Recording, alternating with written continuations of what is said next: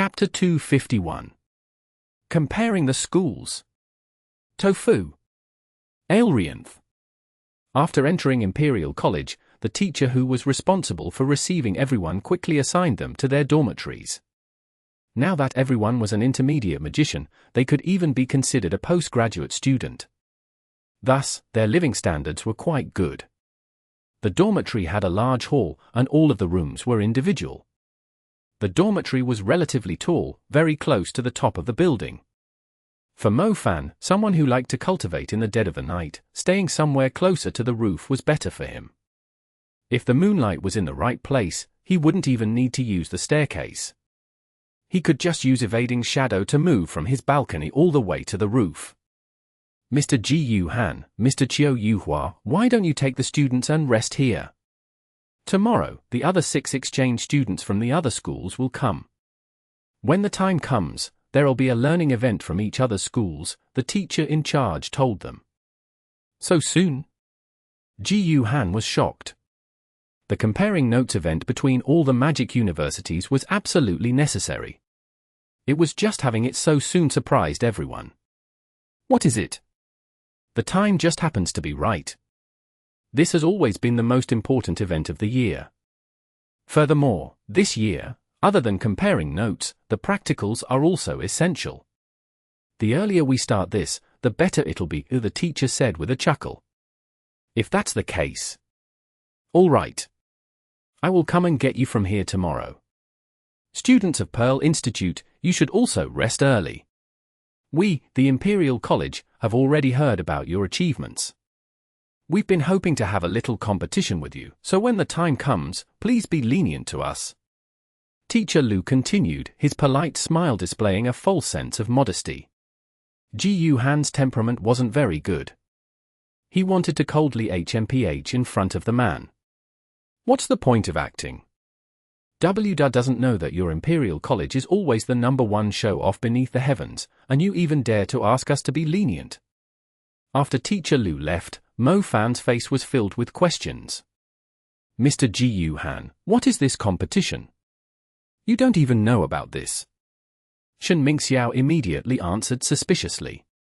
Although we are called exchange students, the truth is we are just people dispatched by the university to compete with the students from other universities. Don't feel too pressured. Just use your usual heart to face off against them.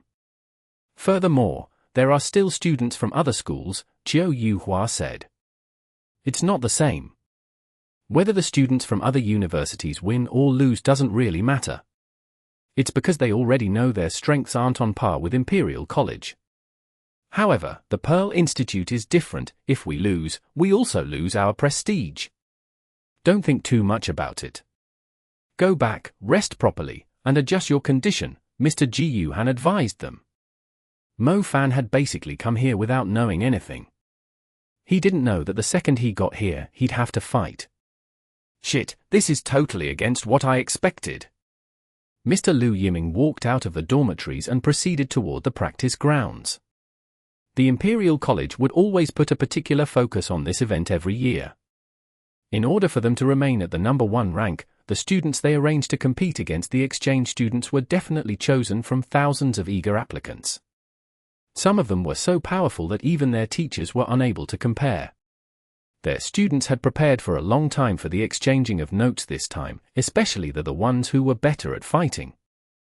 In terms of strength, Lu Yiming firmly believed that there weren't many universities that had any students that were capable of overpowering the Imperial College. The main advantage they had that allowed them to be invincible was that all these students had already gone through fights with one another. This made them even more cooperative in team fights. In the middle of the practice grounds, a man with bare arms and a body like a stone asked, Mr. Lu, have the exchange students from Pearl Institute arrived? This person's usage of Earth Ripple was very adept.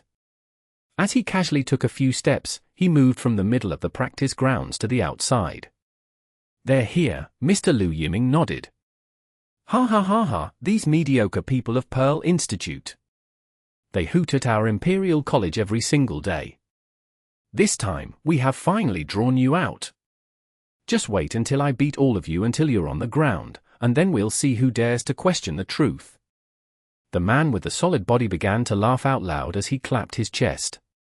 At this time, an elegant student with white clothes joined in. Those from the Pearl Institute have always had a loud thunder, but small raindrops. They move their mouths, and refuse to be beneath us. They don't have any real abilities. I'm even feeling impatient. Lu Yiming watched his students' enthusiasm, and displayed a slight smile. The competition between Pearl Institute and Imperial College was not something that has been ongoing for merely a couple years. These two exceedingly large metropoli were already opposing each other in terms of territory. For schools, places where many ambitious youngsters gathered, a competition was simply unavoidable. In the past, Imperial College had always drawn the other universities as opponents. Winning was very normal for them. This year, it was the Pearl Institute, and this was definitely something worth watching. Pearl Institute was, after all, the #1 university in Shanghai, whereas the Imperial College was the #1 university in the Imperial City.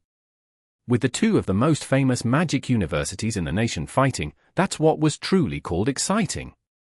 It's not that the students were too impatient to really display themselves, as even the school board couldn't wait to start the competition. They wanted to truly get rid of Pearl Institute. This way, their spot as the best would be even more firm. Either way, them not decorating all around the campus and celebrating because they were finally able to draw the students of Pearl Institute could still be considered being reserved. Mr. Lu, if we can get rid of the people of Pearl Institute this time and obtain the prestige for our university, would the school give us some additional reward? Xu Daolong asked. The white-clothed student floating in the air, Liao Mingxian said, whether or not we get rewarded is not the issue. My hands are very itchy right now. The Pearl Institute, how do I put this, they could still be considered as being alright. The two of you better not be hasty. Don't you go around and destroy the position of our school all on your own, a summoning student within the practice ground spoke up. Beside him was a fierce blue wolf. Lu Jinghe, don't underestimate us. I'd be able to knock down your violent Mark Wolf on my own. Xu Daolong's short temper immediately arose. He. There is indeed someone who is capable of single-handedly knocking down my violent Mark Wolf on their own. However, that person is not you. Why don't you go and practice a couple more years? The summoning student, Lu Jinghe, patted the large head of the wolf next to him, his smile filled with ridicule. Xu Daolong's face turned black as he pointed toward the summoning element student. Just you wait. I will definitely get the highest reward from fighting against other universities this time. With the ability that the Pearl Institute has, I'm afraid even if they were to team up, they still wouldn't be able to win against my violent Mark Wolf, ha ha ha. Lu Jinghe laughed egotistically. Lu Yiming shook his head. As students of Imperial College, the vast majority of them were very arrogant. That's nothing he could do about it, they indeed had extremely dominating abilities. Where's your captain? Lu Yiming asked. Captain was tired, she went to rest up first. Mr. Lu, why don't the few of us go to the fights tomorrow? Let's not bother our captain. Yeah, justice will be enough.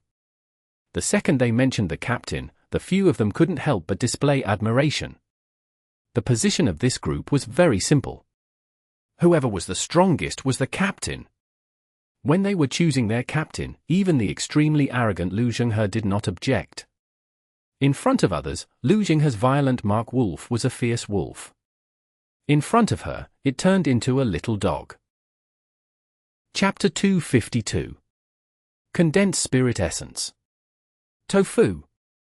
Aelrianth. As evening came, Mo Fan quietly moved to the rooftop. The air in the Imperial City was even worse than the Demon City. No matter which part of the city you were in, there was no way for you to see the starry skies. The clouds made the night pitch black and everything unclear. There was a layer of a yellow drizzle around, like a pollution of the light. Mo Fan planned on continuing meditating tonight and wanted to focus on the summoning element that had recently evolved into a nebula. Who knew why, but the little loach pendant was a bit odd today, as it let out a strange radiance. Mo Fan thought it was very weird. During the past couple of days, while he was appreciating the magic historical sites, Mo Fan had gone to Mr. Chiu Yuhua specifically to ask about matters regarding undead tools. Recalling what Zhao Manyang had mentioned before, soul remnants and soul essences that appeared after death could not be seen, and thus could not be collected, either.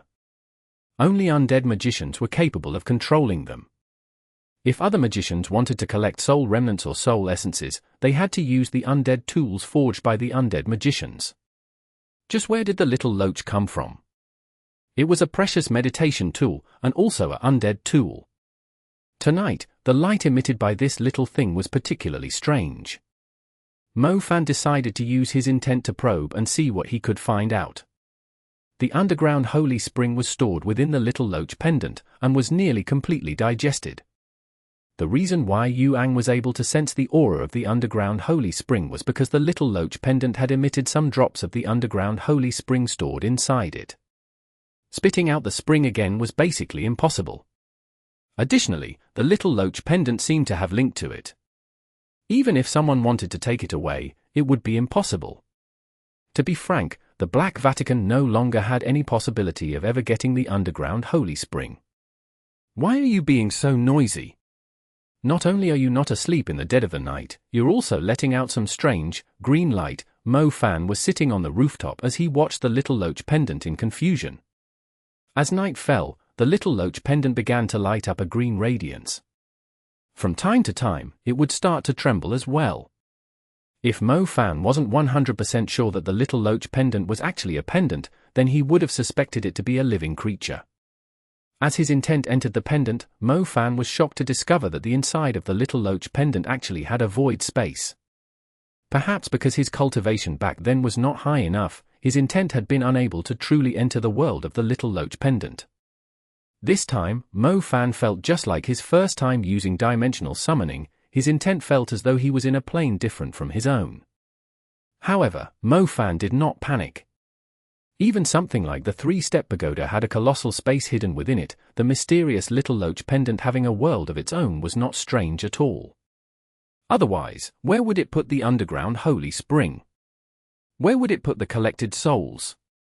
As his intent continued to wander, he realized this piece of void was actually not that big. As Mo Fan proceeded toward the deeper parts, he quickly spotted an incredibly clear river in the middle of it. The aura emitted by the river was just like the underground holy spring. You could basically say that there was a murmuring river flowing within the void of the little loach pendant. As Mo Fan watched carefully, he realized there was a ball of green light hovering above the waters of the river. It looked like a bunch of enlarged fireflies as it floated above the river. The green firefly's radiance had already reached a certain scale. It began to gather as it glittered above the clear river, simply too beautiful. However, once he was clear what the firefly radiance was, Mo Fan was no longer able to think of them as beautiful. To put it in a nice way, the things floating above the river were soul remnants. In a bad way, they were all souls. In the very beginning, when Mo Fan had killed the spirit wolf that belonged to Instructor Bai Yang, the spirit wolf soul had been absorbed by the little loach pendant. Ever since, the magical beasts and the people from the Black Vatican killed by him had all turned into those specks of light as they floated into the little loach pendant.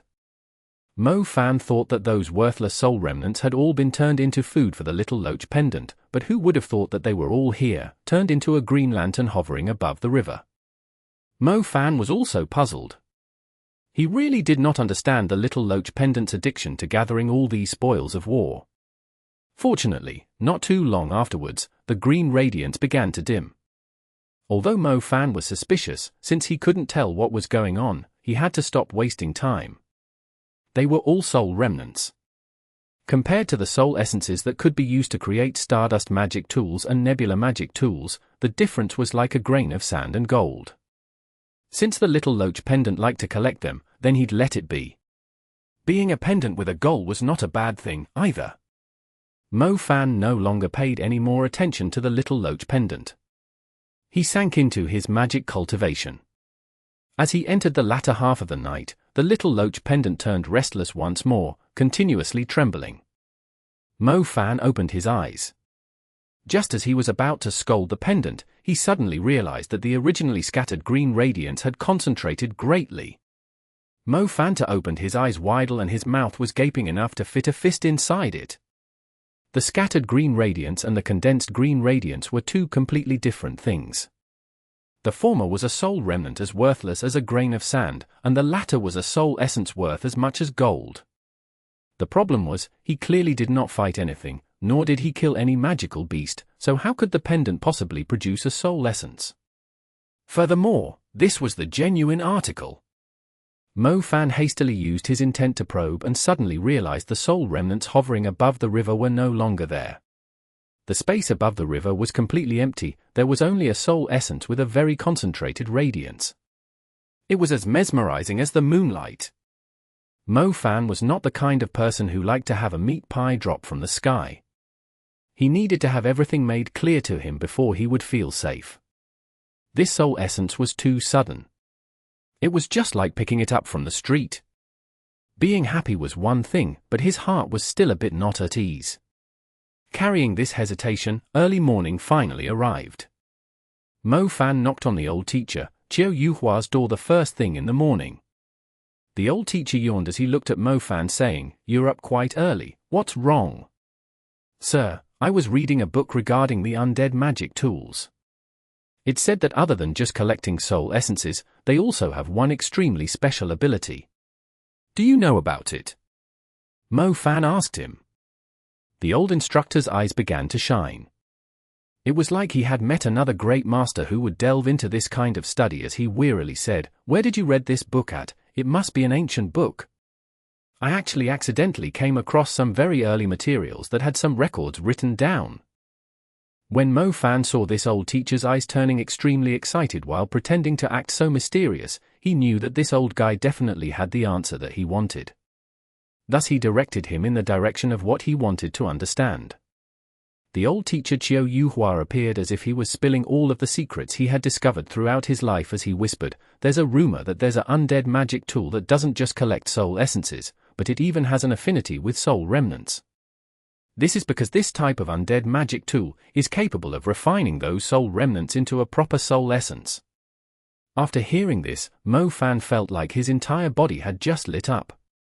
As expected, the little loach pendant that had turned all those soul remnants into a soul essence. Turning sands into gold. Chapter 253. Strengthening the Star. Tofu.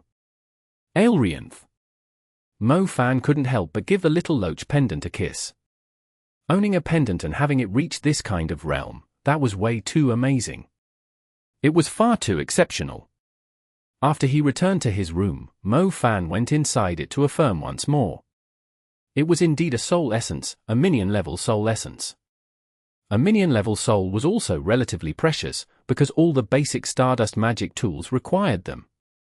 When Mo Fan was pondering about how he could use the little loach pendant to earn big money in the future, he accidentally discovered an even bigger problem. It appeared that he was not able to extract the soul essence. "Little loach pendant, don't tease me. If I can't take out the soul essence, then I can't bring it to auction. If I can't sell it, I won't have money." Mo Fan didn't know whether to cry or not. He had discovered gold, but was unable to extract it. In that sense, even if there was more gold, what was the point of it? Mo Fan studied it for a long time, and realized that he was unable to extract this condensed soul essence from the little loach pendant. If this was the case, then wouldn't the refined minion-level soul essence be just the same as a decoration? Could it be that he jumped the gun too fast? Mo Fan was a little unwilling as he continued to study the soul essence. He didn't eat breakfast. He used all of his time attempting to extract the gold that he had picked up from the street. Mo Fan used his intent to repeatedly attempt its removal. He eventually realized that this soul essence was not able to go anywhere else, other than inside his spiritual world. This kind of feeling was just like a spiritual imprint. It was like this soul essence had an imprint on it, and was firmly bound to him. The question is, what was the point of having this special soul inside his own spiritual world? After probing it for a long time, the bored Mo Fan decided to move the soul essence toward his lightning nebula. The lightning nebula was purple and had a spiral shape now, like a galaxy. It was extremely bright within the vast spiritual space. As Mo Fan watched the radiating soul essence being pulled in, he realized that this firefly-like radiance was involuntarily floating toward a lightning star. Just as Mo Fan was trying to discern what was going on, the lightning star suddenly began to emit a certain magnetic field, and it devoured the radiant soul essence completely. Shit, how could that thing be eaten? A soul essence was worth 3 to give million RMB. How could it eat it like that? It was outrageous. How could a normally very obedient star suddenly have such a change in attitude? It swallowed a soul essence, and even refused to spit it back out. This whole situation rendered Mo Fan completely dumbstruck. Originally, he was only experimenting. Who could have imagined that this soul essence would get devoured, and it was devoured by one of the stars that he used to form a magic star path? This situation had already exceeded Mo Fan's imagination. Mo Fan hastily found Mr. Chiao Yuhao again and hoped to obtain some kind of explanation for all this from him. A star devouring a soul essence. The old teacher pushed his glasses while his face displayed a smile. Chiao Yuhua was a person who liked it when his students asked him crazy questions. If he was able to answer them, that would show that he was an excellent scholar. The question Mo Fan asked was rather tricky. A lot of books didn't record these kinds of things. Fortunately, the old teacher had stumbled upon books that did, so he cleared his throat and began a long diatribe of things that had nothing to do with it. After that, he finally got to the actual question. You should already know that soul essence is a very good thing. It is able to provide a great assistance to a magician's cultivation. The greatest usage of a soul essence is creating a meditation magic tool. Whether it is a stardust magic tool or a nebula magic tool, they are all worth a lot. However, in the beginning, soul essences were not used in that way. Before people used necromancy to research stardust energy or nebula energy, soul essences were used for strengthening, Chiao Yuhua explained. Strengthening? Strengthening what? Mo Fan immediately asked. You even have to ask this? Of course it was used for strengthening the stars. Otherwise, why would a star devour a soul essence? Chiao Yuhua hemmed into his beard. It's capable of strengthening stars. Yes, before the invention of meditation magic tools, soul essences were being wasted in that manner. If it is able to strengthen a star, does that mean the magic spells formed from the stars would also get stronger? Mo Fan immediately asked. Naturally. If the star receives a boost, then the spells will also become stronger. Then, isn't that a good thing? Mo Fan felt a burst of joy. So the spells were able to obtain a boost. That was good news. Just like when casting the giant shadow spike beneath the great NYX formation, a single great shadow spike had multiplied into 6 of them. It was able to completely nail the warrior-level cursed beast down like a pinned butterfly. It even had an additional effect of penetrating its soul. The strengthening of a spell was actually extremely powerful. Chiao Yuhua shook his head and said, I also said that it's a waste of resources.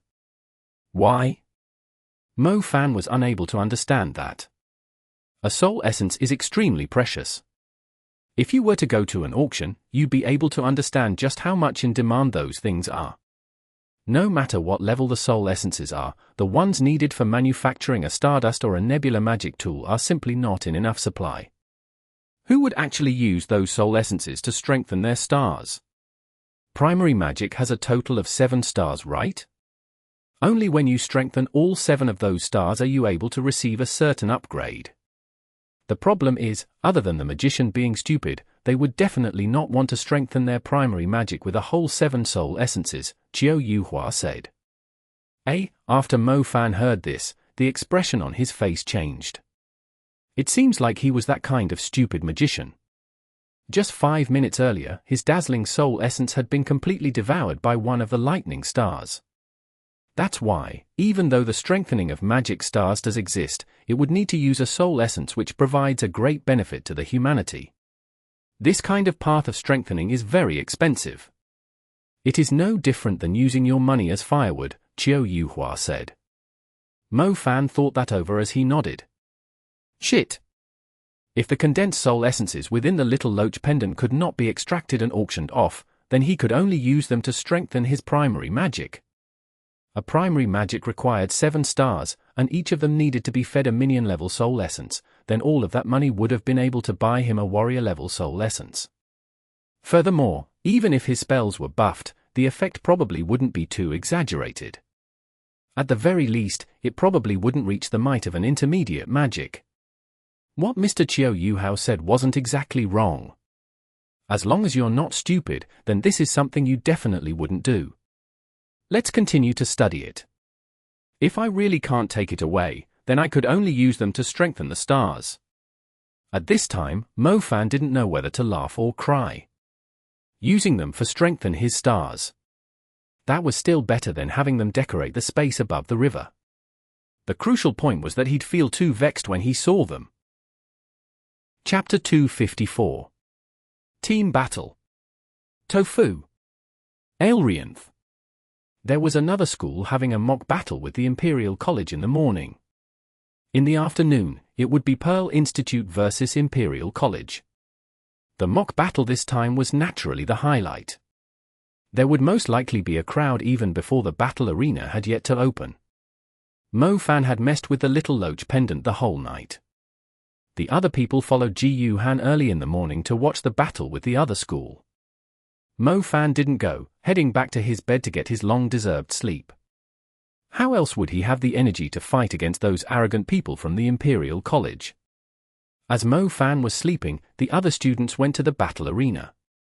The arrangement of the battles was that all 6 universities would fight one another. There were universities from the north, south, east, and west of the country, all of them important in their own areas. However, the students of Imperial College weren't very concerned. The people they wanted to get rid of the most were those from Pearl Institute. In the morning, the feeling of competition quickly arose from the conversations the teens had. Luo Song and Xu Dalong, whose personalities were rather direct, immediately began to pick a fight with one another. Luo Song, you're a pretty smart person. You didn't want to be the tail of a phoenix, so you ran off to become the head of a chicken. Thinking about it, that also makes sense. For someone like you, your strength would be at most average in Imperial College. It wouldn't even be your turn to fight. Xu Dalong didn't even try to sugarcoat his words, whatever he wanted to say was said. Mr. Ji Yu Han had a bad taste in his mouth as he looked on. Off, you're a phoenix, while I'm a chicken. Xu Dalong, don't be rude. Please allow me to apologize for him. Xu Dalong is just a very direct person. Please pardon him, everyone. Lu Yiming hastily came out to resolve the conflict. Just being too direct. Does teacher Lu Yiming really think that? Ji Yu Han coldly hemphed. Ji Yu Han was cold and short-fused. Being a graduate of Pearl Institute, and a current teacher there, he had no reason whatsoever to lower himself just because the other party was the Imperial College. This, Lu Yiming awkwardly smiled as he hastily changed the subject. When I received you, I remember there 9 students in total. How come there's only 8 of you today? Qiu Yuhua was a bit more kind-hearted. He quickly interrupted Ji Yu Han and said, the student didn't sleep properly last night, so he's sleeping right now. Ha ha ha, you don't actually need to feel that pressured. It's only a mock battle, how could you lose sleep over that? Lu Yiming started laughing. Qiu Yuhao's face turned black. When they were being received yesterday, he thought that this Lu Yiming had some kind of problem. Today, after they had interacted, he felt like this person's mouth didn't have anything good coming out of it. Whether that guy comes or not doesn't really matter. We only need the few of us to deal with you guys. Shen Mingxiao immediately stood up, his eyes like a treasured sword as he gazed at the group of people from Imperial College. Is that right? You think showing off can get you anywhere? The elegant Liao Mingxian smiled coldly. Who the hell are you talking about? Shen Mingxiao was immediately enraged. All right, what's the point of verbally attacking each other? Use your strength to prove yourselves this afternoon. Ji Yu Han coldly interrupted. Yeah, let's use strength to prove yourselves. Lu Yiming maintained a hypocritical smile on his face, as he didn't really care if the students' relationships with each other had gone sour. What about Mo Fan? Just where the hell did he go? He woke up. However, he said he was going to meet some lover. He will come back in the afternoon, Zhao Manyang said with a straight face. Mo Fan had slept until the afternoon. Everyone else had already left, leaving him alone there. He dealt with lunch on his own. The Imperial College was quite large. The clearest differences between the two universities were trees that reached up to the skies, little paths through the forests that could be seen everywhere, and the style of the buildings were almost ancient in design. This was completely the opposite of Shanghai that was developed according to modern times. That also made sense. There were many talented people at the Imperial College, even the dirty gutters there were pervaded with a scholarly aura, you could even get a few famous names from them. No wonder the students from here were all incredibly arrogant. In this place, where experts were like clouds, a place derived reflected glory from an illustrious hero. A person who was modest could easily be interpreted as showing off. You might as well be a little confident and manifest the presence that you ought to have. He didn't know whether it was because he received an education from Chiu Yuhua, or his own mood, but Mo Fan was in quite the mood to go sightseeing around the school. His heart sighed, all right, he was lost. With the help of a few helpful senior sisters, Mo Fan finally found his way to the battle arena. The battle arena was huge, very imposing, and the large white pillars outside of the place made him think of ancient Rome's Great Colosseum. The battle arena's style was very different from what he knew. Furthermore, it seemed to be similar to the Rome's Beast Colosseum with its circular form. It appeared that it was intentionally designed like a honeycomb, to make the arena look even more mesmerizing. After walking into the battle arena, Mo Fan realized he was just in time. It was nearly time for Pearl Institute to fight against Imperial College. He didn't know why, but the second he walked into his team, Mo Fan smelled gunpowder. He felt like this problem could only be solved with PK. What's wrong? Mo Fan asked Zhao Manyang. What else could it be? They were baited to fight. That guy Luo Song was talking with the group of Imperial College kids, and clashed with that guy called Xu Dalong. Their flames immediately spread to the groups, Zhao Manyang told him. That's good, then. I like this type of brutality. If they were polite and gentle, that would make us feel too embarrassed to go all out, Mo Fan said devilishly. Me, too. Zhao Manyang didn't deny it, either.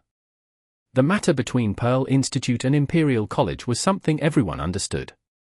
Every single one of those who came here was extremely excited. The two involved parties no longer needed to continue playing nice with each other.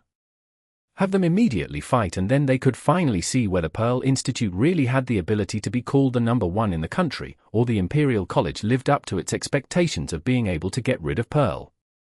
What kind of fight are we having? Mo Fan used his elbow to nudge Mu Nujiao, who was wearing a yellow fluffy goose jacket, his eyebrows raised. If it was anyone else, Mu Nujiao would have immediately used a wind disk tornado to send that person flying. The irreproachable her did not like it when guys casually touched her. However, as they lived together, Mu Nujiao had become more immune to him. She acted like nothing had happened. We send out 4, and they send out 4. Team battle. Without batting an eye, Mu Nujiao withdrew a certain distance from Mo Fan. I like that, Mo Fan rubbed his hands as he made a playfully sinister face. Currently, the number of spells everyone had grasped was not too impressive. If they were to fight by themselves, it would be mostly about their own firepower. Basically, the person with the most practical strength would win the battle, which would be quite monotonous. A team battle would be different. Each element with its own spells, and different types of magical equipment.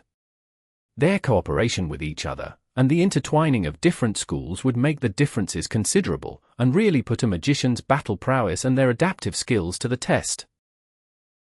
Chapter 255. Pearl vs. Imperial. Tofu. Aelrianth. Don't be excited. You're not a part of the team being sent out. Zhao Manyang patted Mo Fan's shoulder. Why? Mo Fan was unwilling. Shit, you even have the guts to say that? You only came after we made the name list. Oh. I was lost.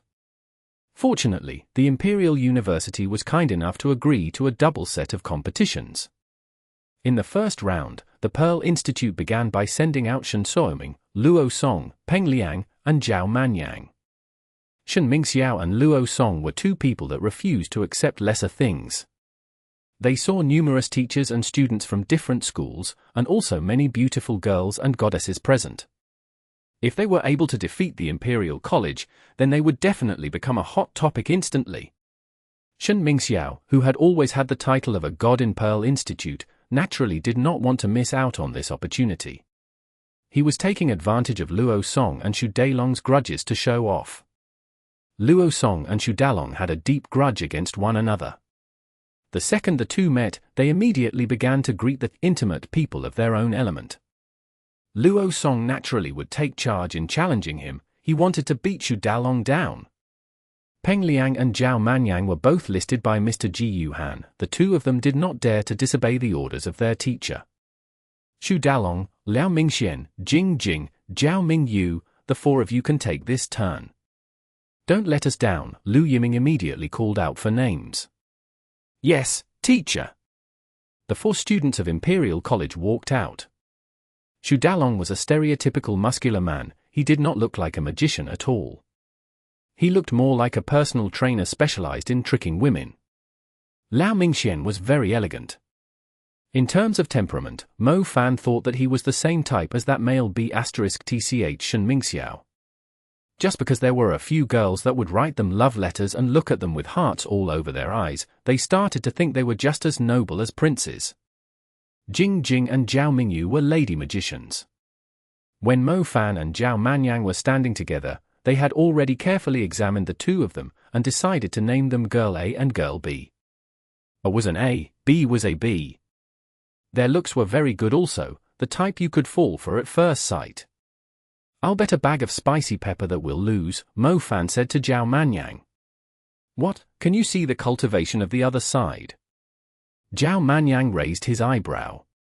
No one else might know this, but Zhao Manyang was very clear that in terms of cultivation, Mo Fan should be the highest one around. Those with a higher cultivation were able to deduce the strength of others through the fluctuation of the elements. With Mo Fan talking so big about them losing, this definitely meant that he must have understood something. Mo Fan smiled mysteriously, but did not reply. Mo Fan did not see their cultivation, it was just his happy wish. Shit, if they win, then how could I possibly display my incredible ability to save the world? There were some uniformed people sitting along the two sides, in the colors of Xiamen University and Huadong University. They were all rejoicing in other people's misfortunes as they sat there watching the fight. Mo Fan used his intent to roughly sweep past them. He realized that no matter which university or how it was ranked, all of the people that came here for the mock battles had the cultivation of an intermediate magician. Furthermore, most of them appeared to have been at the intermediate level for quite some time. Thinking about it, it did make sense. The great universities' rankings were still rankings. Those who were being dispatched to win honor for a university must be the experts of the experts, and each of them had a huge pool of talent to draw from. Promising youths like Mo Fan must also be quite a few in number. Since he didn't come in the morning, he didn't know just where their strengths lay. Either way, the girls seemed to be quite good. On this side, the Pearl Institute and Imperial College's peak battle was just about to begin. Fair conditions. For this team battle, all magical equipments and tools cannot be used. Use magic to make friends, don't go further than necessary. The rules this time were a good thing for everyone. In the Imperial College, disciples from great families were as common as dogs. It was impossible for them to not have any extraordinary items on them. By eliminating magic equipment and tools, it would force them to rely on their real strength. As the two sides showed they were ready, the judge gave the order. The battle had begun. From the moment it started, the spectators could clearly feel that the people were no longer the same. On Pearl Institute's side, their formation was a bit more messy. Those watching could not tell which one of them was the front, nor who was the one standing behind for support. As for the 4 people of Imperial College, they most likely had trained together for more than just 2 days. Their cross-shaped formation was instantly completed. Everyone could tell this was a training gap. It was clear that the 4 people from Pearl Institute were just troublemakers. They realized the Imperial College came very prepared as they quickly moved to their positions. Zhao Manyang was standing at the very back. As an intermediate light magician, he'd be protecting his teammates most of the time. The opposite side's magic casting was extremely fast, especially the girl called Jing. There was a dark green star atlas being quickly condensed beneath her feet. The glowing stars within the star atlas had turned into vines that slowly intertwined with each other as they grew up along the girl's long legs. The magic wrapped around her body. Judging by that vine, it seemed she was an intermediate plant magician. This spell was extremely familiar to Mu Nujiao, who also possessed the plant element. It's an intermediate magic, hurry up and take her down. Shen Mingxiao immediately ordered Luo Song as he assumed the role of commander. Luo Song's face revealed a sly smile. He didn't expend any real effort to ruin that intermediate magician's beautiful star atlas, instead completing a primary earth magic. I'll make you a bit shaky, let's see how you're gonna be completing that intermediate magic. Luo Song slapped his fat hands onto the ground. The originally flat ground suddenly started creasing. These creases began to fluctuate, while at the same time, the surface of the ground started trembling, stretching, and retracting quickly. The 4 people of Imperial College standing in the cross formation immediately began to stumble. Do you really think that you're the only one who knows earth magic? Xu Dalong seemed to have prepared for this. Just as the earth ripple shaking was getting stronger, Xu Dalong stomped down with his foot. At that stomp, everyone could see a brown earth ripple suddenly spreading out with Xu in the center. As the ripple spread, it calmed down the shaking surface of the ground in his surroundings. The earth demon that was about to start trouble was no longer daring to be rash.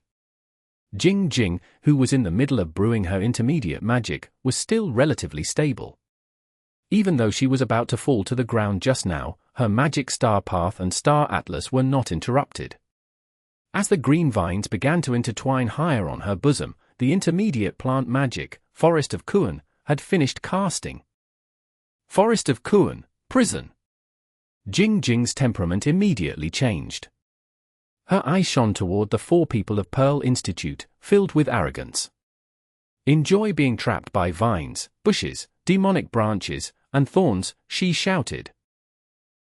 Chapter 256.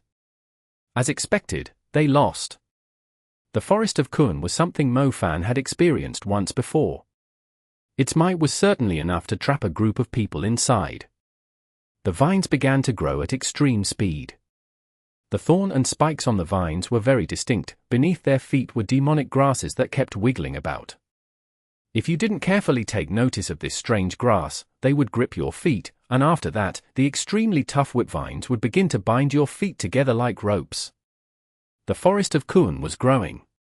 Not too long afterwards, it had turned the location where the 4 people of Pearl Institute were standing into a big shrubbery cage.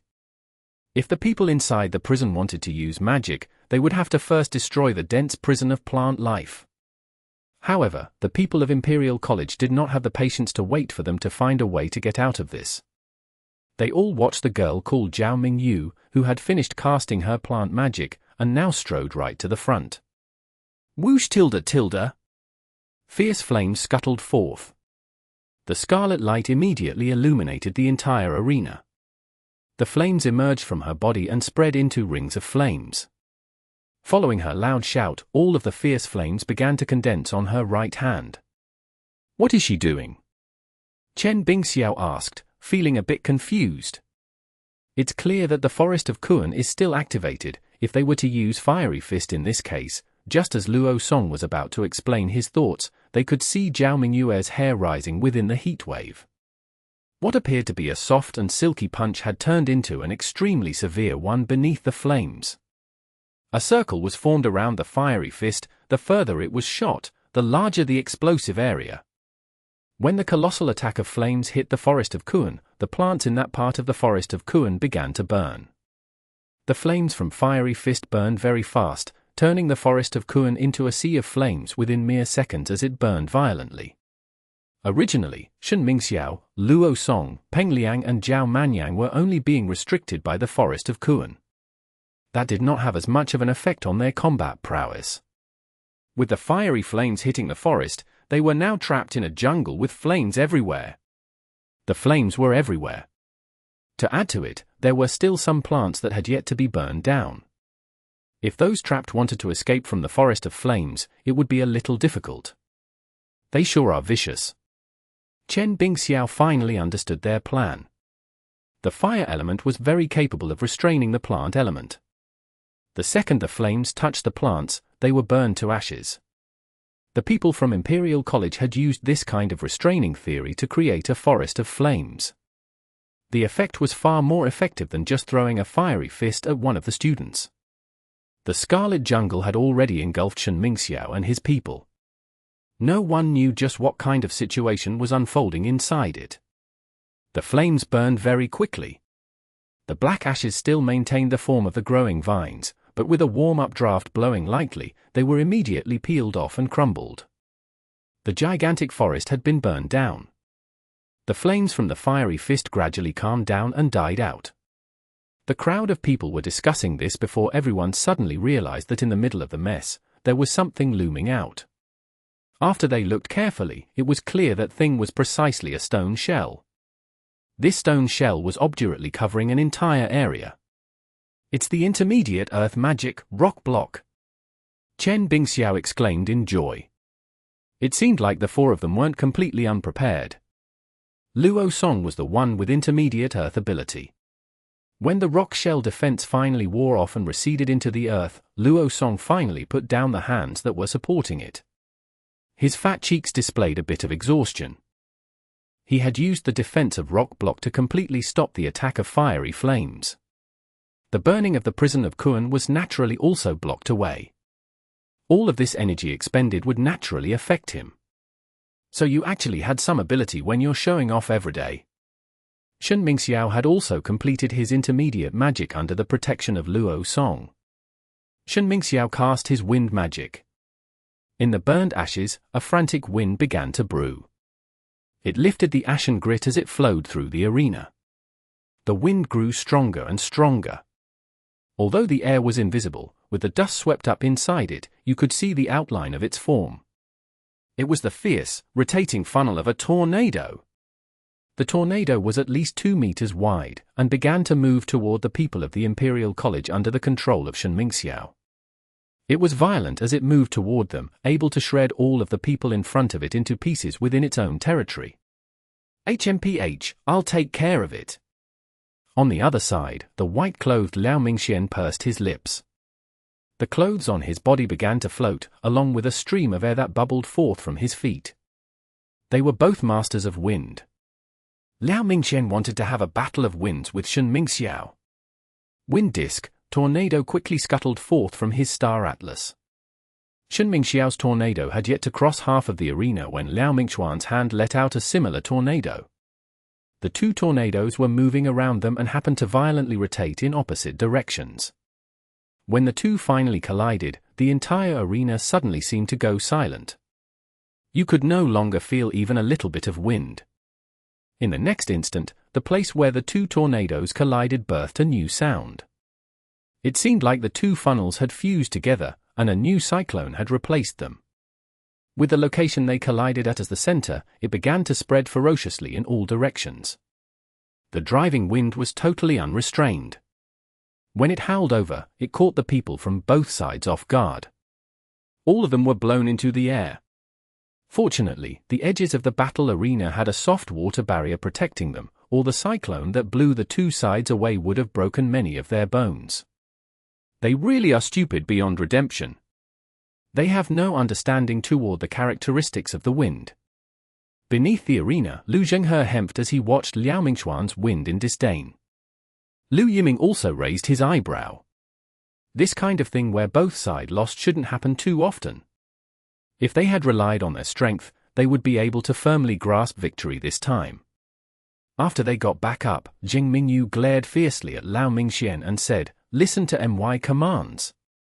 Liao Mingxian clutched his waist as he stood up, his face bitter. Fortunately, everyone was at the intermediate level.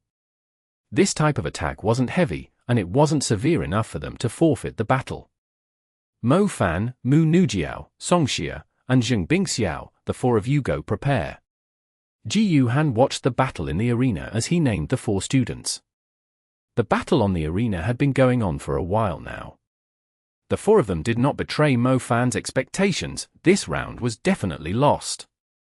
In terms of strength, the two sides were on par. They were all very adept in using their two elements of magic, however.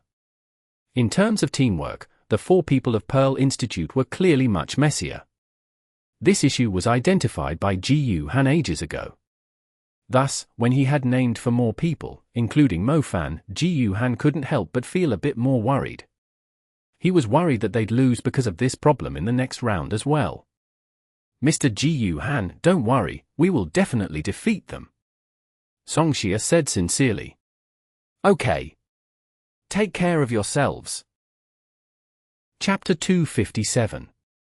Where's your contracted beast? Just what are you doing? Why couldn't the soul shadow nail stop the girl who could use fire? Shen Mingxiao said unwillingly to Peng Liang. Peng Liang was dumbfounded.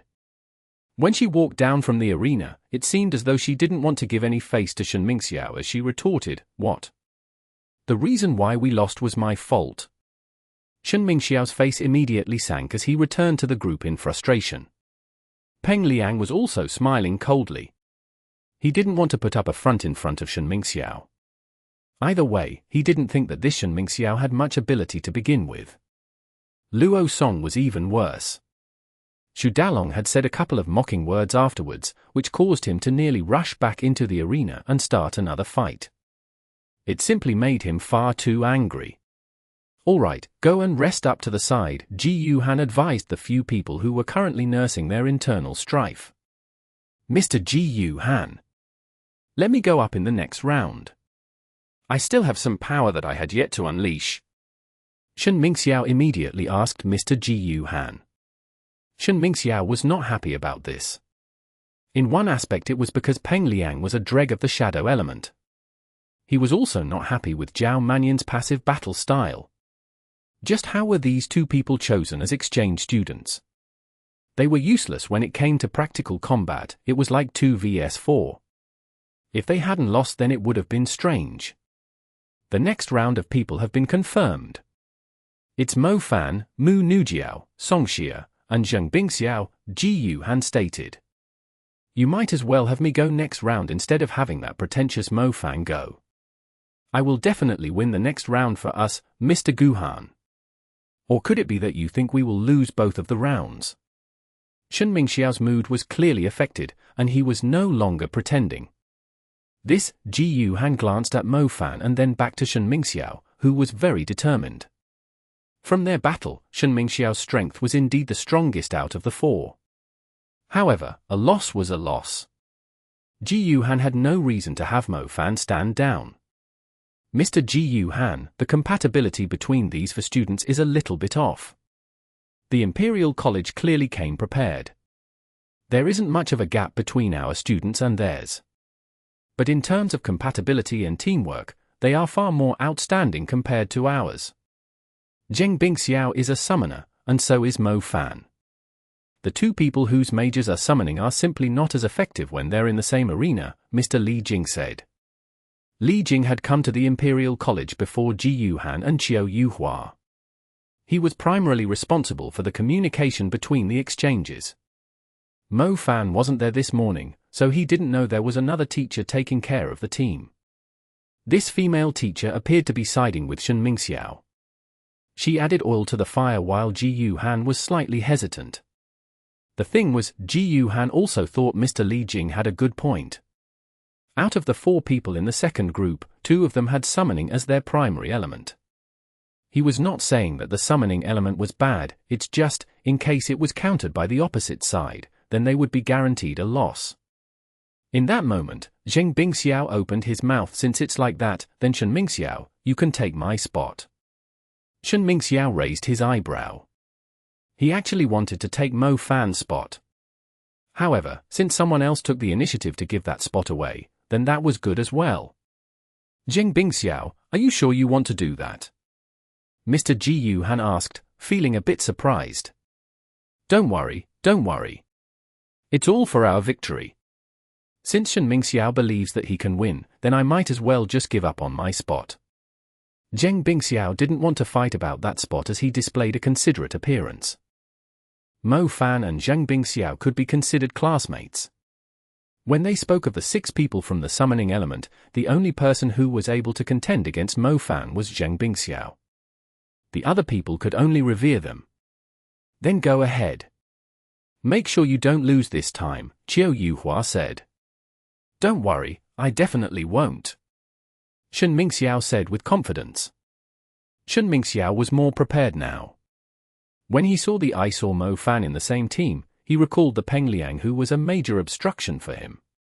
He immediately said to Mo Fan with a bad attitude, "You better listen to my instructions later, don't make any rash decisions on your own.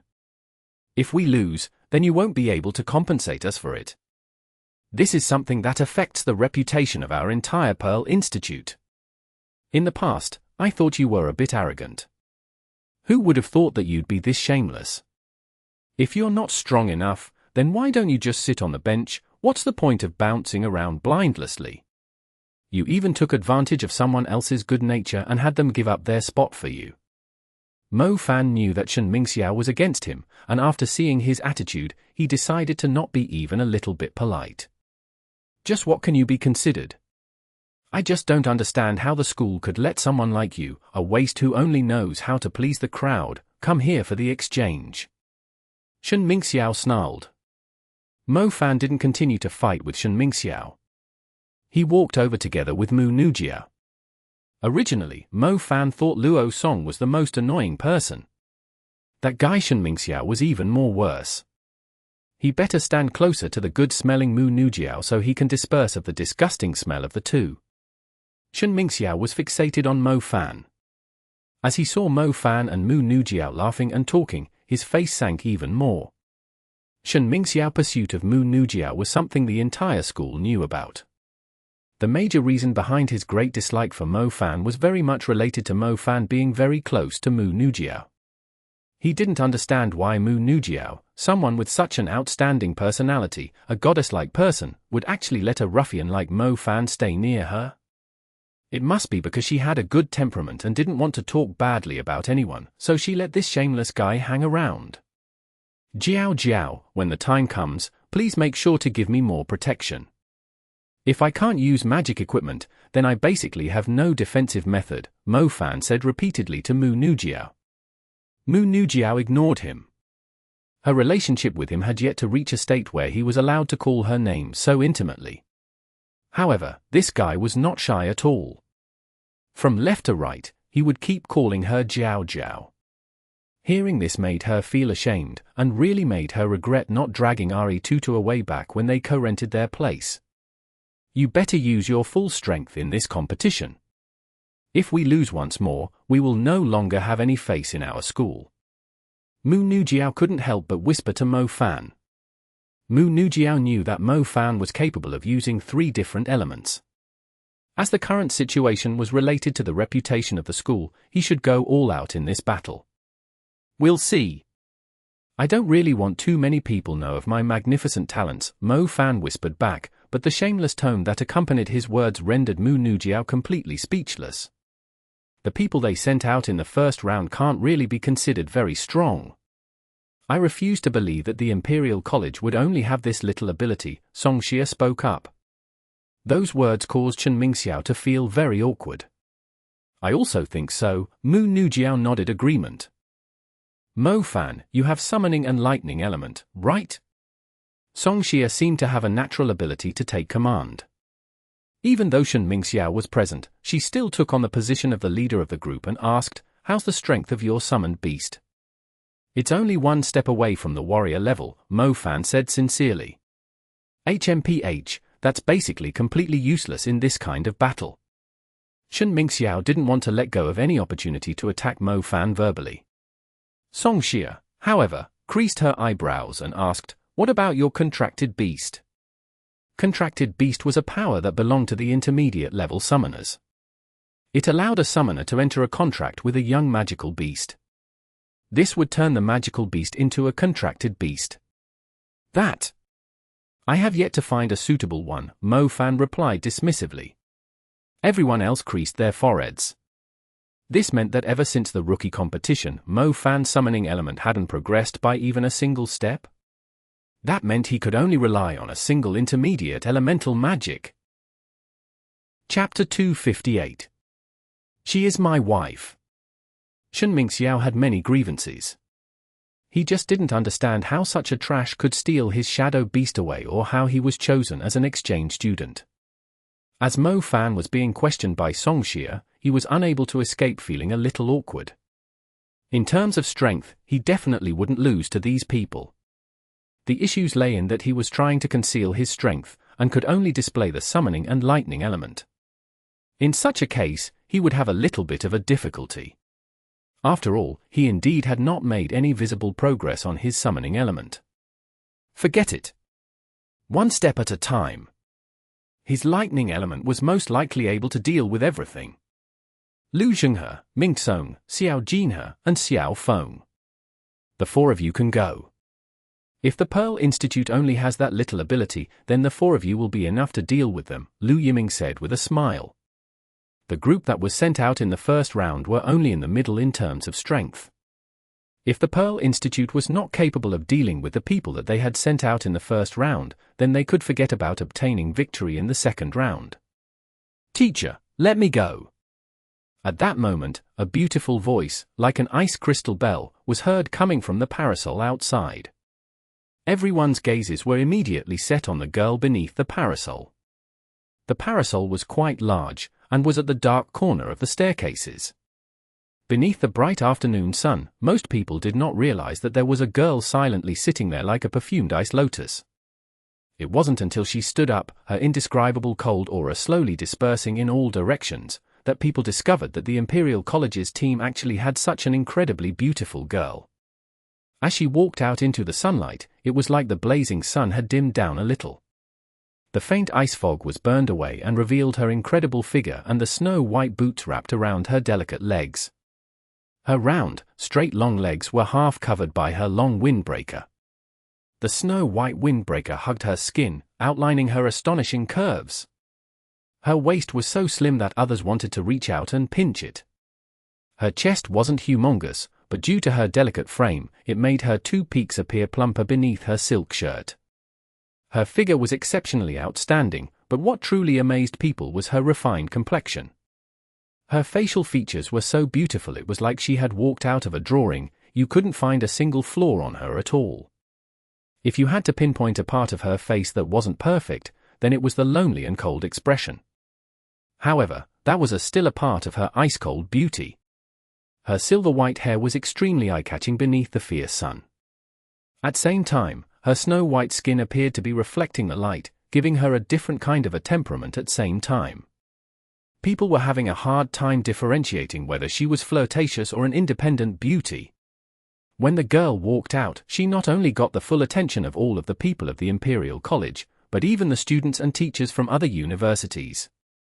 Originally, everyone thought the girl who was wearing a knitted cotton from the Pearl Institute was extremely alluring. But who would have known that the Imperial College had hidden a girl whose looks and aura appeared to have completely suppressed her? Ningxue, they're not enough for you to come out. We can take care of them on our own, Lu Zhenghe immediately greeted her, the smile on his face filled with the intention of currying favor. After seeing Lu Zhenghe, the person called Zhao Mingyu began to feel angry. She had no good impression of this girl who was very breathtaking. In truth, Lu Zhenghe was rather direct. The other few male students also wanted to say something, but after they saw her cold expression, they put away those ideas. If a girl was only pretty, then her only ability was to draw the attention of other men. To truly hold yourself above these men who were extraordinary and were at an age where they played around, you had to possess beauty while grasping the strength that made men look up to you. Even if Xu Dalong, Lu Zhenghe, and Liao Mingxian were quite arrogant, they would still act like a lackey when facing their captain, Mu Ningxue, or they would feign being aloof and disinterested. Mu Ningxue, are you sure you want to go? Lu Yiming asked sincerely. Mu Ningxue did not explain anything as she walked toward the battle arena. The man called Xiao Jinghe, who was among the 4 of the people who was being sent out, was currently shamelessly smiling as he firmly gave away his own spot while saying, "Since Mu Ningxue wants to warm her hands, then I will give you my spot, senior." However, this will let the Pearl Institute, who has already lost a round, lose even more face. Ha ha ha. Yeah, let them see what a true genius is. Lu Jinghe said. The students from the other universities were dumbstruck as they watched this. From the manners displayed by the students of the Imperial College, the silver-haired beauty was actually their captain. What the heck? They fought for so long in the morning, yet it turned out their captain hadn't shown herself. This really made them quite a failure of an exchange. Shit, this girl looks like my most ideal person in my dreams. After seeing her, I feel like the other girls are all just floating clouds. What do you mean by a floating cloud? Ju Yutong, I will definitely kill you today. The surrounding arena continued to discuss this. There was even sounds of hissing. Who would have thought that the captain of the Imperial College was actually such a bewitching girl? Over on the Pearl Institute side, the eyes of shallow guys like Zhao Manyang and Luo Song nearly flew over to the Imperial College's side. Shit, we haven't seen each other for more than a year. She has grown to be even more beautiful. Even a profound man like Mo Fan had to wipe away his drool as he whispered. If this was the ancient times, then this kind of appearance would be enough to start wars between feudal lords. They were sure to be a man-eater capable of hurting a lot of people. Speaking of which, ever since going on a youthful elopement with Mu Ningxue, Mo Fan had not had any other opportunities to meet her, even though they could be considered neighbors. Mu Ningxue was very pretty even before puberty. Now, she was so pretty that it was like a lotus fairy had walked out of a drawing. It really made Mo Fan regret that he didn't properly bang her back then. Once the rice had been cooked, who would then care about the bullcrap from Mu Zhuyan? TSK, we truly did not come here in vain. If I could have that girl, I'd even be willing to lose all of my assets. I have decided, she is the girl that I, Zhao Manyang, will subdue. Zhao Manyang said while making this solemn promise. Me too. I'd even be willing to cripple my cultivation. Zheng Bingxiao hurriedly agreed. Peng Liang nodded in agreement. In the past, when this boy Shen Mingxiao saw a beauty, he would feign ignorance. This time, he was no longer able to pretend. His eyes could not move away from Mu Ningxue's body. You guys can forget about it. Mo Fan wiped away his drool. Why? Is that girl taken? Peng Liang asked. Yeah, she's my wife, Mo Fan said earnestly. Chapter 259. Ice Elemental Domain. Tofu. Aelrianth. They had never seen such a shameless person in their lives. When Mo Fan said that this goddess-like beauty was his wife, everyone was able to firmly give him this kind of compliment. All right, I brought you guys to fight for the honor of our school, not to fight among yourselves for a woman and lose before you start. Ji Yu Han interjected. Originally, I thought we still had that chance to win. Now, it looks like we really will lose all of our prestige, Mr. Li Jing sighed. He had come here before the other teachers and witnessed Mu Ningxue's strength. Once she made a move, it was likely that she would begin to suppress everyone on their side. Since we've seen enough, then we can think about how we're going to fight against them. Song Xie spoke up sharply. Mo Fan looked at everyone. Mo Fan was not concealing the feelings that he had for Mu Ningxue, whereas Shen Mingxiao was more fake. It was clear that he had nearly fainted on seeing her, yet he was still pretending to not care about it all as he continued his attempts to earn Mu Ningxiao's favor. Mu Ningxiao was just like before, too lazy to even care about these two soulless guys. Instead, she was on her guard while cautiously watching the silver-haired Mu Ningxue. She was able to tell just from the girl's aura that her strength was rather incredible. Even though she wasn't purposely releasing her aura, she was still able to affect the temperature in her surroundings. She was like an ice spirit. No matter where she went, she would always be enveloped in a cold fragrance. Mu Nujiao had heard from her seniors that some special magicians were born with an astonishing innate gift. She assumed that the captain of the Imperial College was precisely that kind of person. Just be careful. She must be an ice magician. When we are in combat, I will do my best and restrict her. You guys go and deal with the other people as fast as possible, so we can join hands and deal with her? Song Xie ordered. Her perception was in no way inferior to Mu Nujiao's. She was clearly able to sense that the elemental energy from Mu Ningxue was different from other people. Fire and ice has always been mutually restraining. As a fire magician, Song Xie would surely be able to properly restrain the other party. Understood. Shen Mingxiao and Mu Nujiao simultaneously nodded. Mo Fan was still cautiously observing his wife, Mu Ningxue, at the side. In the very beginning, Mo Fan was in fact very suspicious of Mu Ningxue's outstanding innate gift. He did not understand why there were so many people in Bo City who admired her so much. However, he now had experience with elemental spirit seeds, and was capable of finally understanding just how dreadful this girl was. Her dreadful ice was most likely not as simple as just being a natural spirit seed. When she walked onto the arena, the ground that she stepped on condensed frost. She did not use any magic, neither did she release any ice aura. All she did was walk. She was like an ice empress, everywhere she walked was an ice domain. A magician with this kind of innate gift was something that Mo Fan had never seen in Pearl Institute. Do you want me to make the formations? Lu Jinghe asked Mu Ningxue as he put on an appearance to curry favor with her. Mo Fan nodded. Her icy clear eye swept past Mo Fan on the opponent's side as she appeared to think a little. Seeing Mo Fan here as an exchange student had shocked Mu Ningxue.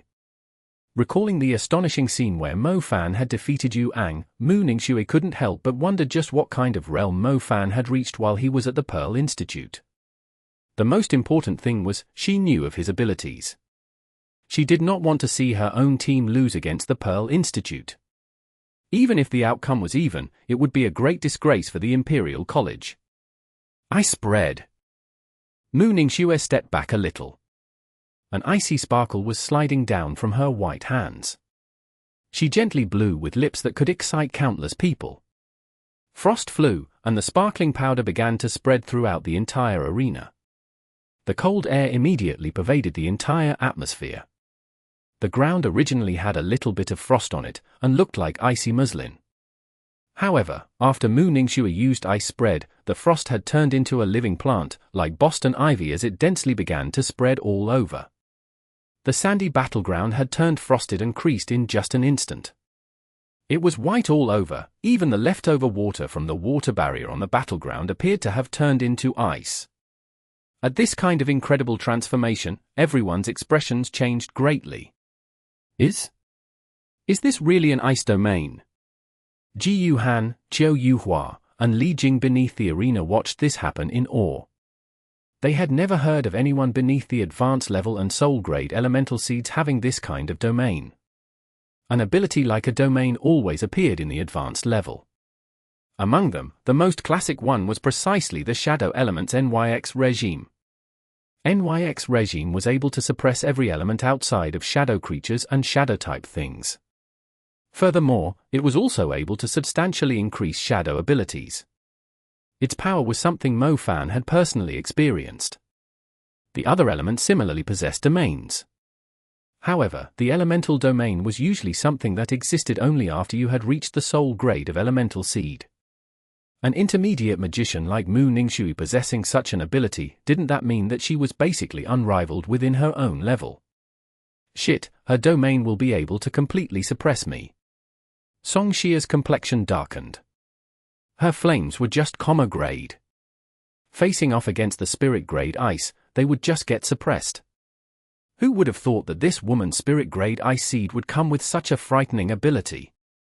Her fire would definitely get suppressed. There was no way for her to fight. Song Xie was extremely unwilling.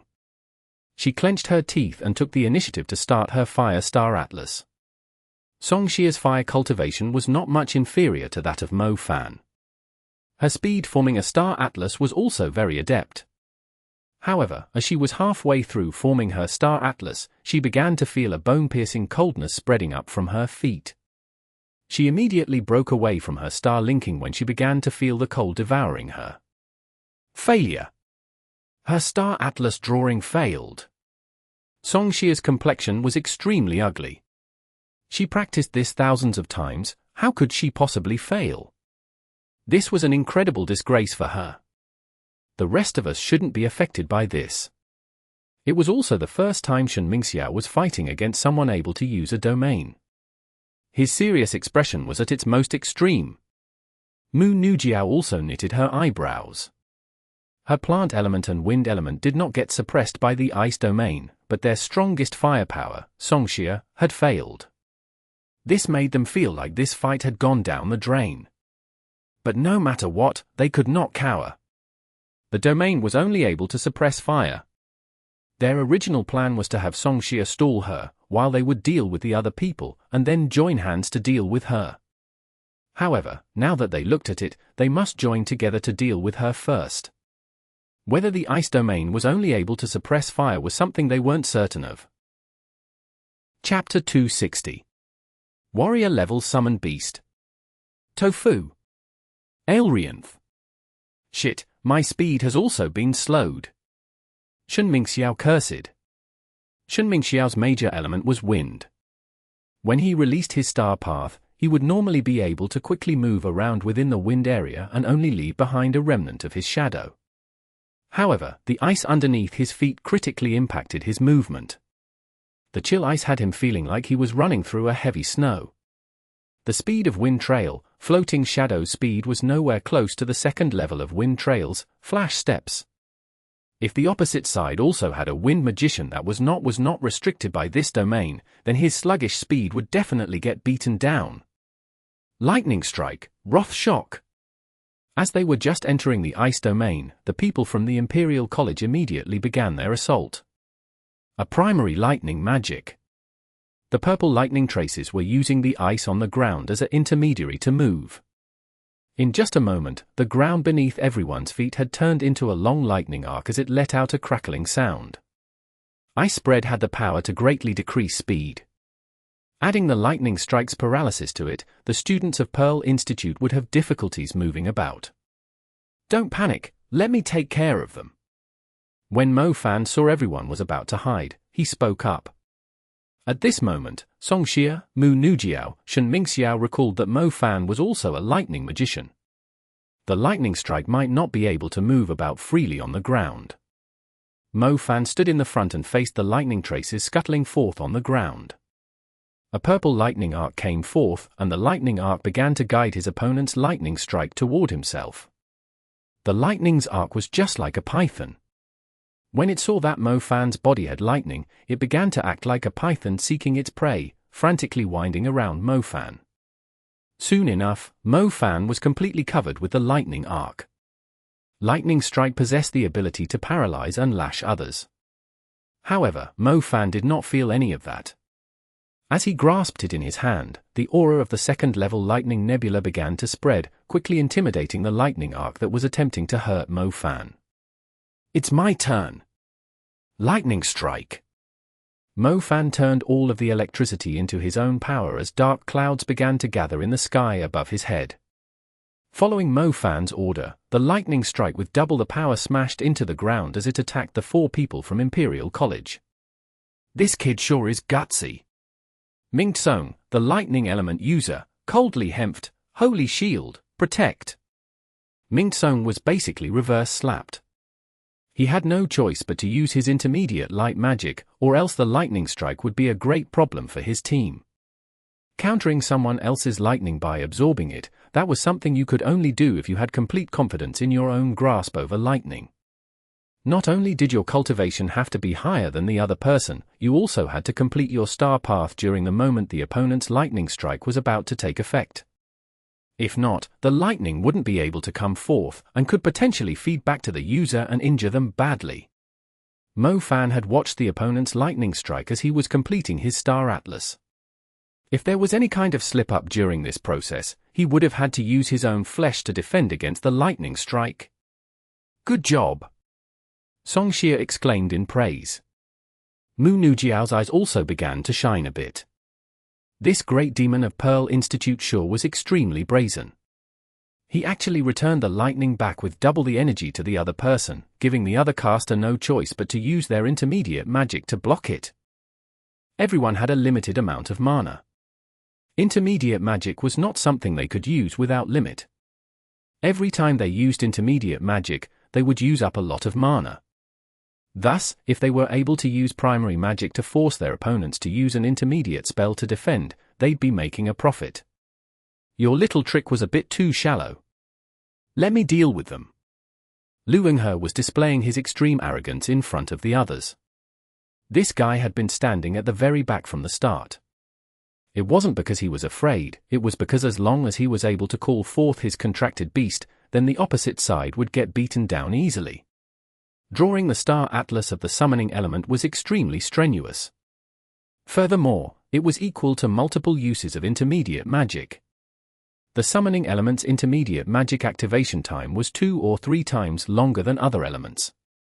To justify smiling arrogantly within this area, Lu Yinghe did not want to make any mistakes as he went through the summoning. His star atlas was already 3/4 complete, and Lu Yinghe couldn't help but smile. The people from Pearl Institute were a group of blockheads. They actually didn't know what kind of consequences came from allowing a summoner to complete his magic. Do you really think you can safely summon? Just as Lu Yinghe was feeling a bit of disdain, a voice came forth from the wind. Lu Yinghe looked to his side, and realized the guy called Shen Mingxiao had used his wind trail to appear there from nowhere. He, do you really think you can interrupt me? Lu Yinghe was a bit surprised, but he was not panicking. His star atlas did not stop, he was only missing the last link of the star path. Shen Mingxiao hated people who looked down on him. He drew help from his own speed to create a frantic wind. It was like an autumn gale sweeping away the fallen leaves as it swept toward Lu Yinghe. The places Shen Mingxiao quickly moved through immediately created a chaotic slipstream. It was like a current had suddenly struck against a rock, creating an incredibly strong force as it attacked Lu Yinghe. Lu Yinghe stood there without moving. His face was filled with smiles. Just as the frantic wind was about to blow him away, countless water droplets suddenly came out of nowhere. The blue water droplets gathered and turned into a soft water barrier. The water barrier curled in front of Lu Yinghe in order to protect him from the engulfing, frantic wind. The water barrier was like a waterfall being blown by a strong wind, and began to slant sideways. However, Lu Yinghe was perfectly unharmed behind the protection of the water barrier. You can die now. Lu Yinghe mocked his attacker. Contract summoning, Violent Mark Wolf. The pattern on the ground glowed like a moon. Lu Yinghe confidently took a few steps backward, and the pattern suddenly grew a few times bigger. It felt like an ancient painting drawn above the ice, where each stroke was filled with some unknown energy that did not belong to this world. As the glow reached its brightest point, the pattern suddenly became dark, like a black hole. A ferocious creature with an appearance similar to a wolf slowly floated up out of the hole. Its fangs were incredibly sharp, while its savage nature was totally exposed by its pitch-black eyes. Its body was the size of an elephant, cracking the ice under its feet as it shifted its weight. What astounded the crowd the most was the crazy marks spread all across its body, covering it from neck to tail as if it were placed under a curse, or some kind of seal that was restricting its power. Gods, a warrior-level summoned creature, some random student from a random school suddenly screamed. Warrior level. Chapter 261. A passive situation. Tofu. Aelrianth. This is bad. Mu Nujiao had a stern look on his face.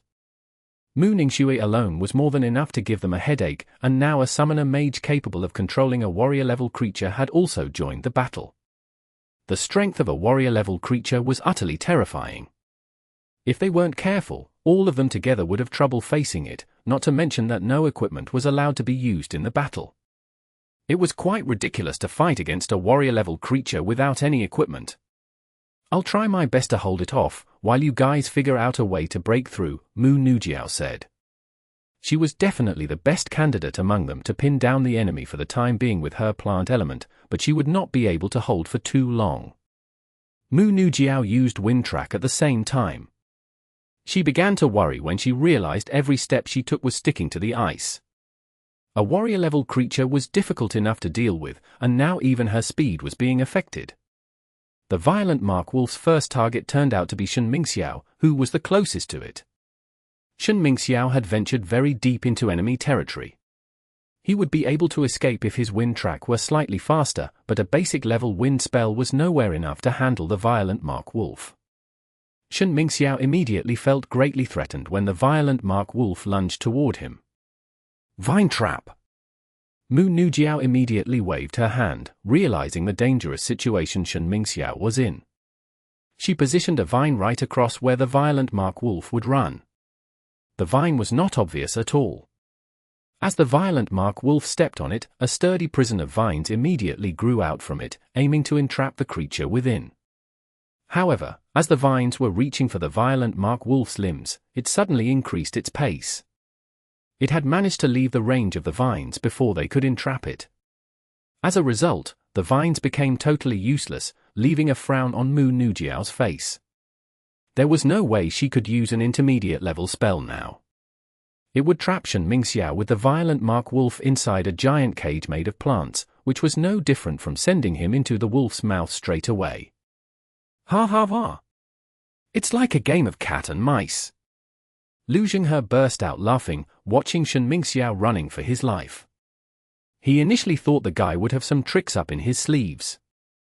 It turned out that the people of the Ningxue University were only good with their talk.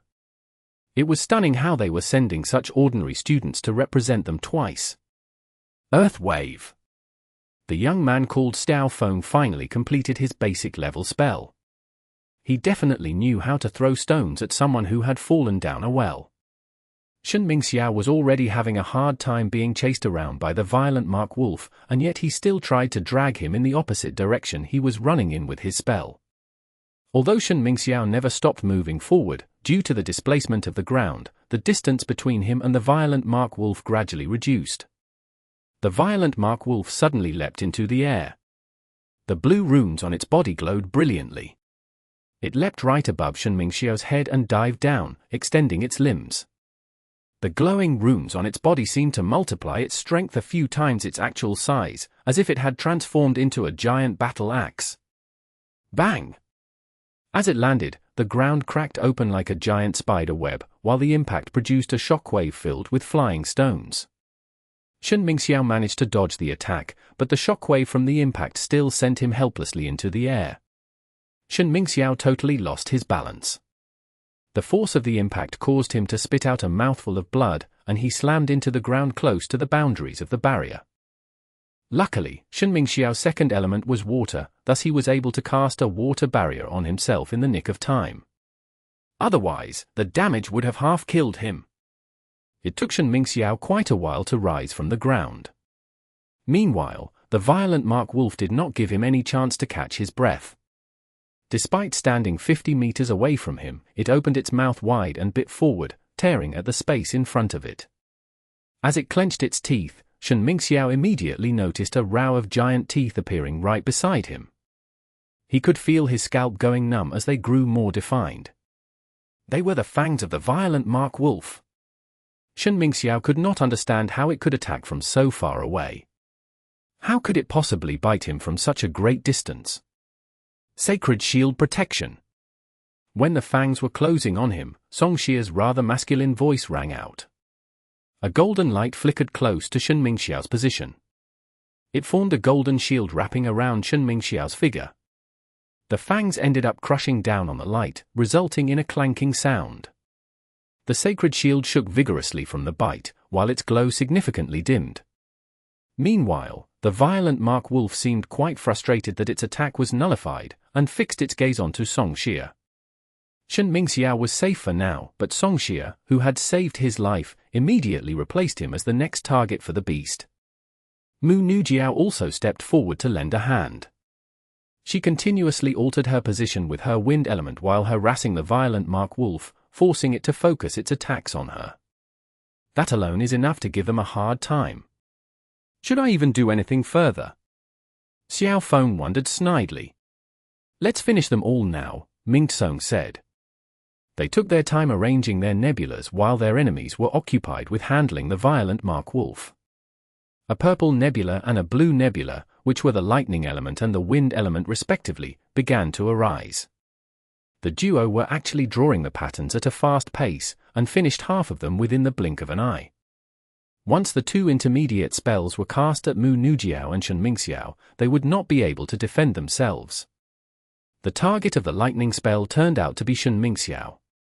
The glow of the sacred shield wrapping around Shen Mingxiao's figure was already significantly dimmer, thus the strike immediately smashed him into the ground.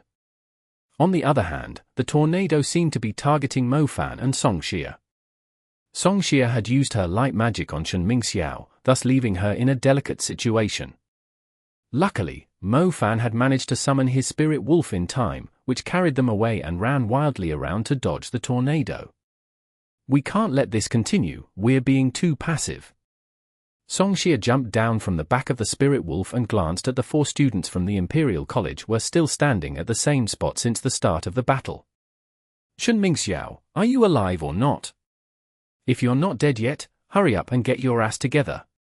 You, Mu Nujiao, and my spirit wolf will deal with the violent Mark Wolf. Mo Fan called out to Shen Mingxiao. It went without saying that Shen Mingxiao was still able to move. The defensive capabilities of the sacred shield were indeed impressive, although he could still sense a slight shudder in his bones. Don't you think highly of yourself, Shen Mingxiao cursed in an unpleasant manner. What's with the nonsense under such circumstances? Just follow Mo Fan's instructions. Song Xia snapped. Shen Mingxiao did not dare to say anything further. After all, Mu Nujiao would not be able to hold out much longer. Chapter 262. Show me your true strength. Tofu. Aelrianth. Mo Fan knew that even with them teaming up, they would not stand a chance against the violent Mark Wolf. Therefore, he had sent his spirit wolf to assist them, as he assumed that the two together with the beast would not be defeated so easily. As a matter of fact, in Mo Fan's opinion, the violent Mark Wolf's strength was weaker than that of the Motherskin Scale Phantom and Cursed Beast he had encountered before. That being said, a warrior-level creature was naturally stronger than an intermediate magician by a significant margin. Without sufficient equipment or some special abilities, it was impossible to win against the creature. Dean Xiao, I wouldn't try so hard if it weren't for the benefits you've given me. Mo Fan mumbled to himself as he glanced at the focus necklace around his neck. Mo Fan could not care less about the reputation of their school, but since he had promised Dean Xiao and the elemental director, he had to keep his word. Song Xia, you will handle that wind magician. If possible, try and stand behind me and protect me with the sacred shield, Mo Fan said to Song Xia besides him. Song Xia nodded and repositioned herself behind Mo Fan. Just as she set a star in place in her nebula, she suddenly felt a chill in her surroundings. Crap! Song Xia cried out shock. Back off, quick! Mo Fan blurted out as he sensed the dropping temperature in the surroundings. Song Xia moved backward rapidly. As she withdrew herself from the icy area, she realized that the icy elemental energy was not actually targeting her. Bang! Bang! The frozen ground suddenly cracked open, and several thick chains of ice sprang out from under it. A loud clank was heard as they collided with each other. Song Xia stared at the ice chains in astonishment. She tried to summon the sacred shield for protection, but it was too late. She could not do anything but watch Mo Fan being entrapped within the blink of an eye, with no chance of escaping. Clank! Clank! Clank! The chains continued to wrap around him, forming a few layers around Mo Fan's figure. A moment later, Mo Fan was totally locked down by the chain, as if he had turned into a frozen mummy, and the ice elemental force crazily surged toward him. The other end of the chain slowly rose from the ground, held tightly by Mu Ningxue, whose silver hair totally stood out in the middle of them. It was obvious that she was the source of the overwhelming ice elemental force. Her ice chain had obviously reached the second level, a completely different level than Luo Song's. No matter how Ningxue tried to melt them with her fire, her effort was totally in vain. Icy flakes slowly fell as her silver hair blew elegantly in the wind. Ningxue's icy and unapproachable aura was even stronger as she controlled the ice chain, as if no living man were allowed within a few kilometers of her. That's way too insane. The students stared with their eyes open wide and their jaws dropping. Most of them did not notice Ningxue drawing her stars, which implied that her control of ice magic had reached a level that she could cast it in almost an instant. The ice chains that she had summoned were quite spectacular. Due to her purer lineage, tiny ice flakes were forming around the chains as they froze the air nearby. That being said, the flakes were not just mere decorations. They were in fact sharp as thorns. In other words, if Ningxue were planning to deal a killing blow, the thorns would not only be floating in the air. They would combine with the chains and pierce the person they were trapping to death. On the other side, the team of Mu Nujiao, Shen Mingxiao, and the Spirit Wolf could barely hold off against the violent Mark Wolf. Mo Fan was already trapped by the chains, and Ningxue behind him was totally incapable of freeing him. It seemed like the battle had almost come to an end, way faster than everyone expected. Mr. Ji Yu Han, Mr. Li Jing, and Mrs. Qiu Yuhua exchanged glances with one another. They did predict the loss, but they never thought the difference in strength would be so bizarre. That ice mage is too terrifying. If we were to face her in the last round, the battle would be one-sided, too. Peng Liang shuddered. Zhao Manting remained silent. His eyes were fixed on the chains. He could not believe that someone as strong as Mo Fan would stand no chance against that mad woman. Mo Fan had actually defeated the Mother Skin Scale Phantom on his own, thus Zhao Manting found it hard to believe that he would be defeated so easily. Forget it, that might be the end of the battle, Mrs. Qiu Yuhua sighed. She was worried that Mo Fan could not stand the cold from being trapped inside the chains. Mr. Ji Yu Han nodded too. It was indeed a tough match-up for them to fight against a female ice mage who had learned the elemental domain, and a summoner mage who was able to control a warrior-level creature. "Teacher, please wait for a little longer," Zhao Manting blurted out. "Is there any point for that?"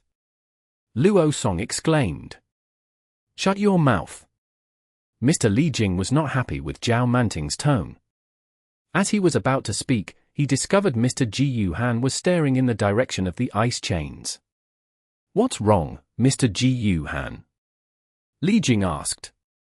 "Fire, I can sense the fire element, a strong fire elemental energy." "It can't be wrong." Mr. Ji Yu Han had been about to signal to the judge when he detected a slight hint of fire element energy emanating from the ice chains. The energy was ferocious, trying to break free from the firm ice chains. A line of blood could be seen dripping out slowly from the ice chains. Mr. Ji Yu Han's cultivation was relatively stronger than the others, so he could sense it. However, he still could not understand why such a fierce flame was burning inside the chains. "It looks like we can celebrate our victory today." "How boring, it's such an easy win," Lu Jinghe proclaimed, all smiles. "Captain, you should withdraw your ice now." "It would be bad if he were to die from the chill," Ming Chong from the Lightning School spoke up. Mu Ningxue ignored the comments from her teammates, continuing to hold the chains in her hand. Even though her eyes were emotionless, it was obvious that she had not dropped her guard. She continued to stare at Mo Fan, literally staring at him. Finally, she spoke with her usual pleasant voice. "Enough with the acting, show me your true strength, Mo Fan." Her eyes flickered slightly when she mentioned his name. She had no idea how long it had been since she had last called his name, nor did she expect to stumble into him during the exchange program. However, Mu Ningxue clearly knew that Mo Fan was nowhere near as simple as he appeared on the surface. She knew this because she had witnessed his outstanding talent during the feast held by the Mu family. He had an innate duel element. Mu Ningxue was only willing to take part in the duel for that particular reason. She was eager to witness the capabilities of a person whom was considered more talented than herself. Acting? Show his true strength. The crowd was stunned hearing Mu Ningxue's words. Was she implying that this student called Mo Fan has yet to use all his strength? However, even if he possessed a power stronger than his lightning, How could he possibly break free from the ice chains? Chapter 263. Mo Fan vs. Ningxue. Tofu. Aelrianth. Ningxue, what are you saying? I don't really get it, do you know him? Lu Zhenghe asked with a stern face. The students watching the battle were puzzled. He was trapped like that, would it make a difference if he were hiding his strength? That's right, the battle has ended. Hey, why am I seeing something red, like blood? Mingxue asked suddenly. Red like blood? The area covered with ice was dyed a bright red, which did look like blood from afar. However, it was way hotter than blood. Crack! Crack! Cracks began to appear on the firm ice chains, tiny at the beginning, but as more red spread out from inside, they spread rapidly across the surface. Bang! There was a loud blast as the ice chains finally could not hold the rumbling energy within. As soon as the ice chain shattered, flames that looked like fiery roses burst out, pouring onto the ice on the ground. They sizzled as they battled against the broken ice chains. A figure slowly walked out from the pool of fire. He was the source of the flames capable of melting the ice chains. His entire figure was engulfed in red flames, like the Emperor of Fire walking on lava as he entered the limelight. The rolling flames continued to drive the ice zone away. Although the ice zone had covered the entire battleground, in that particular area, the ice was completely melted away by the flame. The figure inside the fire slowly revealed his appearance. However, no one could believe what they saw. Is that Mo Fan? Zhao Manting, Zheng Bingxiao, Mr. Ji Yuhan, and Mrs. Chiu Yuhua stared with blank faces. Even the people from the Imperial College were pop-eyed. If they weren't mistaken, this guy called Mo Fan had already used his lightning and summoning spells. Despite that, he was currently controlling the fire element, and it appeared that he was quite an expert with it, too. Songxia's fire had no chance against Mu Ningxue's ice domain and spirit-grade ice seed, so she was unable to fully utilize her fire's power. On the other hand, the flame-engulfing Mo Fan did not seem to be afraid of Mu Ningxue's ice seed from her bloodline. The fire was also spirit-grade. Three elements. Mo Fan has 3 elements, someone from the crowd cried out in disbelief. A great uproar filled the entire place. Only magicians who had achieved the advanced level could control 3 different elements. It was clear that he had yet to achieve the advanced level, and yet he was able to use 3 different elements. Could it be that he had 2 elements innately? Having 2 elements since he was born, that was surely some talent that everyone would be jealous of. As the ferocious flames burned madly, Mo Fan walked out from the area on a carpet of flame. No matter how unbelievable it was, a magician with 3 elements was standing right in front of them. Under the glow from the spirit-grade fire, Mo Fan's fiery eyes were showing a hint of ice. He was staring at the icy, noble Mu Ningxue with a wicked grin.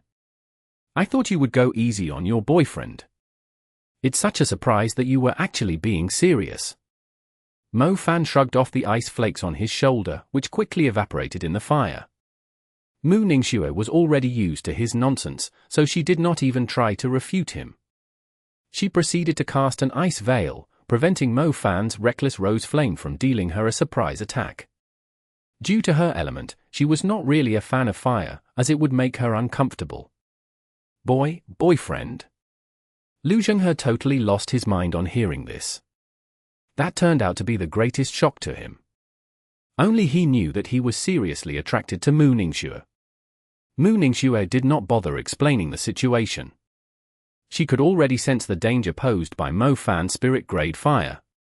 If she did not do something quickly, it would be impossible for her to remain unharmed by his fire. I know you're just trying to test my strength.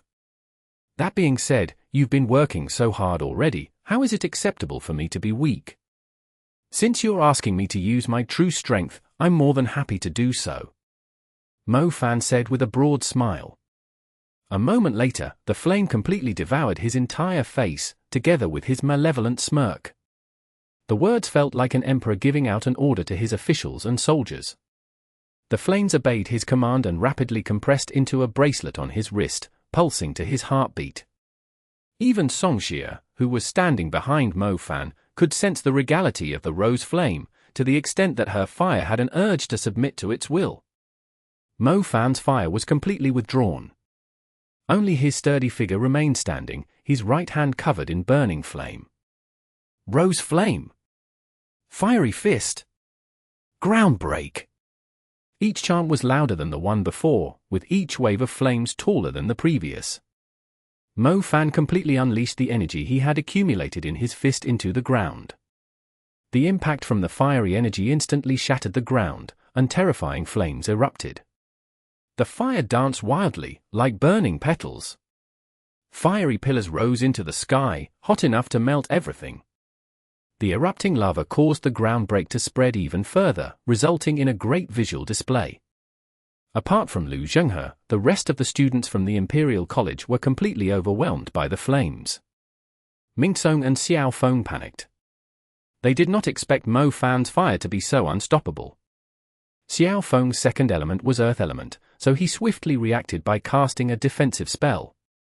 However, he could not make it in time. His figure was completely overcome by the flame before his protective spell was formed. In order to save himself, Xiao Feng was forced to use his equipment. Similarly, Ningxue was unable to defend himself against the attack. The fiery fist and ground break were enough to overwhelm him, let alone the rose flame, which was powerful enough to burn his equipment to ashes. Fortunately, there were teachers around to keep an eye out, who would interfere once the situation got out of control. Ningxue, who lost consciousness from the impact, was swiftly rescued by the teacher in charge. The flames had even devoured Mu Ningxue. Lu Yiming was just about to make his move after seeing Mu Ningxue in danger when she whisked herself out to the boundary of the ground break with her wind track. Despite that, the flames at the boundaries were not to be underestimated. The ice veil she had produced before came in handy, serving as protection from the hungry fires. Chapter 264. A Violent Magician. Tofu. Aelrianth. The gust of wind had an azure hue to it, displaying an energy significantly greater than an ordinary blue wind element. Mu Ningxue's speed surpassed those who also possessed an ordinary wind element. The wind element was considered quite common among the elements, but it was also the most flexible. Mu Ningxue moved swiftly, as if she had suddenly turned as light as feather, her movements unpredictable. She nimbly dodged the ground break, while the spitting flames around her were extinguished by the ice veil she had set up previously. She had already predicted the spells Mo Fan would cast. Wind Disc, Sky Snare. Everyone was shocked at how fast Mu Ningxue was able to align her stars. She did not even pause to cast them. The azure gust of wind slowly lifted her figure, leaving her slightly afloat. Her long silver hair moved elegantly in the air, while the veil which was initially hanging before her lifted, revealing her close to perfect face. Her glistening eyes were blue in color, like a wind elf. For a second, an azure aura with a diameter of 20 meters could be seen circulating her glamorous physique, visible in the flicker from her eyes. The aura was the reason why she was afloat in the air. It transformed Mu Ningxue, her hands crossed in front of her chest, from an ice sorceress to a wind fairy, so noble and pure that no one dared to have any disrespectful thoughts. A spirit-grade wind seed. Our captain was forced to use her second element. This is the end for that guy Mo Fan. In terms of aura, Mu Ningxue's wind totally crushed the rest of the wind magicians. What was more terrifying was that the wind energy had already gathered around the area Mo Fan was under the command of its empress. It was nothing like the wind disc tornado. At least in the case of wind disc tornado, people would still have some time to react. As long as you could run faster than the tornado, you would be fine. That was not the case for the second tier of the wind disc, Sky Snare. It would summon a spinning giant tornado with a diameter of 20 meters right where the target was. The moment it was cast, it would form a fast spinning wall of wind around the target. Unless the target could break through the wall of wind with brute force, it would end up being thrown against the wind wall by the blowing wind and suffer incredible injuries. If the target somehow survived, the final fling would send it high up into the air. The drop from such a height was more than enough to shatter all its bones. Such was the strength of the wind disc, Sky Snare. In addition, Ningxue was also controlling a spirit-grade wind seed, and so the power of the spell was even more terrifying after being multiplied. The other intermediate magicians nearby had already backed off, as this level of battle had gone totally beyond their capabilities.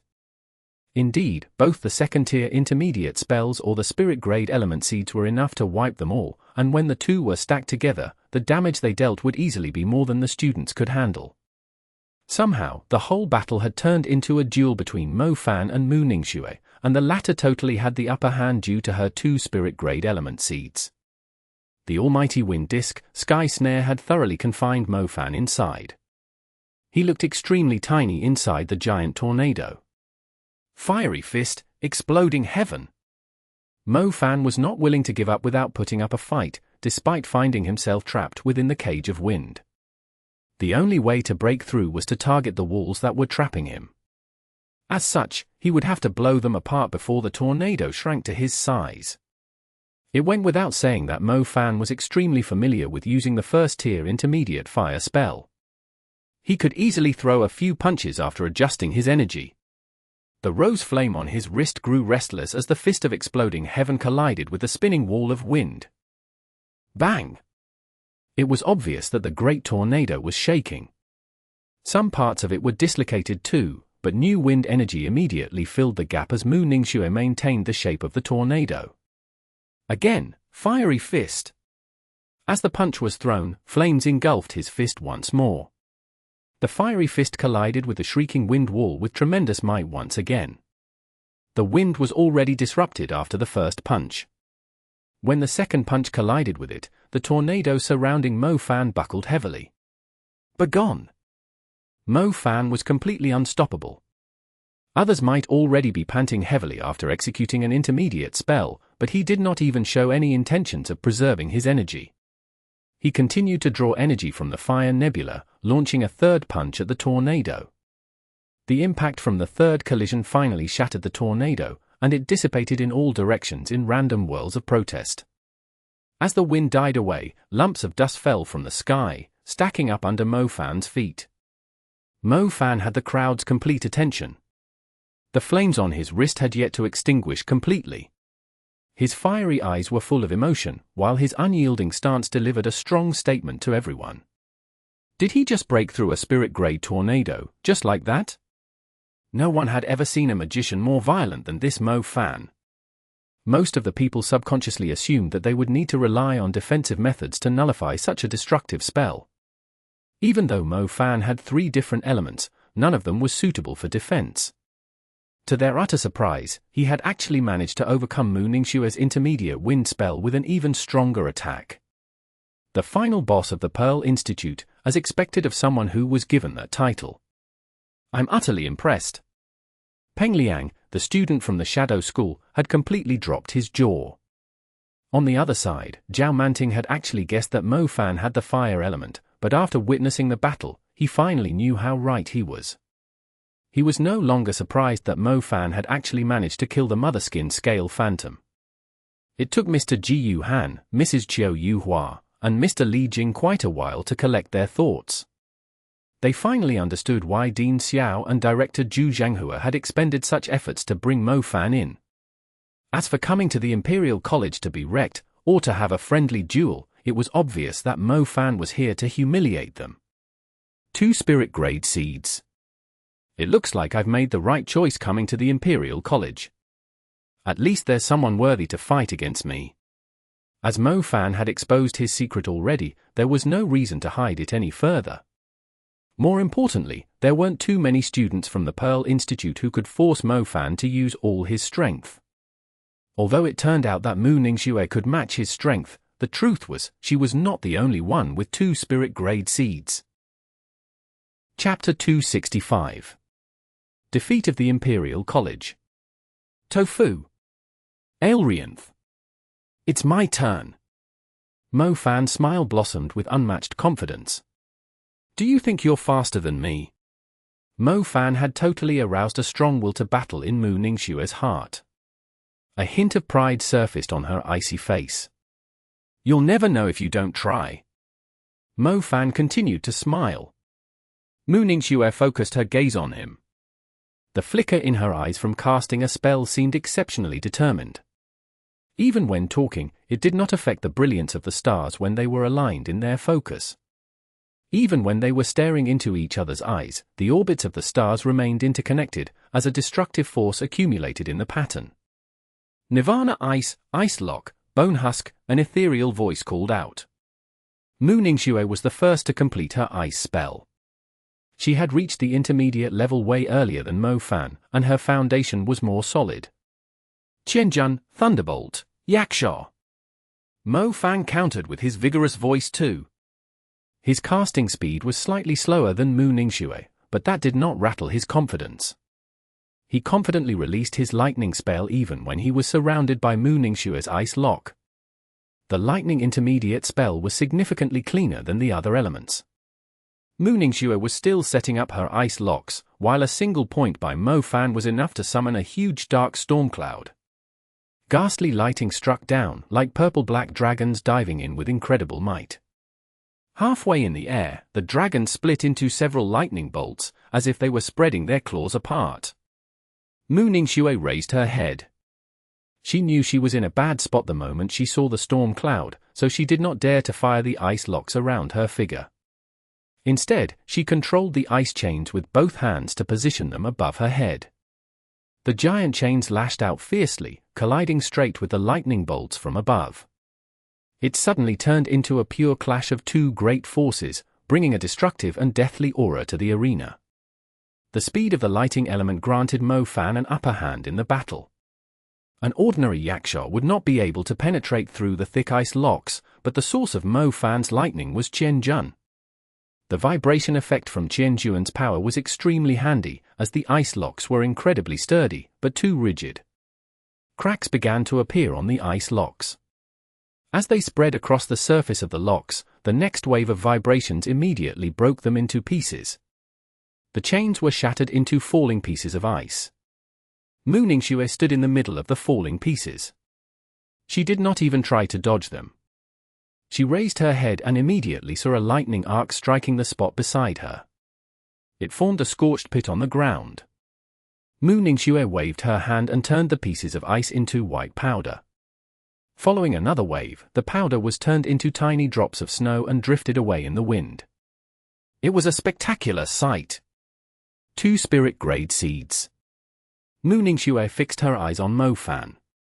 The Yakshaw lightning fork was clearly able to land a clean hit on her, but it was obvious that Mo Fan had purposely changed its direction. Mu Ningxue knew that she had lost the duel. The ice locks were not the best ability to defend herself. There was no way she could prevent herself from being harmed by the thunderbolt, Yakshaw. She did not understand, how did Mo Fan possess such an overwhelming strength without the resources from joining a formidable faction? There were quite a few disciples from renowned families.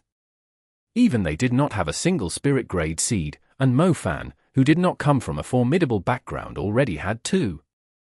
The resources distributed to the disciples were already limited.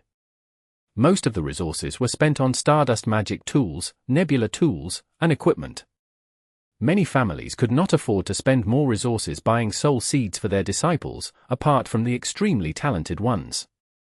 How was it not astonishing that Mo Fan had 2 soul seeds, when the disciples of renowned families did not even have 1? Most importantly, he had 3 different elements. Normally, his cultivation would be affected, since he would spend less time on any one element. However, that was not the case for him. His fire had reached the 2nd tier of the intermediate level. His lightning had also reached the 2nd tier of the intermediate level. Mu Ningxue knew from before that Mo Fan was setting his feet on an extraordinary path as a magician, but she never thought he would be this brilliant.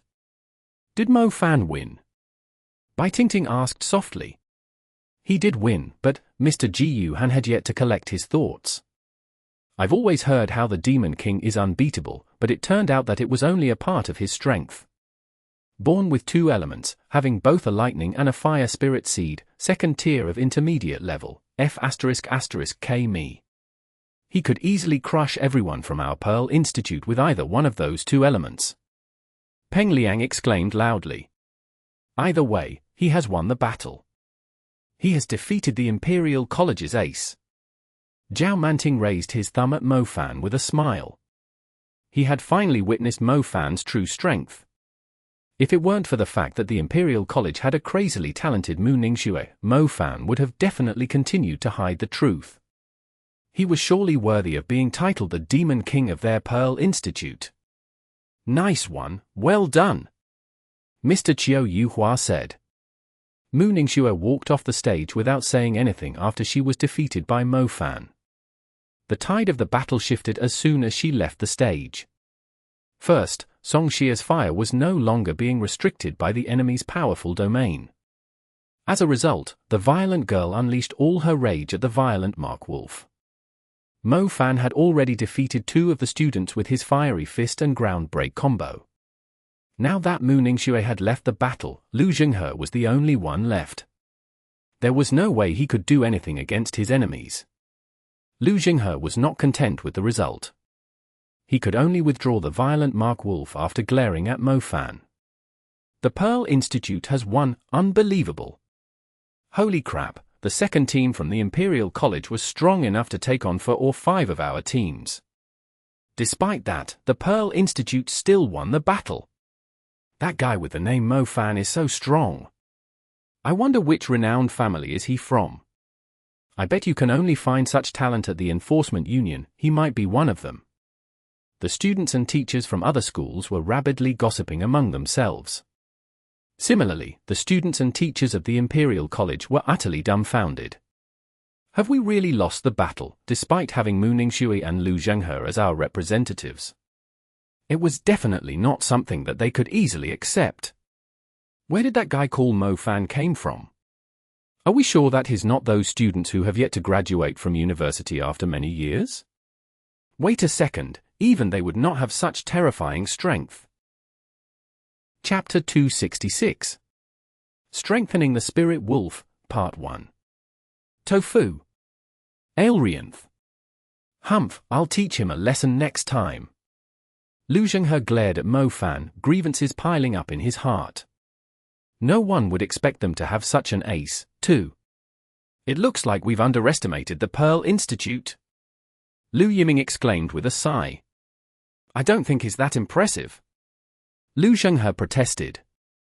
So, apparently having 2 innate elements is not impressive? Are you trying to say that you, who relies solely on your violent Mark Wolf, is more impressive? Liao Mingxian immediately used the opportunity to mock the overly proud Lu Zhenghe. That's enough. There's always winning and losing in a battle. Besides, it was only supposed to be a friendly match. It's more about the experience. Lu Yiming intervened. Students only had the chance to train themselves at institutes. Even if there were duels, they would only be against other magicians, so there were still many things they had to learn. It was necessary for them to fight against real demons, too. A powerful magician did not necessarily need to have an overwhelming strength. It was more important to learn how to survive in the wild, where the demons resided. The training at universities was no longer as naive as the military practice they went through during high school. They would be sending the students outside the safe zones without protection from teachers or hunters. They would have to face the problems themselves and handle demons on their own. Deaths were inevitable in such training, but as magicians, it was an awareness that they should have had since they first awakened their magic. The news spread rapidly. Even the leaders of the Pearl Institute found it hard to believe after hearing that they had won the battle. Dean Xiao and Zhu Zhenghua felt extremely relieved after hearing the details from Mr. Ji Yuhan. They had definitely made the right choice sending Mo Fan to the Imperial College. A shadow was cast as soon as the poll was raised. Since Mo Fan had displayed his fire element, the news regarding his double innate elements was soon spread around the schools. Mo Fan, the Demon King of the Pearl Institute, was now quite famous. He had suddenly become a hot topic among the students across the whole country.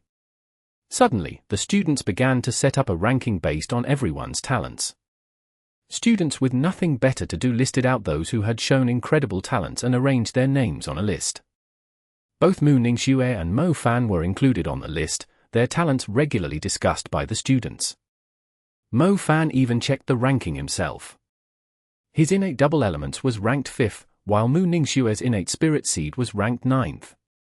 No way, even innate double elements is only ranked 5th on the list. Let me see how crazy the talents are that placed higher than 5th. Zhao Manting screamed after staring at his phone. The world is so big. There are surely people with insane talents. Peng Liang said after glancing at Mo Fan. It's already insane to be ranked in the 5th among the students from all the different schools. Imagine the prodigies that each of the schools has. Even being ranked in the top 100 would be a great boost to your confidence, let alone being ranked in the top 10. Talents are a gift from the heaven to very few certain magicians. Without working hard, those with talents will also become trash. I've seen many young magicians with incredible talents, but how many of them are actually reputable in the end? There's nothing to be envious of. Mr. Qiu Yuhua scoffed, speaking in a professional manner. Mr. Ji Yuhan could not help but agree. Talent was only adding decoration to something perfect. It was more important to work diligently. For someone like Mo Fan, with innate double elements, if he did not work hard enough, having 3 elements might actually become a burden, stopping him from reaching the advanced level. A magician who could not even reach the advanced level despite having 3 elements. What use would that be? As such, to those who were relatively experienced, talents were not necessarily the determining factor. Now, you will be sent away from the safe zones as training. Your safety is not guaranteed during the training, as no one will come and save you if you're in danger. Mrs. Li Jing told them. No protection? We'll give each of you a pen that's able to send out a magic signal. If you find yourselves trapped, we'll send out reinforcements, but first, you have to stay alive until help arrives. The expressions of the crowd of students stiffened. Deaths and injuries were quite common in the past. Therefore, I hope everyone will be on high alert once the training begins. Don't do anything too risky. There might be times where you think you could easily handle a few demons, but let me tell you this, things are not always as simple as they seem. Mr. Ji Yuhan warned them sternly. Even though you've taken classes about demons, or received information about the world outside the safe zones, the truth is, most of the teachers who have taught you have never left the safe zones themselves. If you assume that what you've learned is enough to look after yourselves, that isn't realistic at all. Anyways, just be careful. I want to see the same number of people coming back. Mr. Qiu Yuhua said. The 3 teachers were as calm as usual, but everyone knew that the training was not something to be taken lightly. Although Mo Fan had fought demons in the past, just like the other students, it was also his first time leaving the safe zones. Ever since they were born, they were told that the world outside the safe zones was the demons' territories. Even the greatest magician would be forced to tuck their tail between their legs, as you never knew when you would stumble into a terrifying demon, or a bunch of them. You are required to carry out a task when the training begins. We will notify you when the time comes. Since you're here in the capital, if you have some savings, it's better to buy a piece of defensive equipment. It might save your life. Most of the students in the exchange came from average backgrounds. Therefore, they could afford 1 or 2 pieces of equipment. Mo Fan knew that he did not have the money to buy more equipment, so he did not even bother going to the vendors. As they were given 5 days to prepare for the training, Mo Fan decided to use the time to strengthen his summoned beast. The Spirit Wolf had had quite a hard time. During the friendly match, the Spirit Wolf was totally crushed by the violent Mark Wolf. Their strengths were not even on the same level. Despite being from the same species, the Spirit Wolf had completely lost its pride during the battle. Mo Fan was aware that the battle had a great effect the Spirit Wolf. After considering for a time, he decided to help it rank up to warrior level. It had been almost a year since it ranked up to the advanced level. The Spirit Wolf had continued to battle inside the summoned beast plane to improve itself, so its experience should be enough to rank up to the next level. After the humiliation it had received from the violent Mark Wolf, the Spirit Wolf had a stronger desire to break free from its servant status. It longed for the chance to evolve into a stronger wolf. How could Mo Fan possibly be willing to let such an ambitious wolf be humiliated any further? Besides, that guy with the name Lu Zhenghe was so full of himself, just because he had a warrior-level creature. Mo Fan disliked assholes like him the most, not to mention that he was shameless enough to stay near Ningxue all the time. Once his spirit wolf ranked up to the warrior level, he was eager to see how Lu Zhenghe would still retain his attitude. Chapter 267. Strengthening the Spirit Wolf, Part 2. Tofu. Aelrianth. Evolving a summoned creature to the next level was something to be treated with care. As such, Mo Fan decided to ask Mr. Qiu Yuhua for advice, hoping he would provide some assistance. When evolving a summoned creature, the more things you've prepared, the higher the chance of success would be. In simple words, if your spirit wolf were to try evolving without any help, the chance of success would only be around 20%. After that, it would return to its previous form, thus making it an ordinary servant class creature. Mr. Qiu Yuhua thought Mo Fan was pleasing to the eye the more he looked at him. He was quite earnest in answering questions. 20%, that low? Even the lottery is easier to win. Mo Fan immediately had a bad feeling. That's only because your spirit wolf has a strong will. Otherwise, an ordinary spirit wolf would only have a 10% success rate, Mr. Qiu Yuhua added. How can I increase the success rate, then? Mo Fan asked. Can't you listen in the classes for once? Even though you have 3 different elements, you're still technically a student of the summoning school, Qiu Yuhua scolded Mo Fan before speaking in a stern tone. You mentioned that you have a warrior soul. That is not a bad support item. It should be able to increase the success rate by 20%. Right, but that's only 40%. I'm not a fan of betting. Mo Fan said. Even though a handsome man like him would always be the main protagonist in every story, Mo Fan did not believe that his plot armor could alter the success rate from 40% to 100%. If he lost the bet, the spirit wolf's strength would greatly regress. It was difficult to tell when it could return to the advanced level. There are ways for sure. But it might cost a fortune. Qiu Yuhua continued with his explanation. Normally, there are a few factors that determine the rank of a creature. First, their lineage. The higher the lineage, the greater the chance for the creature to rank up to a higher level. Second, the soul. The stronger the soul, the greater the potential it would possess. Third, the body. The strength of one's body can normally be improved through endless battles. Having a strong enough body is the most basic requirement before evolving to the next level. Lineage, soul, and body. Mo Fan silently took note of the 3 important factors.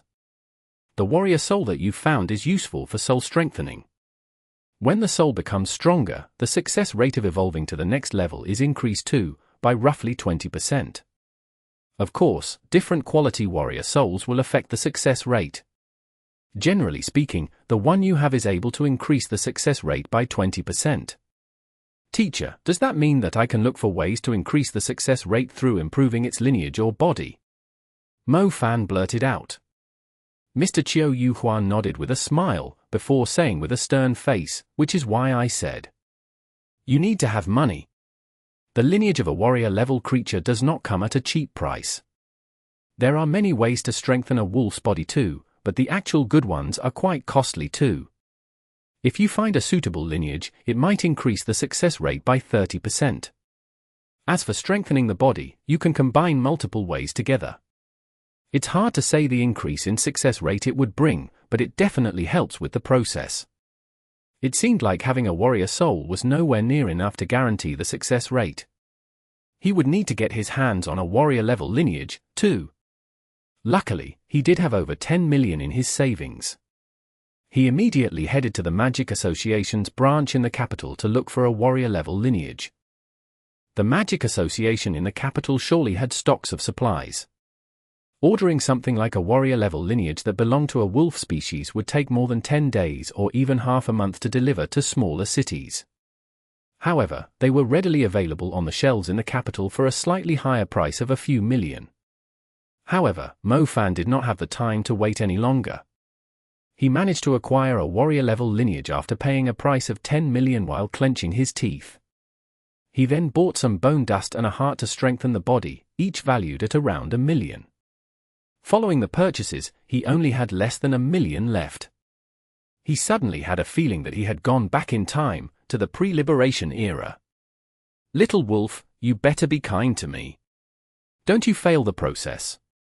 Mo Fan almost had the urge to burn some incense and worship his spirit wolf when he saw the previous splendid 8 digits turning into merely 6 digits in his bank account. The warrior soul would increase the success rate by 20%. The warrior level lineage would increase it further by 30%. The spirit wolf had trained diligently in battles, strengthening its body to a certain level, which increased the success rate by 20%.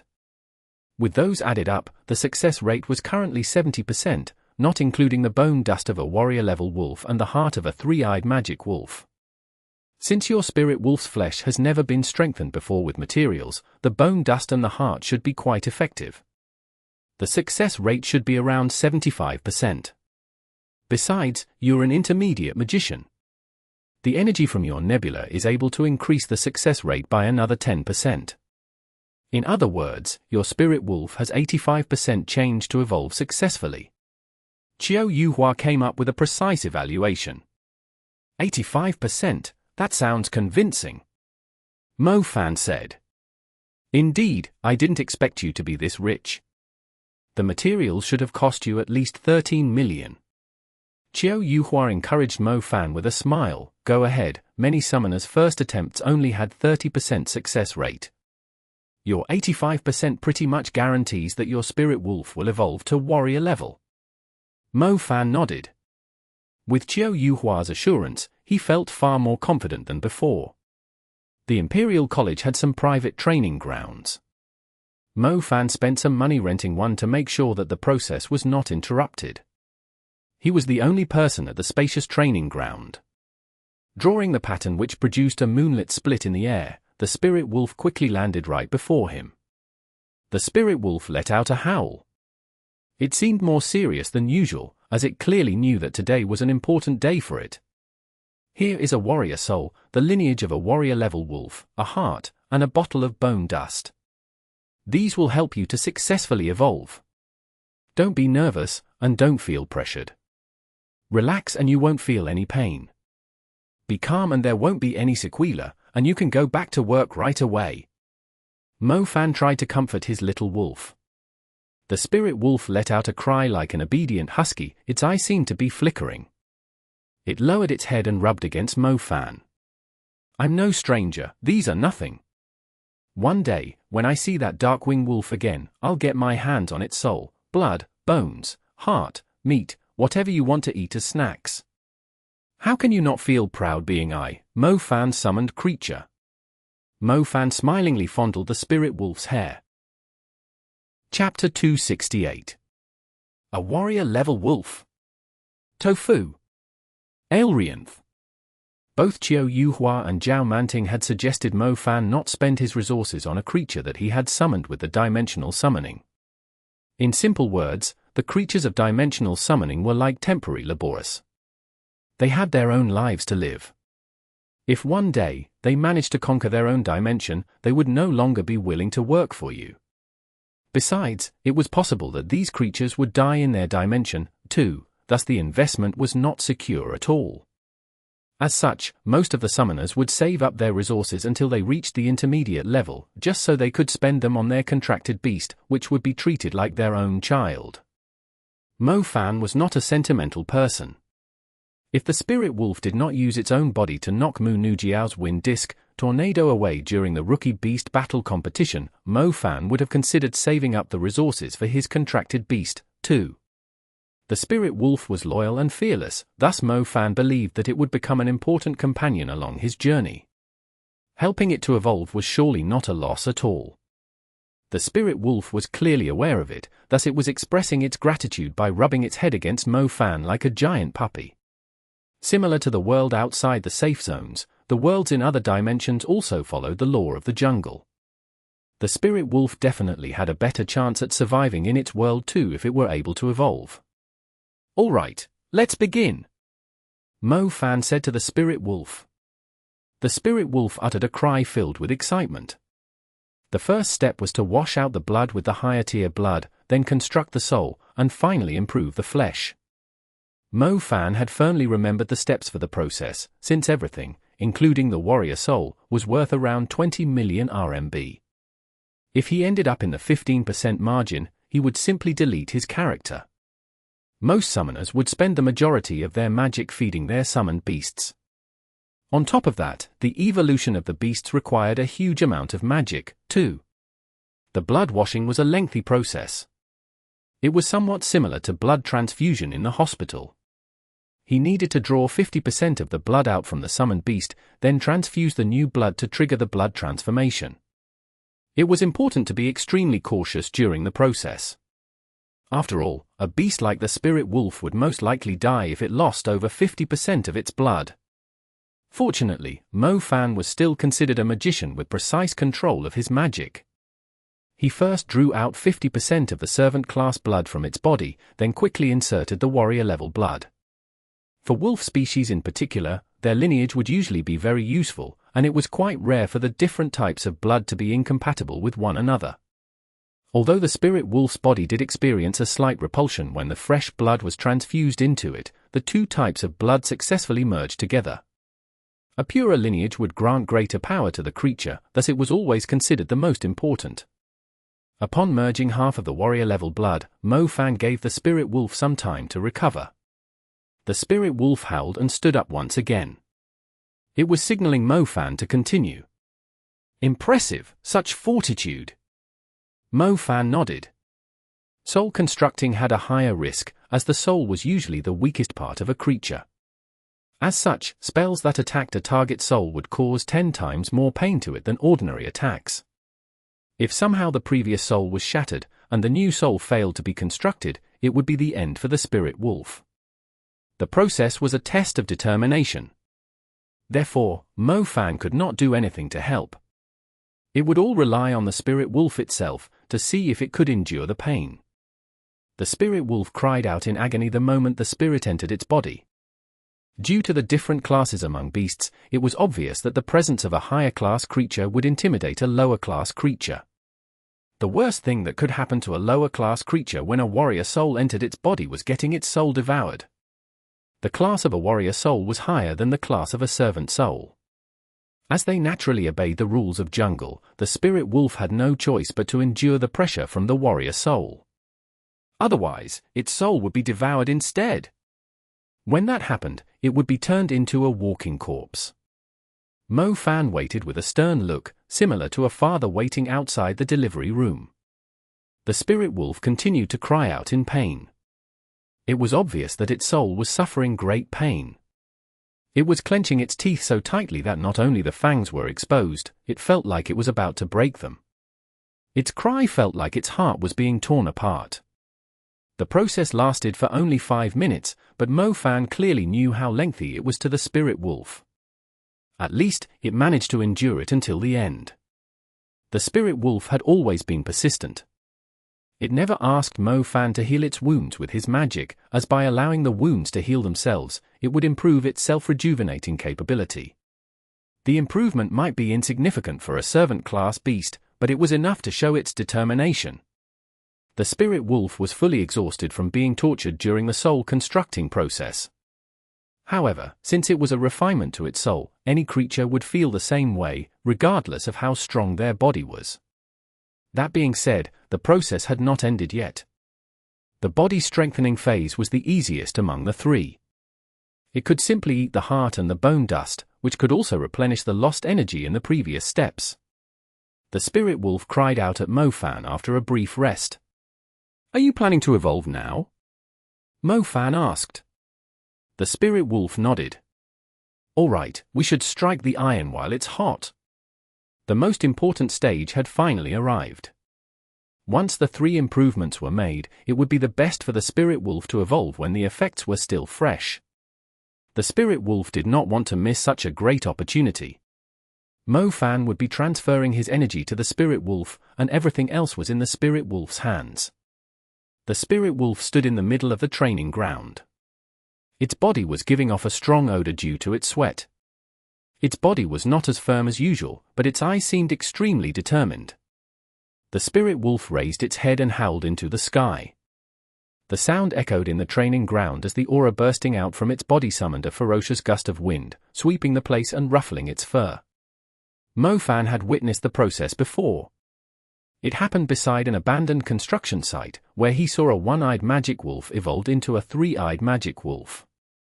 Its powerful presence had been suffocating. A familiar scene was taking place here, but it felt like the spirit wolf's aura was significantly stronger than the one-eyed magic wolf. It was quite reasonable too, as the one-eyed magic wolf only drank a tiny amount of the underground holy spring. It only made the one-eyed magic wolf's soul stronger, but did not improve its other areas. The spirit wolf let out a second howl. This time, a stronger force burst out from its body. It was the tide hidden in the previous wave, which forced Mo Fan to take few steps backward despite being an intermediate magician. Dust was blowing all over the place, and the place looked cloudy. However, Mo Fan could see a tornado forming around the spirit wolf. This aura, did it work? Mo Fan exclaimed joyously as shielded his eyes from the dust with his hands. Chapter 269.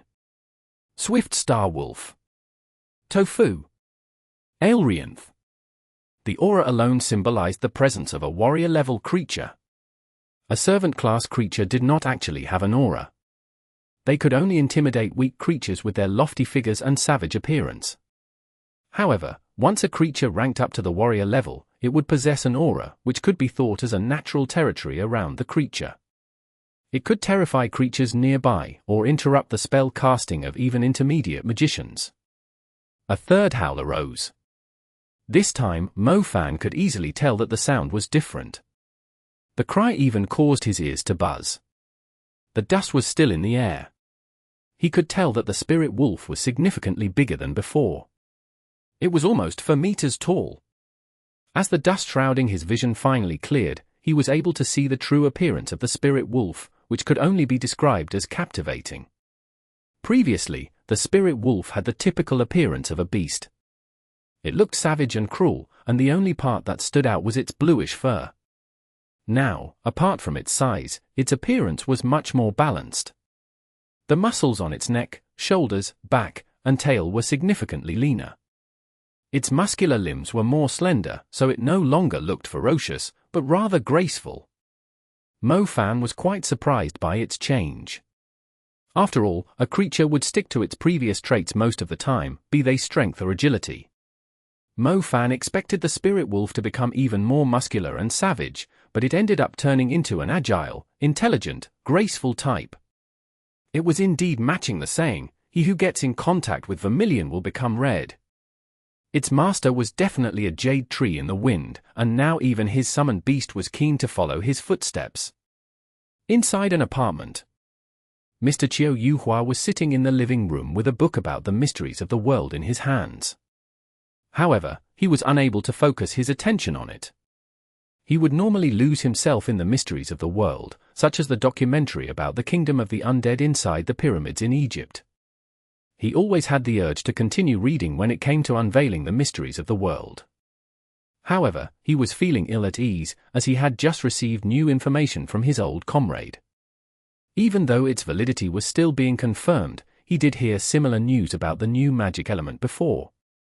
"Old Professor, why haven't I seen Mo Fan around today?" Mr. Ji Yuhan asked. "Oh, he went to the training ground. He's trying to evolve his spirit wolf," Mr. Qiu Yuhua replied. Shen Mingxiao and Luo Song happened to be in the room, too. Luo Song could not help but burst out laughing. The success rate is so slim, and there isn't anything special about his spirit wolf. It's most likely that he has failed the process, since he had been gone for quite a while. Shen Mingxiao remained silent. He could not help but feel extremely envious when he heard Mo Fan's name. It doesn't make any sense at all to learn that a scum like Mo Fan had innate dual elements. Let's check it out. It would be bad if he were involved in any accident, Mr. Ji Yuhan proposed. Sure. Shen Mingxiao and Luo Song exchanged glances among themselves before the former said, "We'll go with you, too." The two followed Ji Yuhan and Qiu Yuhua to the training ground. Since Mo Fan's booking of the training ground had come to an end, the entrance automatically opened by itself. As soon as they arrived at the place, they immediately picked up a burning scent while a hot gust surged in their direction. Shit! Did his summoned beast go out of control? Ji Yuhan blurted out with a worried look. It was clear that the fire in the surroundings was Mo Fan's magic. He was fighting against something. That very likely, since there's a chance that the warrior soul will devour the soul of the servant class creature it entered. As a result, the summoned beast will no longer be tagged with the mark that the magician has left on its soul, allowing it to regain its freedom. Sigh, I should have warned him that helping a summoned beast to evolve is actually extremely dangerous and wasting his resources. Mr. Ji Yuhan increased his pace, worried that Mo Fan might be in danger. Luo Song and Shenming Xiao's eyes glittered upon hearing this. This is great. If that scum's summoned beast rebelled against him, not only would he lose control over it, he would also waste a huge amount of money. The group of four headed straight into the training ground, and saw Mo Fan near the end of it, with flames erupting under his feet as his figure emitted a formidable aura. On the other side of the flame stood a magnificent creature with black fur. Its physique was graceful, yet intimidating. Its limbs had the color of the moon, and it looked like it was nimbly moving above a moonlit cloud. They looked toward its head and saw fangs like that of a saber-toothed tiger instead of a wolf, protecting its jaw like a mask. They had the same color as its limbs, a captivating appearance. This, Qiu Yuhua took off his glasses and stared at the creature with a blank expression. Ji Yuhan was not too familiar with the species of spirit beasts, but he could tell that it was no ordinary creature at first glance. Even he began to consider if he should become a summoner when he became an advanced magician, just to get himself a cool-looking summoned beast too. Swift Star Wolf. Qiu Yuhua finally called out the creature's name with a hint of excitement. It's really a Swift Star Wolf, the nimblest wolf species. So, does this mean Mo Fan's summoned beast has successfully evolved? Ji Yuhan stared at the graceful creature with a stunned expression. A warrior-level creature was able to match the strength of a few intermediate magicians, thus any summoner with a warrior-level beast would surely have a huge advantage dueling magicians around the same age, just like Lu Zhenghe was able to hold off 3 opponents with his warrior-level beast. Shen Mingxiao and Mu Nujiao were relatively talented among the intermediate magicians, but they still had a hard time fighting it. That being said, the resources needed for a servant class to evolve to the warrior level were several times greater than magicians with other elements. Mo Fan totally outmatched everyone with his spirit wolf when he first came to the institute. However, the spirit wolf did not improve much in the past year, which highlighted the huge difference in strength between each rank up. Luck was also a big factor determining the success of a summoner, either becoming a god or a piece of trash.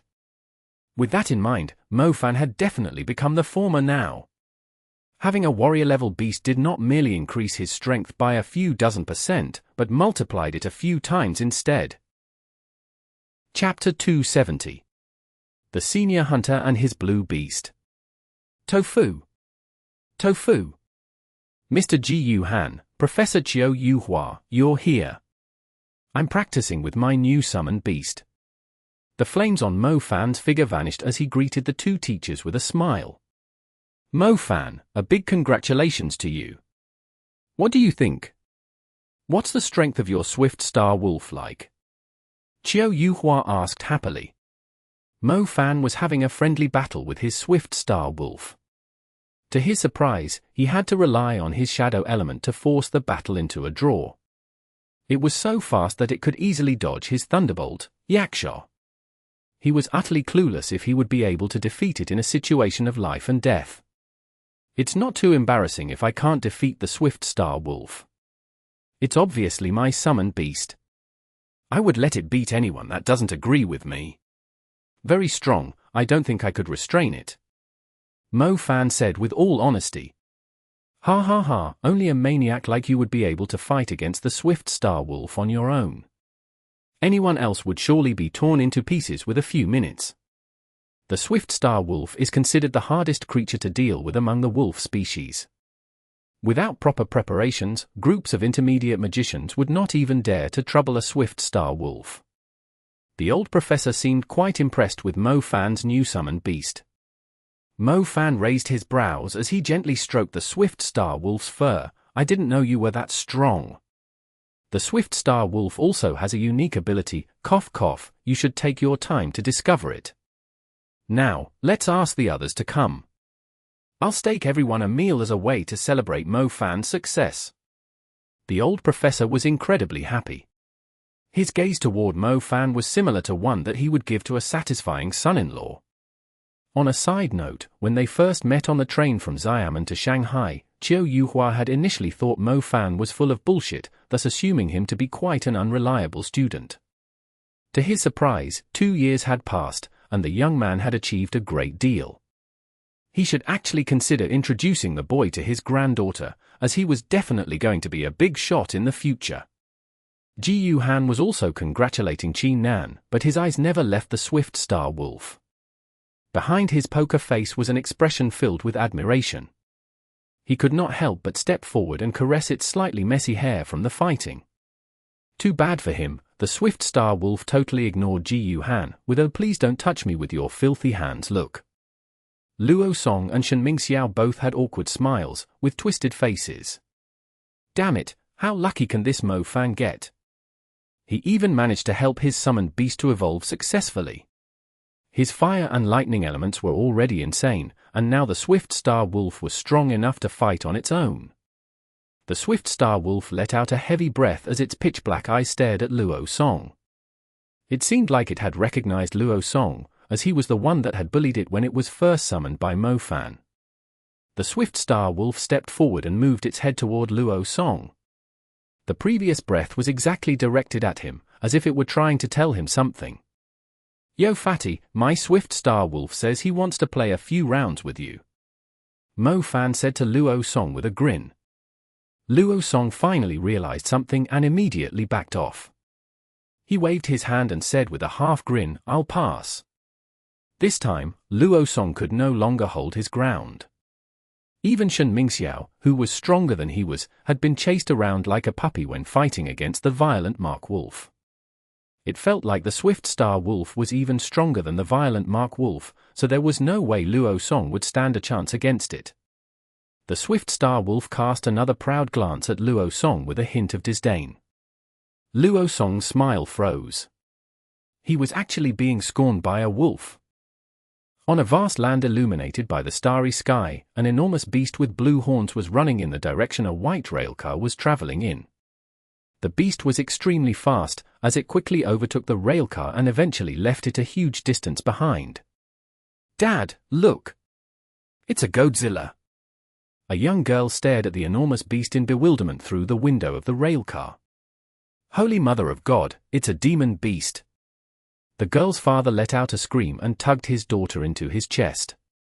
Even though the path of the railcar was still within the safe zones, there was no guarantee that it was completely safe from any demon beasts that somehow trespassed into them. Otherwise, how could anyone explain the giant beast that had just appeared? The scream immediately grabbed the attention of the passengers, who quickly shifted their focus toward the enormous beast outside the window. If they did not know what it was, they would assume it to be a flying mountain instead. "Everyone, please stay calm. It was only a contracted beast. A senior hunter is on duty nearby. He's currently investigating the railway," the conductor on the railcar announced through the speakers. "So it's a contracted beast, that scared the shit out of me. That summoner is so cool, I saw him standing on the beast's head. That's a senior hunter for you. Even commander-level creatures are nothing in their eyes. That blue beast is most likely commander level." The white railcar was left behind as the blue beast disappeared into the distance. However, the passengers were curious about what had happened that a senior hunter had to come just to investigate the railway. A voice spoke out of nowhere in the middle of the night. "Senior hunter, I can't get too close to the target. With the strength it displayed, I won't even last 5 minutes in the battle." The haze nearby slowly cleared up as the moonlight lit up the area slightly. With a closer look, one could see a figure flying in the air. The figure was around 50 meters above the ground, flying at a steady pace. The strong wings growing out from his back were rather dazzling under the moonlight.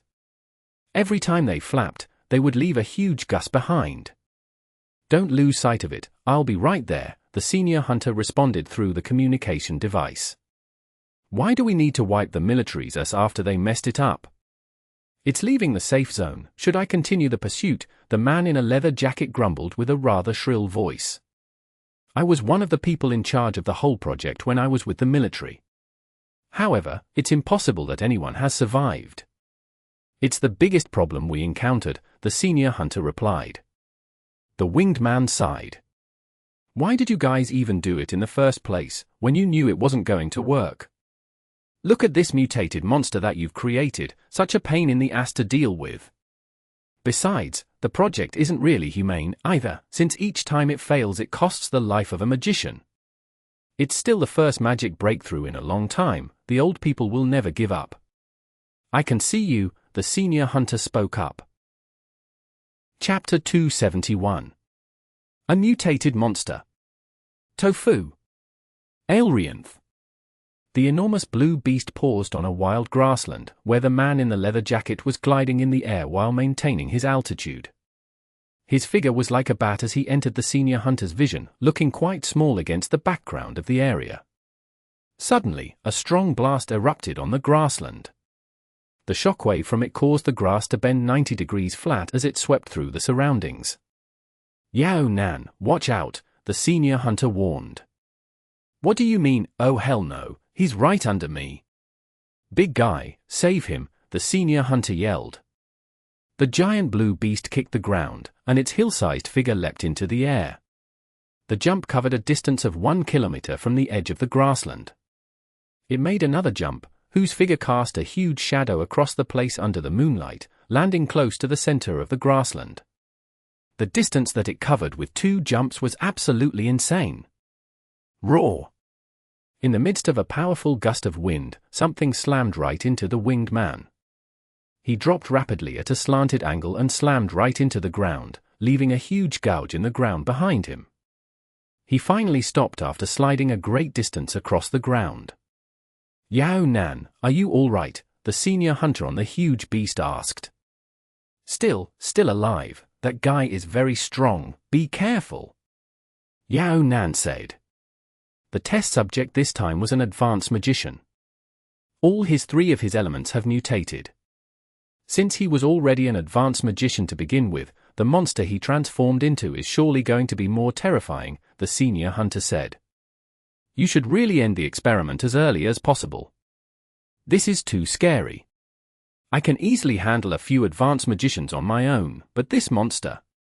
The senior hunter did not respond to Yao Nan's comment, as he was being stared at by a pair of bloodshot eyes. The enormous blue beast was considered quite outstanding among commander-level creatures. Normally, beasts with weaker strength would shiver in fear when they saw it, but the monster did not show any sign of fear at all. Instead, it seemed like it was ready to kill. Yao Nan, this place is close to the railway. You should head there and keep an eye out to prevent the shockwaves of the battle from involving the innocent, the senior hunter said after a while. Roger. Let me handle this monster. The senior hunter's gaze turned cold as brilliant star patterns appeared close to his body. Not only did the star patterns appear below his feet, there were also around his body and above his head. The speed he aligned the stars was absolutely nuts. Furthermore, a mysterious pattern was also drawn to align the different star patterns, causing the stars to cross paths with one another like meteors. The amount of stars was enough to fill the entire sky. In the distance, Yao Nan shook his head when he saw brilliant star patterns rising up around the senior hunter and said, "A senior hunter is indeed out of my league, using an advanced magic as his first move." The moonlight reflected on the metallic surface of the white railcar. The coaches of the railcar traveled rapidly across the boundless field. It did not slow down even when it was going into turns. It was leaving a white glow behind on the vast land due to its speed. Yao Nan clenched his chest. Blood could be seen from his mouth as he was flapping his wings while maintaining his position above the railcar. A strong wind blew due to the insane speed of the railcar, leaving Yao Nan's hair disheveled. Yao Nan began to cast his magic. He was casting the water curtain of the water element to protect the entire railcar. Damn it, it's coming! Yao Nan quickened his pace. The water curtain was a giant water barrier. The water screen sparkled in the moonlight, forming a waterfall flowing from the front to the back of the railcar along its roof. Deep cracks began to appear on the ground close to the railway. Some parts even began to crumble, forming a canyon as a violent quake came from afar.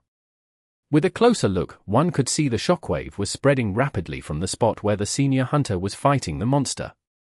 The railcar was at least 2 kilometers away, and it was obvious that the senior hunter was not the person responsible for the shockwave. It was enough to highlight the utterly terrifying destructive force the monster had. The water curtain vibrated vigorously as the shockwave collided with it, feeling like it was on the verge of breaking. Such incredible force? How is it so strong even when we're so far away? What exactly has the military done? Yao Nan blurted out with a hint of worry when he saw his water curtain almost shatter. The Magic Association of the capital was located inside an ancient palace, and so it was also referred to as the Magic Palace. The Magic Palace and the Oriental Pearl Tower were considered the strongest magic associations in the country, and were incredibly famous across the entire world. The Magic Palace consisted of an ancient courtyard, pagodas, sculpted hills, and arbors. The West Pagoda currently had 4 people seated around a wooden table. The person pouring tea was a middle-aged man, wearing an ancient hat. His sideburns were already turning white, but there were no wrinkles on his face. Meanwhile, the person with his hands on the table as he sat sideways looked like a fighting man or soldier, based on his attire. It was obvious from the number of badges that his achievements were quite formidable. Sitting opposite the soldier was the old professor, Qiu Yuhua, who was finishing his sip of the tea. Despite that, he was not really interested in the tea. What's with the matter now? None of us should be considered at fault, the half-aged man with the hat said. I'm not sulking, but it has escalated to the question of where should we draw the line. I've already made it clear that you will not get your hands on him. End of discussion. General Lu Nian, enough with your arrogance, and stop trying to proclaim that you're doing it for the country or the human race. In the end, you're only doing something that the Black Vatican would do. The chairman of the magic associations from all 5 continents have made it clear that they won't accept it as a new magic element. What you're trying to do is demonic, you will definitely pay for what you've done. Qiu Yuhua burst out, scolding the man without mercy. Chapter 272. Training at the Desolated City. Tofu. Aelrianth. Translated by Zephes. Edited by Red. The Black Vatican conduct experiments on evil arts, and represent a huge threat to humanity. It's the truth that we all know. We have our lines, too. The test subjects are usually criminals who were given a death sentence. Although it does go out of control sometimes, we've managed to clean the mess up in the past without hurting anyone. Qiu Yuhua, you're too stubborn. How could you say we're evil, too? We're inventing. In the past, there were only a few elements that existed. Our ancestors did a great job exploring and discovering new elements. Having a new element would significantly help our country, and all of mankind. Are you only going to realize how weak humans are when the demon beasts are consuming us like poultry one day? You're not the only one being irrational. Besides, magicians have an obligation to sacrifice for their country when needed. General Lu Nian held his stance. Whatever you say. All I know is that he doesn't belong to the military. You have no right to order him. I've asked Dean Xiao regarding this matter too, and he will never agree. Qiu Yuhua had no intention of wasting his time further with Lu Nian. All right, that's enough. It's extremely difficult for you two to meet, and you're still arguing when you have the chance. Let's enjoy the tea, the authorities will decide for us, Dean Songhe from the Imperial College, who was sitting between them, said. Dean Songhe, we should discuss the training. Qiu Yuhua totally ignored General Lu's existence as he spoke with Dean Songhe. Oh, I've made the preparations. Do you still remember Jinlin City? Why does it have to be there? Training missions were extremely important for magicians who were still studying. Even if the schools did not force the students to participate in the missions, those who strove for excellence would still organize them for themselves. How could they not try to gain experience if they were thinking of becoming an expert? During the meeting for the exchange students, Dean Song-hee represented the Imperial College to explain the details of the training mission. The students from the Pearl Institute and the Imperial College would be undertaking their mission at the same place, thus they were attending the same meeting. The training this time will be held at Jinlin City, located in the Yangtze Plain, Dean Song-hee informed them. Jinlin City? Why haven't I heard of the place before? Blurted out Qingqing, who was quite a geography expert. She was quite a genius, with an impressive memory. She clearly remembered the name of every cities in the country, but she had never heard the name Dean Song-hee had mentioned. This Jinlin City is quite special. It was wiped off the map around 15 years ago, Qiu Yuhua said calmly. Wiped off from the map? The students were astounded. They had never heard of any city being wiped out. Besides, what did it actually mean when a city got wiped out? 15 years ago, the close to Dongting Lake was caught up in a great disaster. The overpopulated demon beast swarmed toward Jinlin City, which was relatively remote. Luckily, a magician found out what was happening while in the midst of his training in the countryside. He immediately asked the government to evacuate the people of Jinlin City. On the second day, the entire city turned into a feast for the demon beasts after it was overrun. Those who could not evacuate in time were buried there forever. Dean Song-hee could not help but feel emotional when he mentioned the past events. As a matter of fact, the magician that had discovered the disaster was Song-hee himself. However, he was not willing to share his past, as it was too much of a tragedy. When Song-hee mentioned this, some of the students who were familiar with history remembered some things. Some records which were not revealed to the public did briefly mention the disaster at Dongting Lake 15 years ago. However, no one from their generation knew about the city that had disappeared 15 years ago. So that means Jinlin City is a desolate city? Xu Dalong asked. That's right. 10 years ago, it was like the paradise for the demon beasts. Even the magicians from the military did not dare to take the risk to annihilate them. However, according to the latest information from the hunters, most of the beasts at Jinlin City have disappeared, as if they had moved to another place for some reason. We did carry out an investigation, and confirmed that the number of beasts has significantly decreased. It was not as terrifying as it used to be, Dean Song-hee said. So that means, we'll be training at that abandoned city. I want you to collect data from the city. Dean Song-hee took a sip of his tea before continuing. Even though the demon beasts are gone, there are still many species of them wandering in the city. I want you to gather as much information as you can, counting the number of servant-class creatures and warrior-level creatures you've stumbled into. Just collecting data? Shun Mingxiao asked. If they only needed to collect data, it did not seem too difficult. We are planning to write a proposal to evaluate the possibility of reconstructing Jinlin City.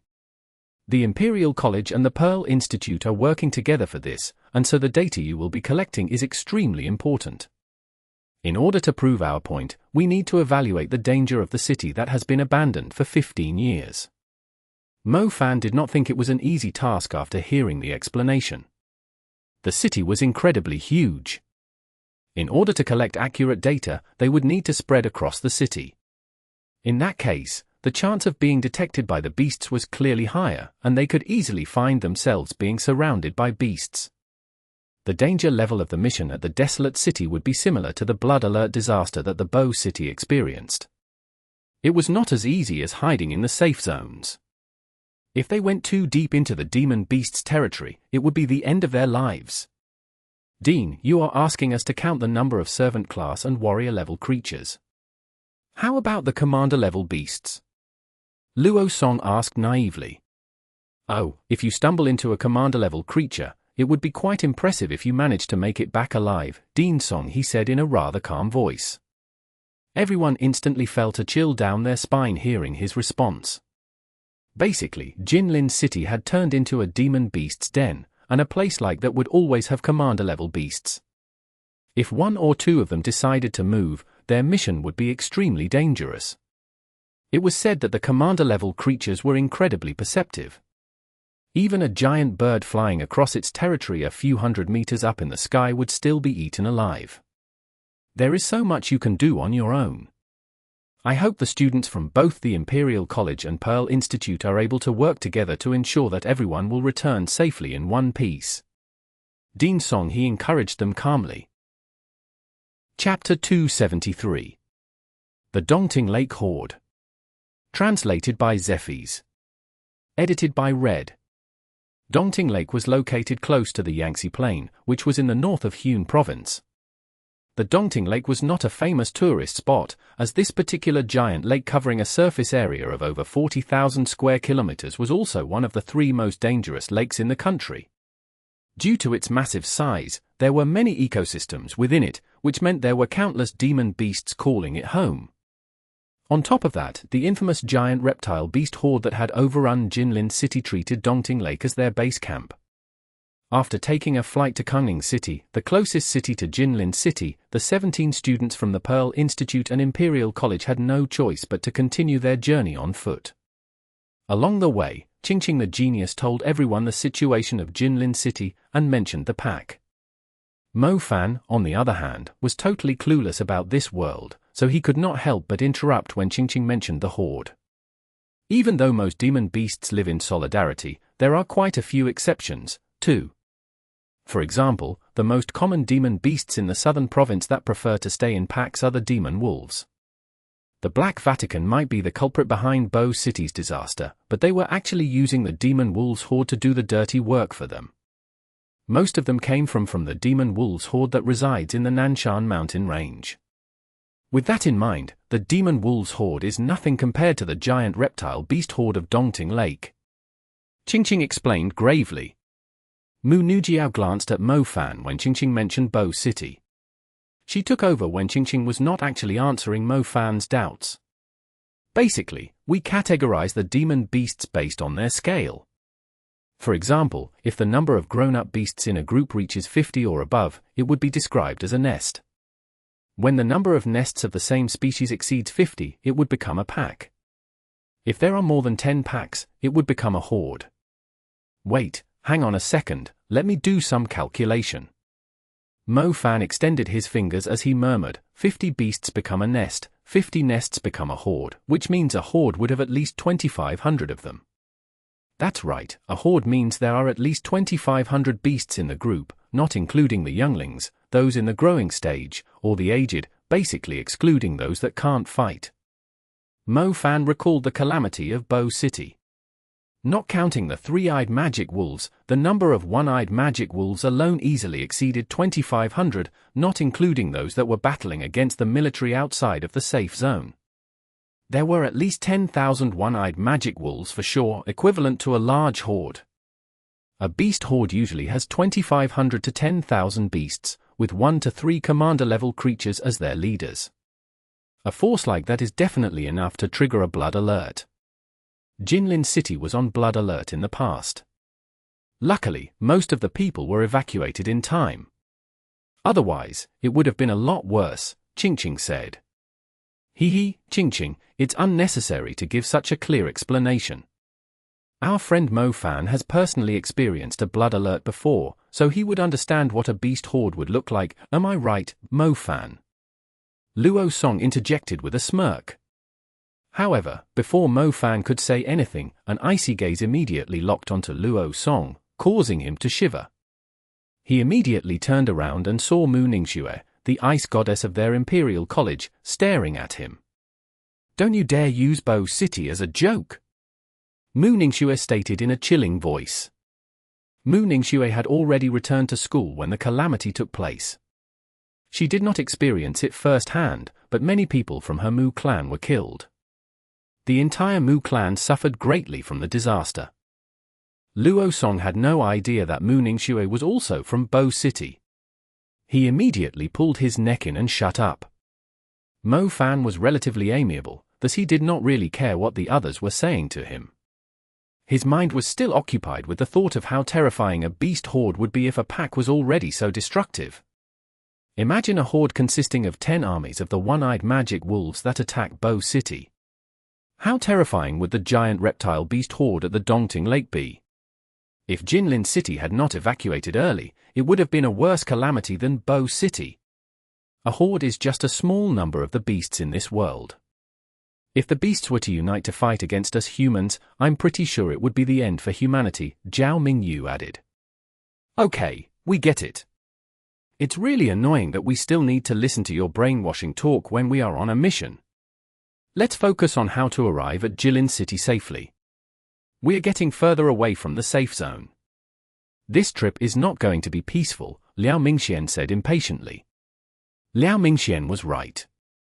They were around 25 kilometers away from the safe zone. The military still had patrols keeping an eye on things at this distance, but that would no longer be the case if they were to venture deeper into the wilds. We should follow this abandoned railway. Song Xian was holding a map and pointed at the rails that were fully overgrown with moss. The rails had rusted with unnatural speed and were fully covered with weeds and moss.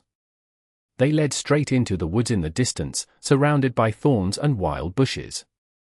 It was quite difficult to see the rail bed if they were not paying attention. The railway was once part of the safe zone. Since Jinlin City had been overrun, the part that led to the city was no longer used, so it was normal for it to end up in such a state. Either way, the railway was clearly the obvious path to guide them in the right direction. They would surely arrive at Jinlin City by following it. Let's make this straight, I have always been the leader of the team. Since the school has asked us to complete the mission together, it doesn't make sense if we don't appoint a leader for the 17 of us. I'm more than happy to take the role, and feel free to give me any suggestion. I'll decide the path we take, what to do when we encounter a beast, and when we should rest. Lu Zhenghe immediately expressed his intention to be the leader. Xu Dalong, Liao Mingxian, Zhao Mingyu, and the rest of the students from the Imperial College did not seem to be bothered by his words. It's not possible for us all to listen to you all the time. We'll be following Song Xia's order instead. You two will discuss how we shall work together, Zheng Bingxiao said. Sure, we can do that, Lu Zhenghe said. They had come up with a basic plan, which was to follow the railway. The students taking part in the training were the elites among elites from both schools, thus their courage and strength totally outmatched the students who were in the military drills back in high school. With that behind them, they should be able to accomplish their mission with ease. Chapter 274. Monsters in the Tunnel. Translated by Zephizid. Edited by Red. The railway was abandoned 15 years ago. Normally, it would remain hidden among the weeds, with no chance of seeing the sunlight again. Surprisingly, it had visitors today. Instead of a railcar, it was a group of students from famous schools, undertaking their training mission. The path was still usable, as long as demon beasts were not treating the railway as their bed. The journey had been quite smooth until the group reached a tunnel, naturally totally dark, which looked extremely spooky. I've just taken a look at the map. This tunnel is around 1 kilometer long. Based on how frequently we were stumbling into demon beasts along the way, this tunnel is most likely used as their lair. I suggest that we find another way around the mountain instead of making any contact with the beasts when we are clueless of their species and number, Song Xia recommended to the group behind her. Aren't you being too cautious? Who cares what's inside, we should just kill whatever we see. The tunnel is only 1 kilometer long. Who knows how much time we would waste looping around the mountain? Lu Zhenghe rebutted. Don't be so scared, let's use the tunnel, Zheng Bingxiao agreed, thinking it was a waste of time. There was no guarantee that they would bump into a strong beast in the mountain, or not bump into one if they dated around. All right, we'll use the tunnel, Song Xia nodded helplessly. I'll let the rock golem take the lead. If anything happens, it will hold the danger off for a while. Zheng Bingxiao summoned his rock golem while he was speaking. As Zheng Bingxiao finished his summoning, Lu Zhenghe glanced at the clumsy creature and said with a hard smile, "It isn't even an advanced level creature." You stingy shit. Well, I guess a solid creature like that is enough to clear the path for us. Zheng Bingxiao scratched his head without explaining himself. The rock golem was 3 meters tall, its entire figure covered with sturdy rocks. Despite its slow movement, it was like a combination of a shield and bulldozer as it proceeded forward on the railway, clearing away the thorns and grass along the path. Those who are at the back need to be quite strong too, and it can't be a summoned beast. We need someone able to make a rational decision straight away if something happens, Lu Jinghe proposed. I'll guard our rear, Song Xie volunteered.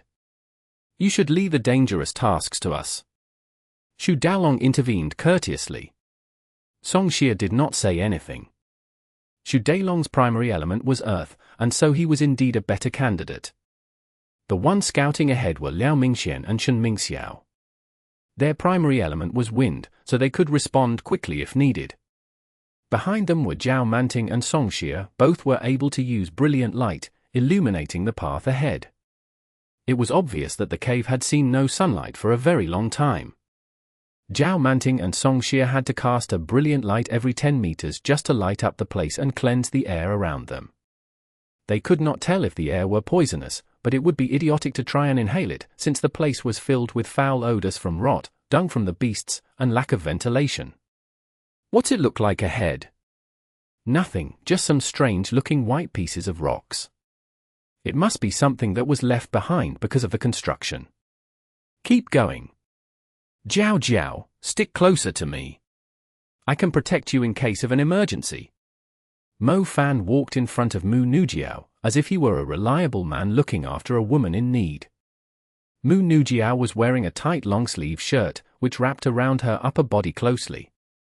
The pleasant scent from her body in such an enclosed space was exceedingly attractive. Each of her breaths felt quite arousing. Mu Nujiao rolled her eyes at Mo Fan and asked, "Aren't you supposed to protect your big wife?" Ah? Mo Fan wore a half-smile. Why didn't I retain my composure before, saying that in front of Mu Nujiao? When she saw his reaction, Mu Nujiao found herself asking, "How did you two meet?" "She used to be my neighbor," Mo Fan answered honestly. Her house was like a castle, with its own garden, driveway, and rows of mansions.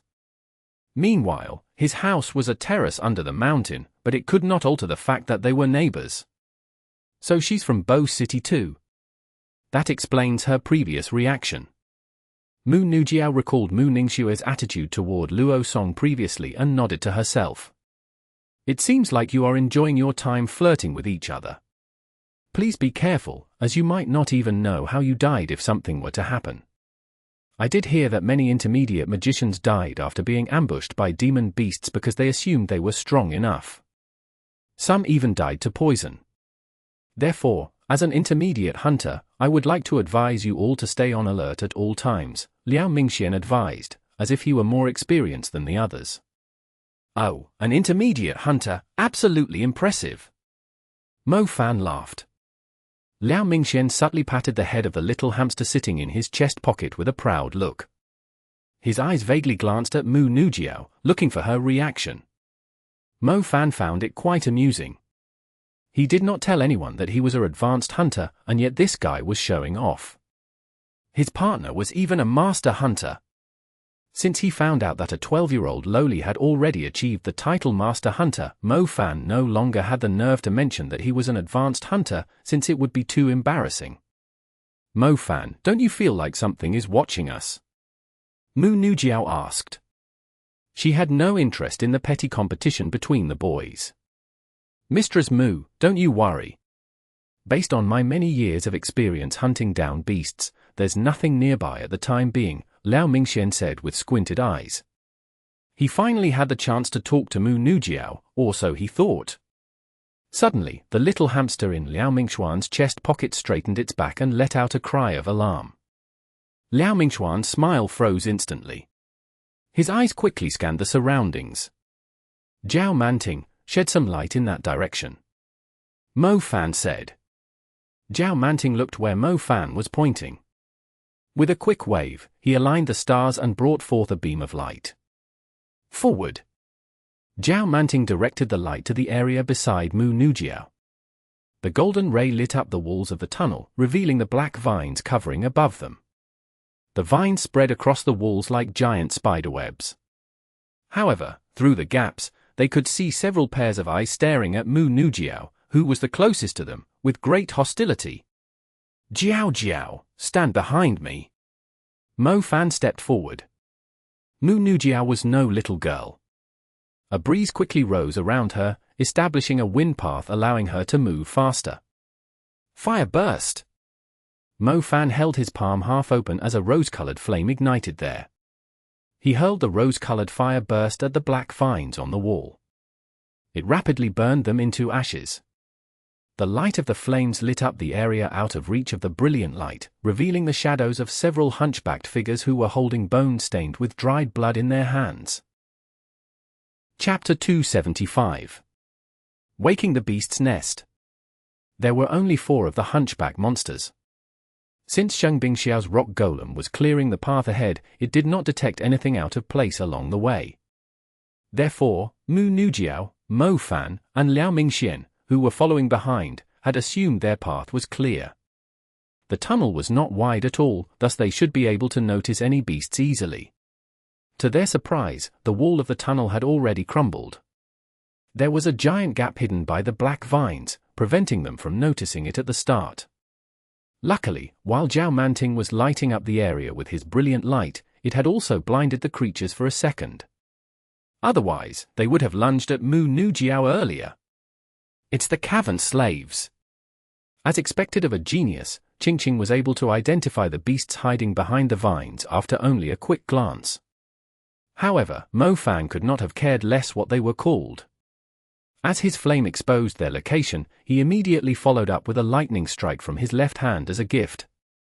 The tendrils of the lightning strike were like pythons winding their bodies, racing rapidly toward 2 of the Cavern slaves. The violet sparkle covered their entire bodies and the shock caused them to dance wildly, as if they were at a disco. Ma! A bleat similar to a sheep's was heard, but incredibly sharp and lacking any hint of softness. The Cavern slaves leapt forward furiously. One of them lashed at Mo Fan's head with a giant bone in its hand. These creatures like to smash anything alive into meat paste. Watch out for the bones, they will crush your skull instantly. Qingqing immediately reminded Mo Fan. If you have the time to speak, please lend a hand by casting a spell. Mo Fan could feel his head aching.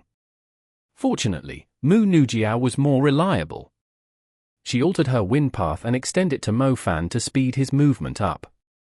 Mo Fan dodged aside and saw the bone stick itself deep into the spot he was standing at. The rail that it struck instantly bent into the ground. Mo Fan could finally take a closer look at the Cavern slave's appearance. It had a stooped figure with bent hind legs. However, its front limbs were incredibly muscular, and together with its wrinkled skin, Mo Fan preferred to call it ugly instead of ferocious. Who knew how long these ugly creatures had stayed single, that their arms could be so brawny? They would lash their bone sticks at anything they saw, and the limited space that restricted their ability to dodge did not help at all. Vine lash! Mu Nujiao spoke as the Cavern slave was about to hit Mo Fan. There were plenty of vines around, so her plant element was super handy. She easily summoned a vine whip into her hand and struck the Cavern slave's legs hard. She did not end her attack there, as she seized the opportunity to tangle the Cavern slave's legs up with the vine and hang it upside down in the air. The Cavern slave let out a panicking scream while waving its bone stick wildly. It had only struggled for a brief moment before several lightning strike, wrath shocks landed on its body. A burning smell instantly filled the tunnel. Clearly, the Cavern slave had paid a great price for acting on impulse, being electrified to death in a miserable way while hanging in the air. The one who attacked with the lightning strike was not Mo Fan, but the student called Ming Tsong. He had used a level 3 lightning strike straight away. It was more than enough to instantly kill a weak monster which had lost the ability to defend itself. Matilda! The Cavern slaves where the wall had collapsed burst out screaming after witnessing the death of their comrade. The cries echoed through the tunnel. It was difficult to tell if they were cries of anger or fear. Either way, the creatures stopped their attacks. Just a few servant-class creatures, nothing to be afraid of. Let's continue forward, Lu Zhenghe said in an indifferent manner after glancing at them. Zheng Bingxiao nodded. However, he quickly noticed pairs of blue eyes appearing in the darkness ahead. It started with a few pairs, but a few seconds later, countless blue dots began to light up the darkness ahead, so densely packed that it would cause one's hair to stand on its end. F***K me, they were summoning their mates. Rumbling noises could be heard coming from both directions of the tunnel. Songxia and Zhao Manting quickly cast brilliant light. As the tunnel ahead lit up, the group took a deep breath when they saw several more caves exposed as the vines disguising them were torn apart by the cavern slaves. They had assumed the vines were just covering the walls. More cavern slaves appeared, almost blocking the entire path ahead. Their blue eyes flickered furiously as the bone sticks clanked with one another, rising together with their sharp sheep-like bleating. Crap, we're right in the middle of their nests. There are caves like these behind us, too. Xu Dalong yelled. The same scene was taking place behind them in the tunnel. The black vines were too thick, so no one realized that the walls were actually non-existent. This is the cavern slave's nest. The white pieces of rocks we saw were actually the bones that they crushed. Zhao Manting realized. The group felt a chill down their spine. It's possible that they would end up just like white broken pieces on the ground. The cavern slaves were extremely cunning. They had waited for the group to venture deep into their nest before showing themselves to completely surround their prey. Those with the fire element, hurry up and burn the vines on our sides. We are being flanked from our front and rear, we don't want to get flanked from the sides too. Everyone stay closer, we need to regroup. You will lose your life once you get separated. Chapter 276. Epic Battle Against the Cavern Slaves. There were 3 people in the team with fire element, Mo Fan, Songxia, and Zhao Mingyu. The 3 immediately cast fire burst at the vines on both sides of the tunnel. Since they were using burning bones, the vines were burned away quickly. When the vines finished burning into scorched ashes, the group immediately realized that there were 2 other caves close to them. The cavern slaves coming from the front and the rear were scary, but they could still hold them off with their magic. A potential ambush right beside them was the scariest, since it would catch the group off guard, and the magic they cast would also be friendly fire if they panicked. Those in the middle of the group should try and eliminate the cavern slaves in the caves nearby as soon as possible.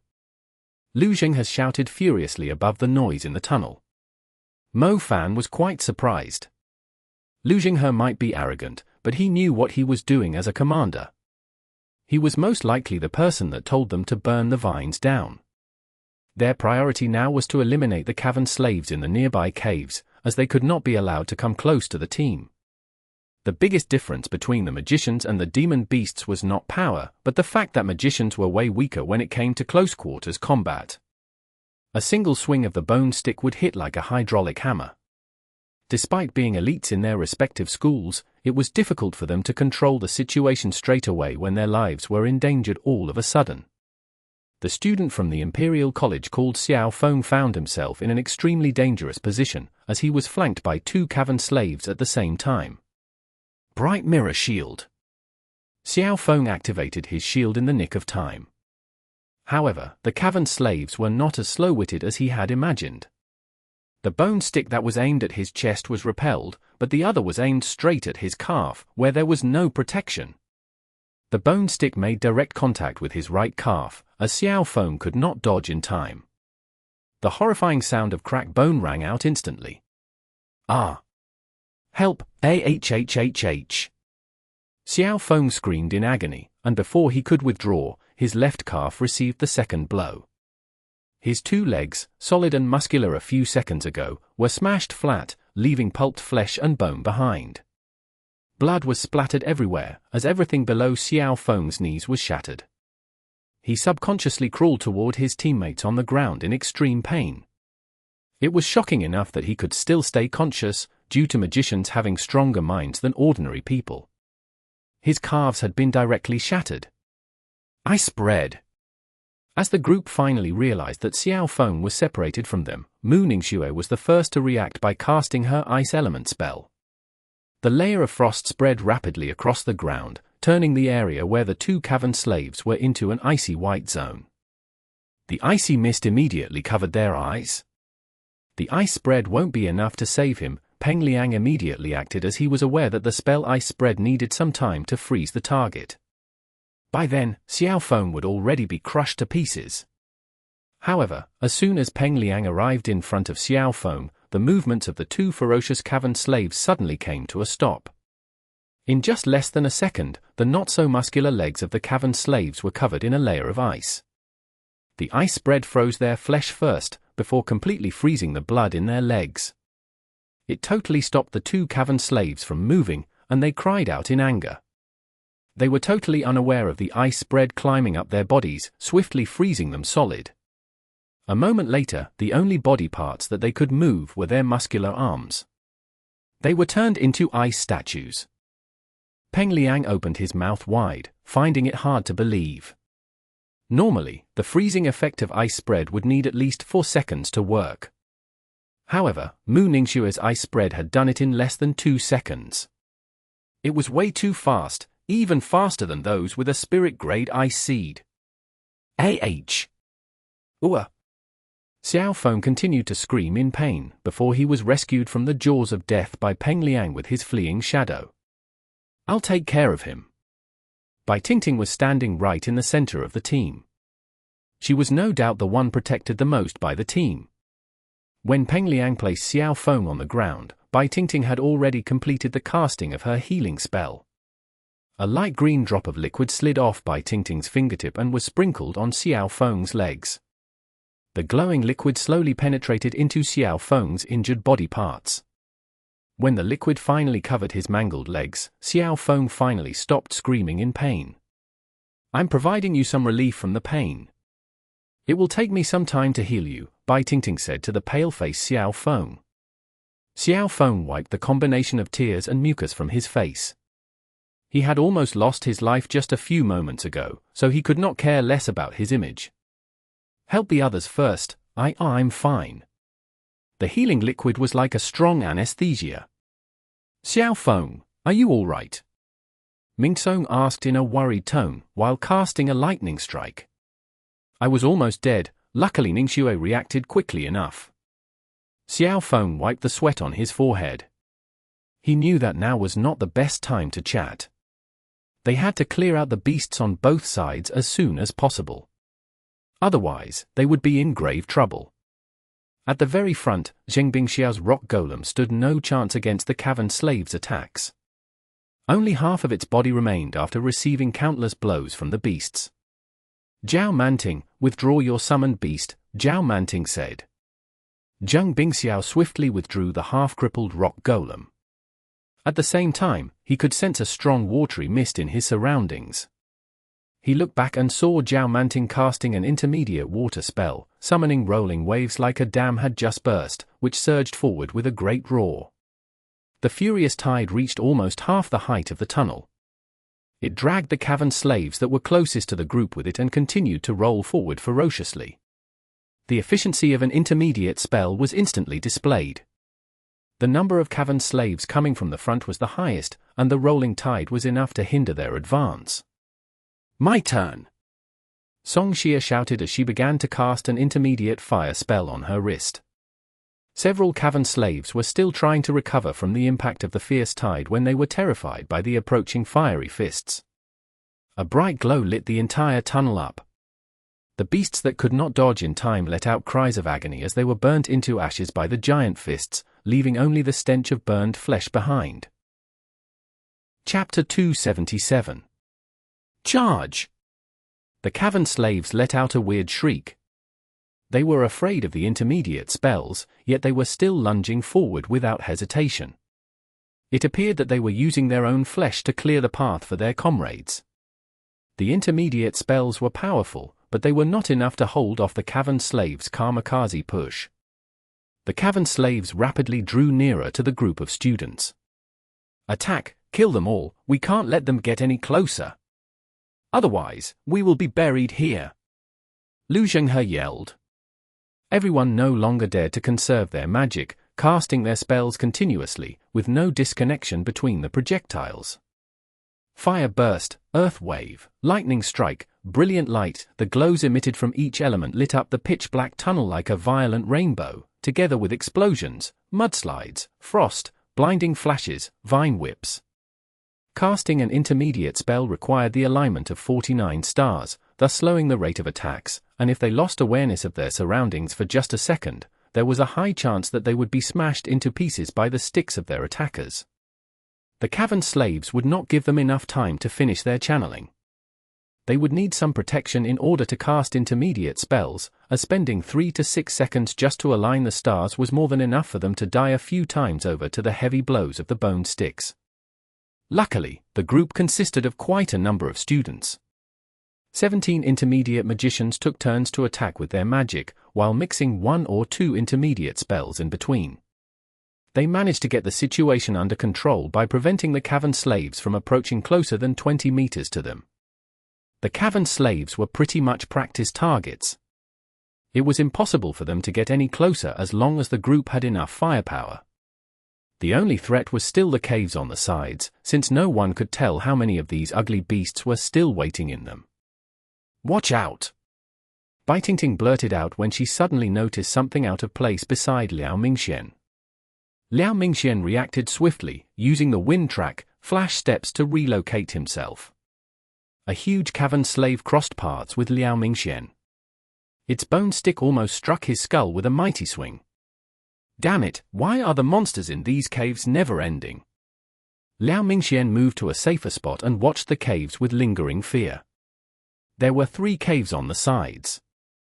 2 of them no longer had any beasts jumping out from them, indicating that the beasts inside were completely eliminated, but more than 10 had already come out from the remaining big cave. Some among the group were forced to use their defensive gear. Meanwhile, Dongting had never stopped using her healing magic. "Mo Fan, charge into the cave with me," Ningxue said, glancing at Mo Fan while pointing at the cave. "Do we really have to be so aggressive?" Mo Fan was not so willing. Heaven knows how many beasts there are inside the cave. What if we can't get out after charging into it? Ningxue did not want to waste her time debating with Mo Fan. She drifted on an icy wind path and disappeared into the cave in full darkness. Mo Fan had no choice but to put his life at stake to keep the beautiful woman company. He followed Ningxue into the cave. It turned out that the cave was extremely spacious, at least double the size of the tunnel. Mo Fan had no idea that these ugly Cavern slaves enjoyed such great accommodations. Unlucky for them, it was time to burn them all down. As Mo Fan raised his hands, flames ignited on both his palms, burning bones on the left and rupture on the right. Mo Fan did not even care if there were beasts nearby, since they could still be used as sources of light. The blaze lit up the entire cave. Mo Fan surprisingly discovered that the cave was actually connected to the other caves. Mother ****, no wonder the beasts kept coming. The caves are interconnected. The Cavern slaves from the other caves can come through them. Mo Fan cursed. Ningxue led the way, leaving a proud, icy back to Mo Fan as usual. Her wind track speed was double the speed of an ordinary wind path. She boldly proceeded forward with utter confidence, and it seemed she was planning to flank the enemies using the cave in return. The Nirvana ice domain spread through her surroundings automatically as she moved. Through its unique aura, she could easily detect any movement in her surroundings without relying on her vision. As they passed through the cave, 4 pairs of eyes suddenly sprang open in the midst of darkness, followed by a shuffling noise. The Cavern slaves surely had some way to see in the dark. They were waiting for Ningxue to approach them in the corner, but little did they know, the claws of the ice had already reached out to them while they were holding their breath and lying on the ground. "Ma!" The 4 Cavern slaves let out a terrifying scream as they lunged toward Ningxue from 4 different directions. Ningxue remained stationary in the middle. Her icy eyes flickered menacingly. Ice lock. She had already completed the star pattern. It was hilarious that the 4 Cavern slaves thought they had hidden their presence well. The thick ice chains appeared from nowhere, launching themselves toward the 4 Cavern slaves at Ningxue's command. The ice chains caught the Cavern slaves off guard, wrapping around the beasts in the air. Bone husk! Ningxue proceeded with the follow-up move, and the ice chains clenched tightly with outstanding might. The horrifying sound of bones crackling echoed in the cave. The 4 Cavern slaves did not stand a single chance. The bone sticks in their hands fell to the ground as they exhaled their last breaths. Mo Fan had no way to increase his movement speed. As soon as he caught up to Ningxue, he was right in time to witness the Cavern slaves being shattered into pieces by the ice lock, Bone Husk. Ningxue was standing right in the middle of the four corpses and glanced at the irritatingly slow Mo Fan in silence before continuing forward with her wind track. Mo Fan was left speechless. He was about to go after her when he felt the slight shudder from his little loach pendant. Right, these soul remnants can be turned into soul essences. Mo Fan recalled it in the thick of things and quickly collected the soul remnants of the Cavern slaves. The soul remnants would only linger for a short period of time after their death, thus he had to be quick in retrieving them, otherwise, they would just disappear. Mo Fan quickly went after Ningxue after he was done with his task, but it turned out that Ningxue totally had no mercy, unlike a normal woman. Mo Fan could see several corpses turned into ice statues along the way. Mo Fan decisively collected the soul remnants. He barely caught a glimpse of Ningxue before she disappeared within the blink of an eye again. Mo Fan could not help but murmur, "Damn it, why do I feel like I'm a newbie being carried by a big sister in an instance?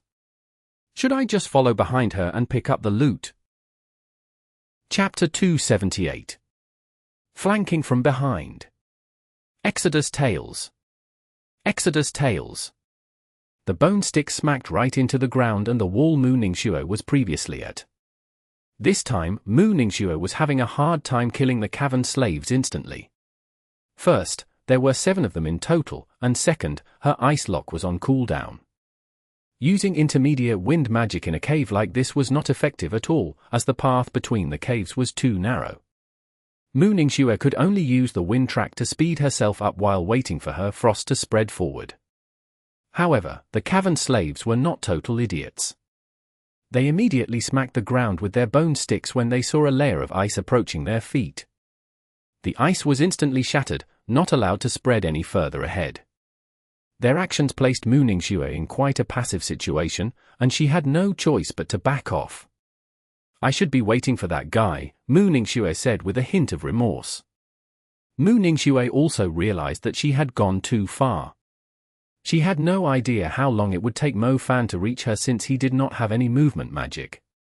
He could easily deal with the Cavern slaves. The combination of fire and lighting was like adding violence to violence, unlike her, who did not have any destructive moves when the ice lock was on cooldown. "Guess I'll have to use my equipment," Ningxue mumbled under her breath. Ningxue had been using the wind track to kite the 7 Cavern slaves for quite a while. However, with the bone sticks being swung around wildly, it was only a matter of time before she was hit. Qianjun lightning strike, wrath shock. In the midst of the darkness, a figure appeared from the shadows. He was already casting a few lightning strikes as he moved. As Mo Fan sent out the order, the lightning strikes targeted the beast which was chasing after Ningxue.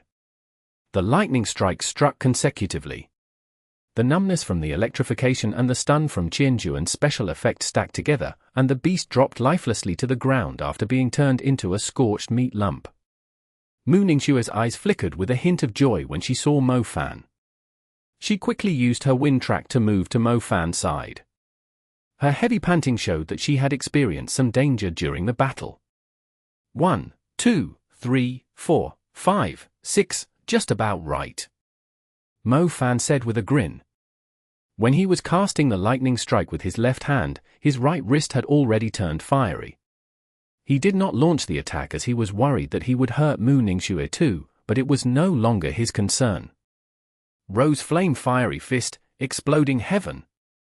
Using the fiery fist in such a limited space did not require any accuracy, as the spreading flame was enough to fill the entire area. As Mo Fan threw his punch forward, the raging flames lunged at the 6 Cavern slaves. No matter how hard they screamed and tried to flee, they had no chance to escape from the flames. Mo Fan's Rose Flame Fiery Fist was way more ruthless than Songxia's. Zhao Manting and Songxia had first used Raging Waves, before following it up with the Fiery Fist to eliminate 7 to 8 Cavern slaves. In comparison, Mo Fan's magic did not even need an intermediate spell to set the scene up. The double power Rose Flame instantly burned the beasts into ashes. They did not have any time to feel pain. Mu Ningxue's heart rippled as she glanced at the confident look on Mo Fan's face while feeling the heat from his aura. In her memory, this fellow used to be making meaningless jokes all the time, but he had changed significantly now. She knew clearly, even when she was still a teenager, that only with enough power would they have the freedom to choose for themselves. She initially thought their paths would be separate, but they somehow stumbled into each other at the peak of their age group. Wasn't I cool? Mo Fan turned his head and winked at Mu Ningxue. You've arrived earlier than I thought. Mu Ningxue totally ignored his question. He. Mo Fan let out a charming smile as he mumbled in his heart, I was using my fleeing shadow to get here, why wouldn't I be faster? Using League of Legends terms, I have used my ghost and flash to save my teammate. The remaining flames of the fiery fist landed at different spots in the cave. The light was just enough to reveal the situation ahead. Mu Ningxue glanced ahead and pointed at the wall. There's a turn there. It might be connected to the other nests, Mo Fan said. You take the lead. In the main tunnel, the other 15 students were still busy holding the attackers from both directions off. The corpses had begun to pile up, but they still had no idea how many of these ugly beasts were left.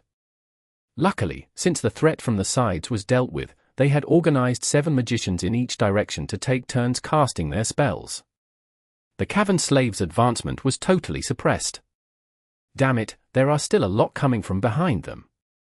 Don't worry, they won't dare to simply rush and die in vain. Strange, why are they screaming in the back? Who cares, I'll let them have a piece of my fiery fists. Songxia threw a punch forward, to great effect. The flames killed for Cavern slaves instantly. However, the group was confused when the Cavern slaves who were gathering their comrades before their next attack seemed to be panicking all of a sudden. Rose Flame Fiery Fist, Ground Break. Nirvana Ice Lock, Bone Husk. The magic chants of a man and a woman were heard coming from the darkness ahead. Before anyone could react, a brilliant flower of death blossomed in front of the Cavern slaves. Under the blinding blaze, an unknown number of Cavern slaves were completely burned into ashes. The ground break was destructive enough on its own, but the thick chains of the deadly ice lock surrounded the Cavern slaves and contracted rapidly. The Cavern slaves who initially had a chance to escape from the ground break were all pushed right into the flames. The Cavern slaves did not expect 2 intermediate spells enchanted by the soul seeds to attack them from behind. More than 20 of them died to the combination of ice and fire. It's Mo Fan and Mu Ningxue. Damn it, how did they end up behind the Cavern slaves? I can't even describe how impressed I am. The group of students was wide-eyed, with fascinating expressions on their faces. A few seconds ago, they were forced to take a defensive stance against the Cavern slaves coming from both directions, but these 2 managed to make their way behind their enemies and flank them in return. Out of nowhere, the Cavern slaves were suddenly being attacked from both directions. The morale of the students standing their ground against the Cavern slaves in the front skyrocketed as they synchronized their attacks with the violent duo to bombard the Cavern slaves with their magic. Chapter 279. Escaping the Cave. Exodus Tales. Exodus Tales. As the Cavern slaves began to panic, the magicians were able to cast their spells at will. The servant-class beasts had no chance of defending themselves from the overwhelming power of intermediate magic. Not long afterwards, the Cavern slaves in front of the group totally lost hope and began to flee into the caves nearby. While a few escaped, those that stayed ended up as piles of corpses lying on the ground with crushed flesh and severed limbs. None of them were in one piece. When only a few of the beasts were left, Mu Ningxue cast her ice magic to seal off the caves to the sides. The layer of ice solidified swiftly, forming a frozen wall which completely blocked the entrance to the caves, preventing the Cavern slaves from ambushing them again. Let's go, there's no point staying here any longer, Mu Ningxue said to the crowd. The railway tunnel was not very wide. They did not have much space to move around, so wind and lightning intermediate spells were not suitable to cast here. They also had no idea if there were any more Cavern slaves hiding somewhere in the tunnel. They had to leave as soon as possible. Let's go! Lu Zhenghe yelled. The group proceeded forward. The Cavern slaves behind them were still uttering angry cries. Xu Dalong, Zhao Mingyu, Qingqing and the rest managed to hold them off. Everyone let out a relieved sigh when they found the path ahead was clear. Forest of Kuan to the power of 1. Qingqing finally had the chance to use her plant element intermediate spell, under the protection of her teammates. The Forest of Kuan summoned plenty of thorns, vines, and branches behind them, blocking the path of the Cavern slaves. It would take some time for them to destroy the Forest of Kuan. Xu Dalong, Zhao Mingyu, Shen Mingxiao, Qingqing, and the others who were in charge of protecting the rear immediately regrouped with the others. Those with Earth Element, used the Earth Wave. Lu Zhenghe shouted. Xu Dalong and Luo Song quickly cast the Earth Wave, the soil below moving forward in ripples, increasing the speed of the group as they forged ahead. The remaining length of the tunnel was filthy and filled with a foul scent. Rotted corpses and feces could be seen everywhere. However, none of the students were too bothered by that, as they were still being chased by a huge number of beasts behind them. They continued to follow the railway. "I can see light ahead." "We made it, we're almost outside," blurted out Lu Zhenghe, who was leading the way. Lu Zhenghe had already summoned his violent Mark Wolf to clear the path. It smashed the Cavern slaves it stumbled onto to death straight away. The others also quickened their paces when they saw the light.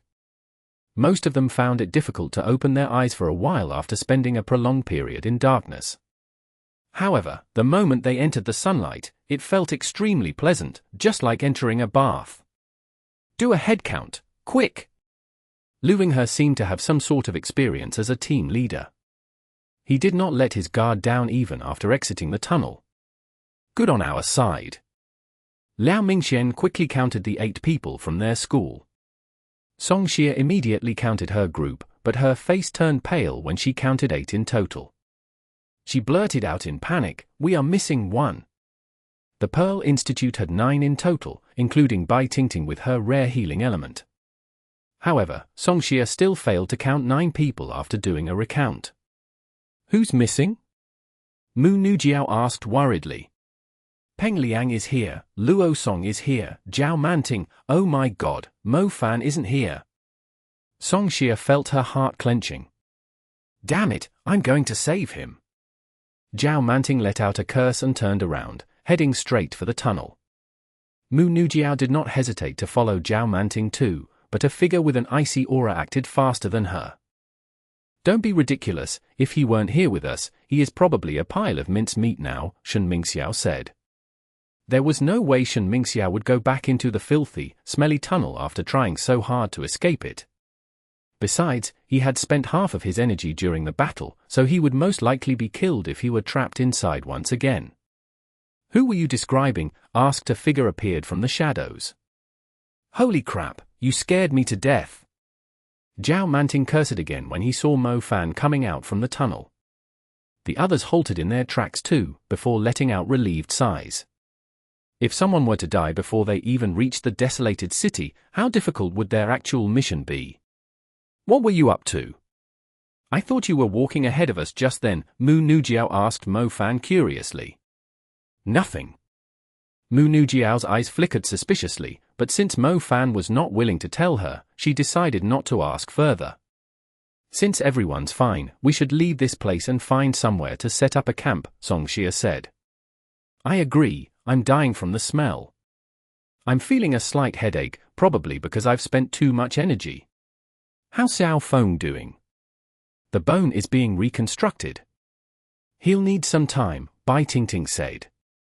The group was quite confident with their capabilities when they first entered the tunnel, but all of them were extremely tired and depressed now, with wounds all over.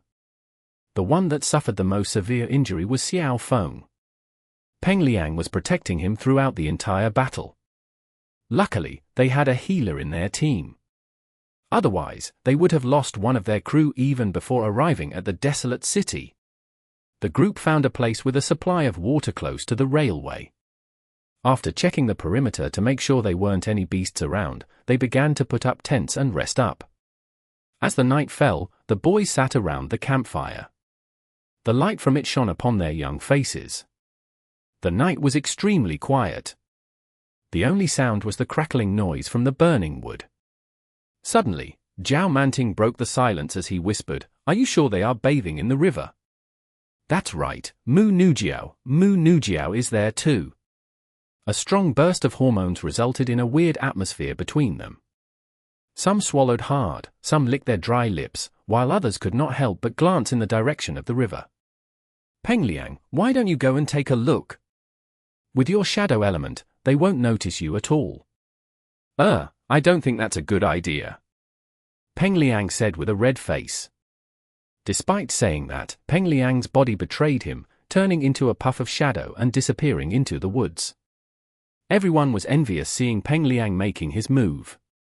Why didn't we awaken a shadow element too? Hey, why are the trees freezing? I'm afraid Pengliang was exposed.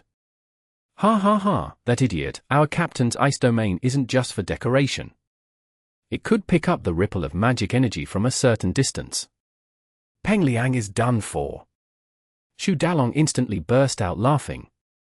Underscore underscore underscore underscore underscore underscore underscore underscore underscore underscore underscore underscore underscore underscore. Translator's note. 1. This used to be Forest of Kuan Gao in previous chapters, but I've refined it to Forest of Kuan instead.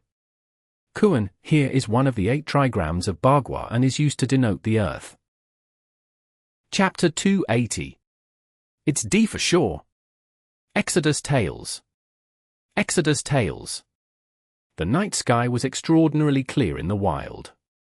The moonlight shone upon the woods as the willows danced to the breeze, causing the shadows to sway slightly. The water of the river flickered like diamonds as its surface reflected the bright radiance of the moon. Clothing releasing a faint fragrance had been placed beside the river, consisting of various colors and elegant styles. Some were made of muslin or lace, and were either close-fitting or loose.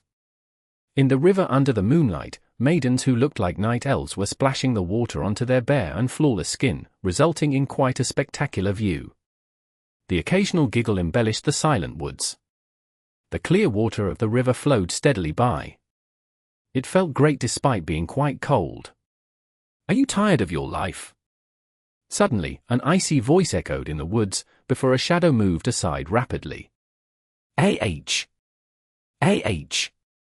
Zhao Mingyu, Bai Tingting, Mu Nujiao, Qingqing, and the rest of the women immediately dropped into the water while scanning the surroundings with sharp looks.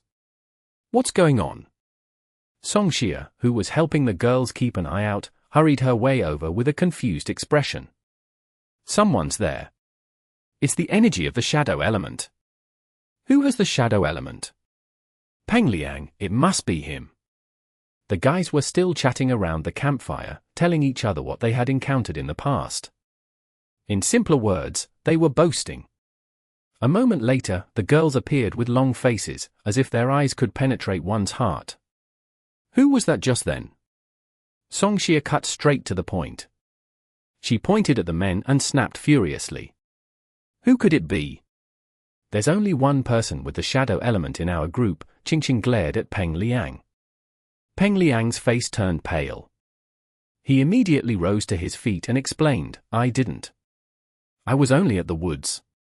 I didn't even have the chance to get close to the river. I didn't see anything."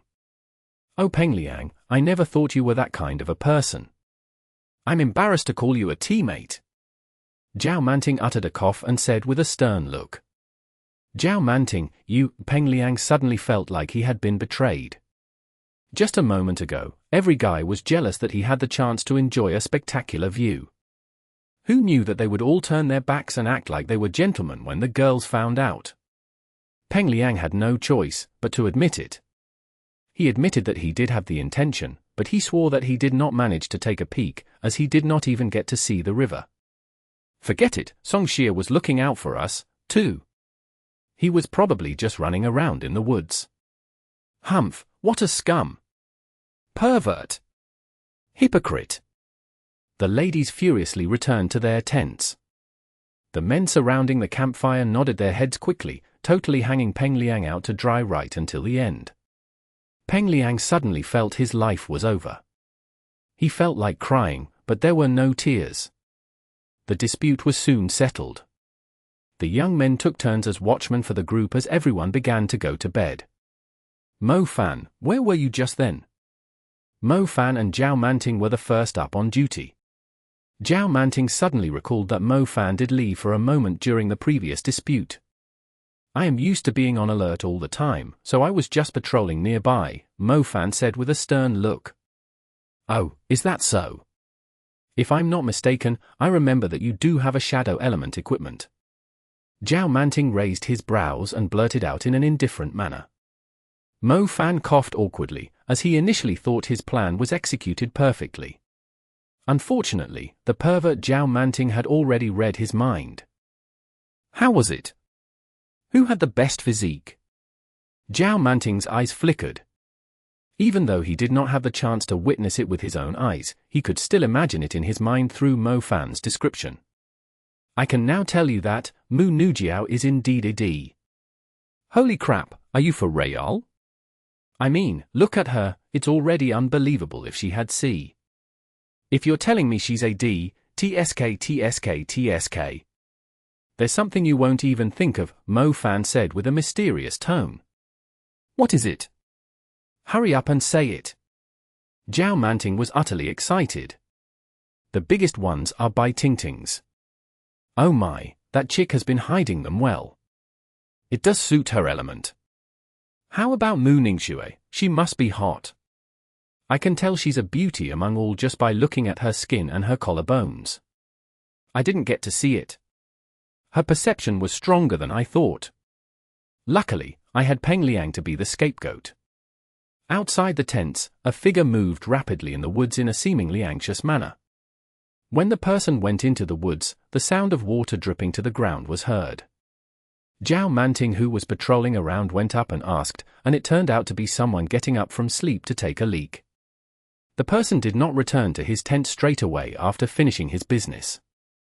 His hidden eyes glanced carefully in Zhao Manting's direction before hiding behind a tree. The figure slowly took out a glowing pen-shaped object and buried it in the ground. The figure then pretended to be half asleep while returning to the tent with a yawn. As the night grew late, the campfire had already died. 6 tents, each having the capacity of 3 people, stood quietly on the grass. The place fell into a dead silence as the chirps of the birds and bugs disappeared. Zhao Manting was in charge of patrolling, while Mo Fan kept an eye from high up. Mo Fan slouched above a tree branch among the woods. Since he could capture any strange movement with his shadow element, he did not need to rely on his eyes. I wonder if I can refine a soul essence from the soul remnants I've collected, Mo Fan murmured. He had come out from the tunnel last because he was looting the soul remnants from the dead Cavern slaves. Over 100 of green glowing dots were floating above the spiritual river inside the little loach pendant. They remained at their own spots without budging, so it was hard to tell if they were condensing. Is it because there aren't enough of them? More than 100 soul remnants were not enough to refine a soul essence. Oh? They're condensing! Mo Fan was overjoyed when he saw the soul remnants he had collected finally showed some reaction. A white gaseous substance seemed to be clumping them together. They began to collide into each other within the white mist. Each collision would cause 2 glowing dots to merge into one, with a brighter glow. Over 100 of glowing dots suddenly turned into just a tad over 50, which began to collide with one another once again. The same process repeated continuously. Just as Mo Fan was trying to imagine what would happen if they were an odd number of soul remnants, a relatively bright soul remnant began to devour the soul remnants nearby. It ended up consuming all the remaining 7 or 8 soul remnants.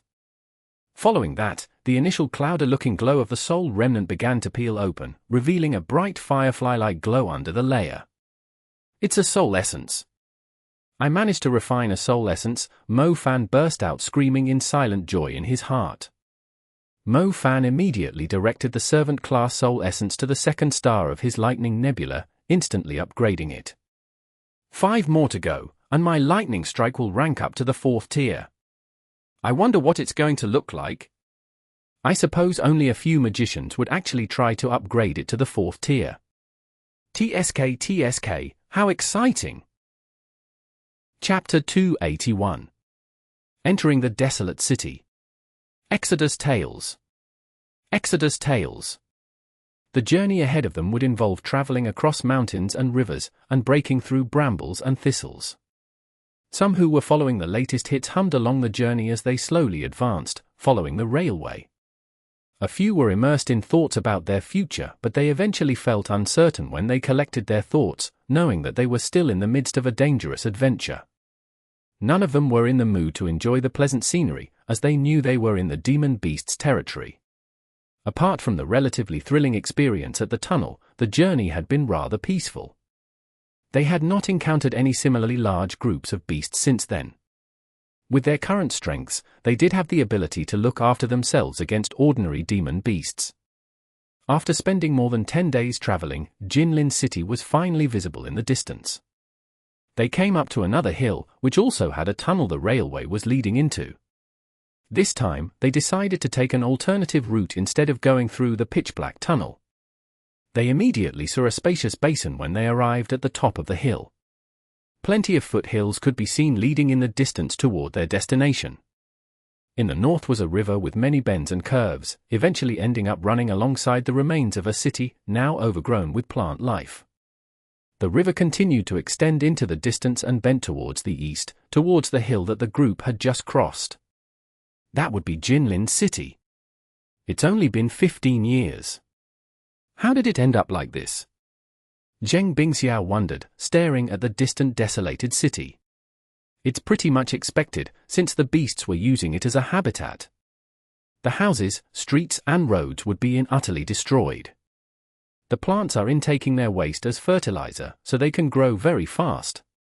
You will find the whole place crawling with moss, vines, and weeds, Qingqing said. Come, we should scout the outer area first and count the beasts roaming around, Songxia suggested. The periphery of the city was a big open plain surrounded by woods, and also one of the key places to be investigated. If there was any point in reconstructing the city, they had to know if the perimeter was occupied by the beasts. Fortunately, they were not sent here to wipe out every single beast from Jinlin City. It was big enough to be described as a second-grade city. Even the perimeter alone was more spacious than they could have imagined, let alone the city that was now a den for the beasts. It would be quite impossible to restore it to a human habitat without a few army brigades. After spending some time investigating the woods, the group was surprised to find out that they only saw a few individual demon beasts searching for food, instead of moving in groups. In the end, the investigation around the city's perimeter was carried out smoothly. They marked the map grids with green ticks, implying that there were only a few beasts roaming in them. Let's head inside. We should finish our task and head back earlier. I feel quite uncomfortable staying out here, Luo Song proposed. In fact, Luo Song had toned down significantly over the past 10 days. Either way, he did not want to suffer any longer by staying outside of the safe zone. This kind of investigation will take quite some time. Besides, the places we are investigating are extremely huge. We have already marked the spots on the map, unless we are splitting up. Splitting up isn't a rational decision. Songxia shook her head. If the 17 of them could stick together, they still stood a chance against beasts that were inclined to move in groups. It would be a completely different scenario if they were to split up. We'll check one spot out at a time. The 17 people made their way into the desolated city. The road that was meant to be used for transportation into the city was fully blocked with rusted, abandoned cars. The way they had ended up was enough to illustrate how the people decided to abandon their cars to flee for their lives during the incident. Things like cars were quite useless in a large-scale calamity, since they relied heavily on roads. They began to see remains of houses after passing along the highways. The main road had been broken apart. The cracks spread throughout the entire road, with plants growing in the gaps. It felt like the life force of the trees alone was enough to drill across the road. The houses were entirely covered in dust, stacked densely together. Vines continued to climb upward and into the windows, growing thickly and leaving the inside in a total mess. The trees everywhere lacked someone looking after them, and seemed to be shrouding the heavens. Currently, the students from both the Imperial College and the Pearl Institute were walking on the main road. They could hear occasional animal cries in the distance, explaining their alert expressions. This residential area was the first place they needed to investigate. Judging from the data, it was highly possible that this area was previously the territory of beasts, as most of rooms had animal droppings piled up in a corner. I can't imagine what happened here. This used to be a city. Dongting seemed to be quite sentimental as he sighed. When a city was at its end, when you could not find a living person on the streets, a person would feel quite lonely and devastated. It was something that they had not experienced before. Desolated was surely the best way to describe this city. We should find somewhere safe to settle ourselves, Shen Mingxiao proposed. We finally arrived at the city. We have to make sure we can escape easily. It should be near the edge, with some great defense, Lu Zhenghe said. So where should we pick as our place? Song Xia asked. Inside a building, we should use one as our base. Some of them are connected to the others, allowing us to escape easily, Lu Zhenghe went on. That's right, the taller buildings would also grant us a greater field of vision, which would be better for us when standing guard. Otherwise, it will be hard to tell if a large group of beasts is approaching. I think that one's not too bad. Mo Fan pointed at a building in the distance. A large, blocky building stood firmly in the distance. It did not look too filthy, as if it had been occasionally washed by the rain. Most importantly, the building seemed relatively fine compared to the other buildings. Not only did it have many floors, it had a magnificent aura to it, too. You do know how to pick the place, Song Xia let out a smile as she identified the building on the map. That used to be the city's administration hall. Chapter 282. Definitely not a welcoming place. Exodus Tales. Exodus Tales. The group drew closer to the administration building after passing several residential areas. The administration building had 3 layers, each structured differently. The first layer was the administration hall, made up of several floors, rectangle-shaped and covering a huge area. The second layer was a square-shaped section above the base. It was quite a contrast to the rectangular base below it. The third layer was a few tall blocks above the square-shaped layer. It probably belonged to the business units that were not open to the public. The whole building somehow did not feel like it belonged there, as it stood out too much among the buildings nearby. This place is on our investigation list, too. However, I feel this administration building is kinda weird. Take a look at those plants, they are not growing toward the sunlight, but into the building instead. Mu Nujiao had the plant element. She took a closer look at the vines and scorched branches. The vines were as thick as a man's waist. They seemed to be growing into the base of the administration building and intertwining with the other vines in the hall. The administration building was supposed to have plenty of sunlight. However, because of the vines, the light could no longer shine into the building, giving it an eerie atmosphere. It felt more like a forest of vines than a building. Rows of chairs set up for the public were scattered everywhere. The whole place was full of dust. Moss could be seen spreading across the cracking windows. Boxes of documents had been dropped to the floor as the people freaked out during the invasion, now stained with weird liquid emitting a foul scent. 1 or 2 should keep an eye outside. The rest will head into the building, Lu Zhenghe advised the group. I'll stay. Mo Fan volunteered. Me too, Dongting said. Lu Zhenghe and Song Xia glanced at the two before leading the others into the administration hall. The 14 students soon disappeared into the gloomy administration building. Only Mo Fan and Dongting stayed at what used to be a garden in front of the building. Mo Fan glanced at Dongting and recalled the astonishing sight of the twin bobbing hills he had seen at the river. He could not help but have a thought, how is it possible for a girl currently in her 20s who doesn't have a boyfriend to have such huge boobs? Can her petite body really support the weight?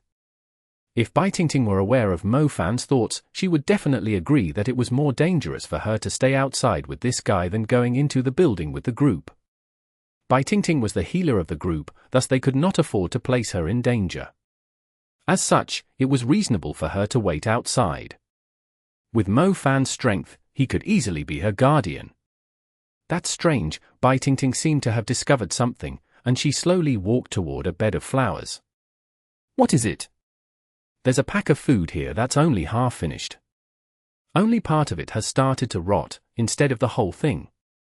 Take a look for yourself. Dongting put on a pair of gloves and picked up the pack from the ground. Mo Fan went up to her and took a closer look. It did indeed look like a pack of jerky. The seal was already open, but the jerky itself looked quite normal. It did not look like it had been here for 15 years. Inside the overgrown administration hall, Lu Zhenghe and his violent Mark Wolf led the way. The latter leapt onto a platform and scanned its surroundings with a sharp gaze.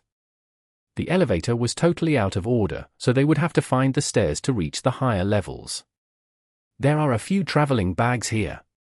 It seems like someone left them here, Liao Mingxian said. They might belong to some hunters who visited here recently.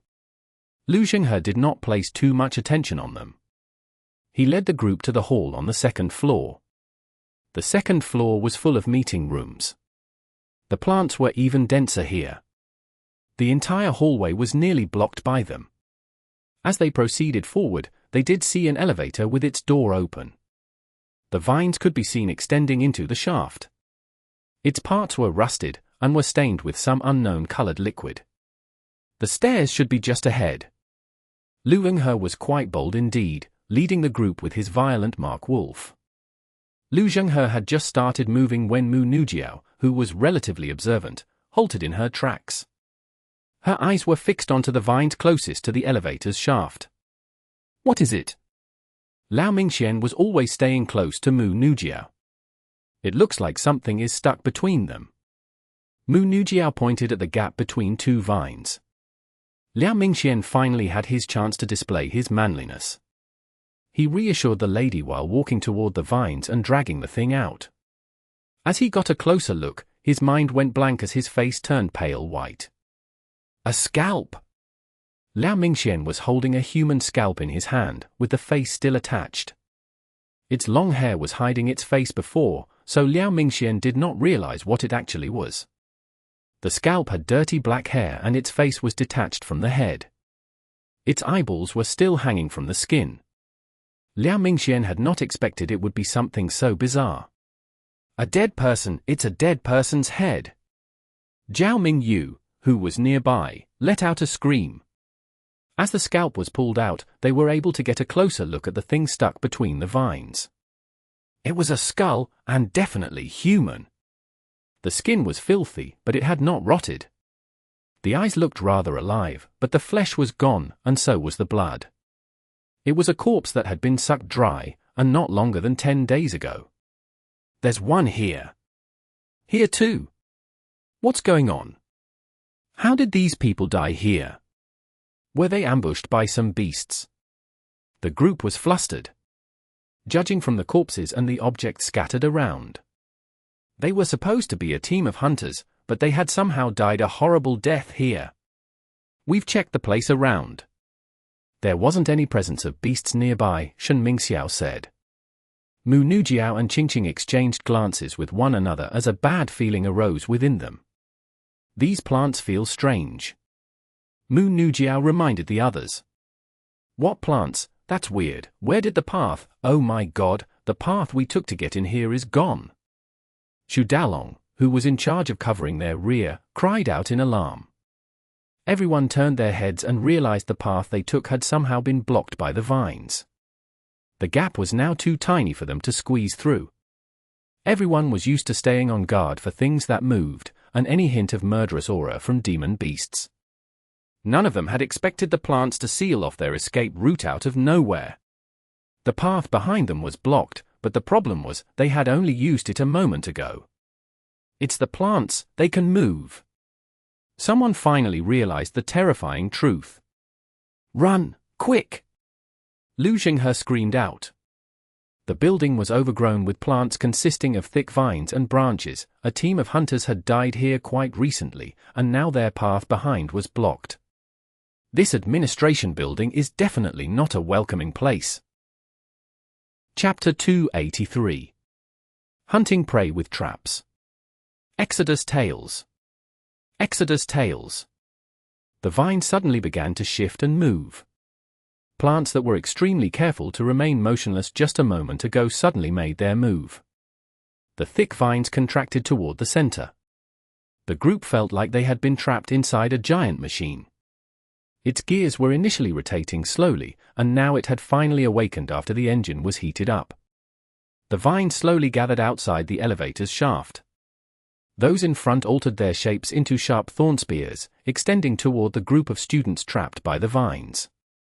"Holy crap, we're done for!" Luo Song shrieked. He and Xu Dalong were the closest to the rear.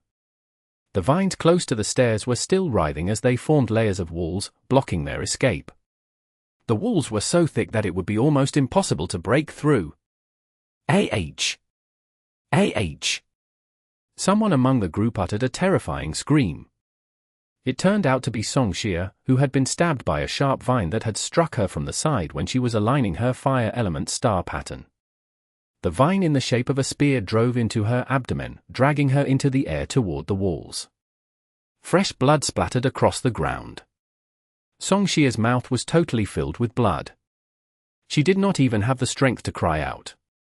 Everyone's mind went blank when they saw her being dragged around like sugar-coated candy on a stick. "What the hell are you all waiting for? Run!" Luo Song screamed and totally ignored Song Xia, who was slowly being devoured by the plants. "We need to save her. There's nothing we can do. She's done for." Lu Zhenghe snapped coldly, trying to calm everyone down. "Ice lock." Mu Ningxue was the first to complete a spell. Her eyes were staring at Song Xia, who was being trapped inside the walls made of plants. The icy chain swiftly sprang forward and wrapped around Song Xia tightly.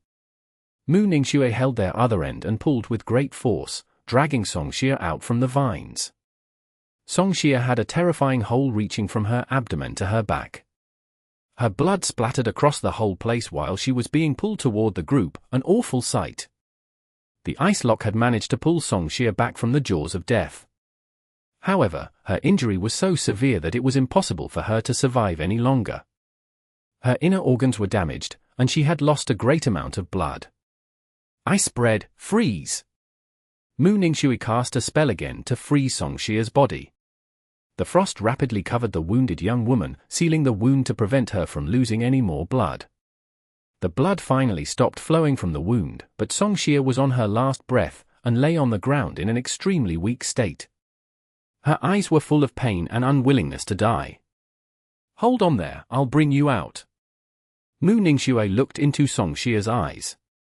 Song Xia's eyes were still wide open. Fresh blood slowly flowed out from her mouth. She looked utterly devastating. She never thought she would almost lose her life here, and had never imagined that Mu Ningxue would be the person who saved her. "I'll look after her," Mu Nujiao said to Mu Ningxue. Mu Ningxue nodded before turning around and casting a cold glance at Lu Zhenghe. Lu Zhenghe responded with an expressionless face. "I was considering the whole team. I'll give the orders from now on." Mu Ningxue was not willing to let someone like Lu Zhenghe, who had come from a military background, lead them. In such a person's eyes, other people's lives could be sacrificed at any time. "All right." Mu Ningxue controlled the wind element and quickly made her way to the blocked path. The same vine spear that had attacked Song Xia suddenly thrust in from the side without any warning, aimed right at Mu Ningxue's heart.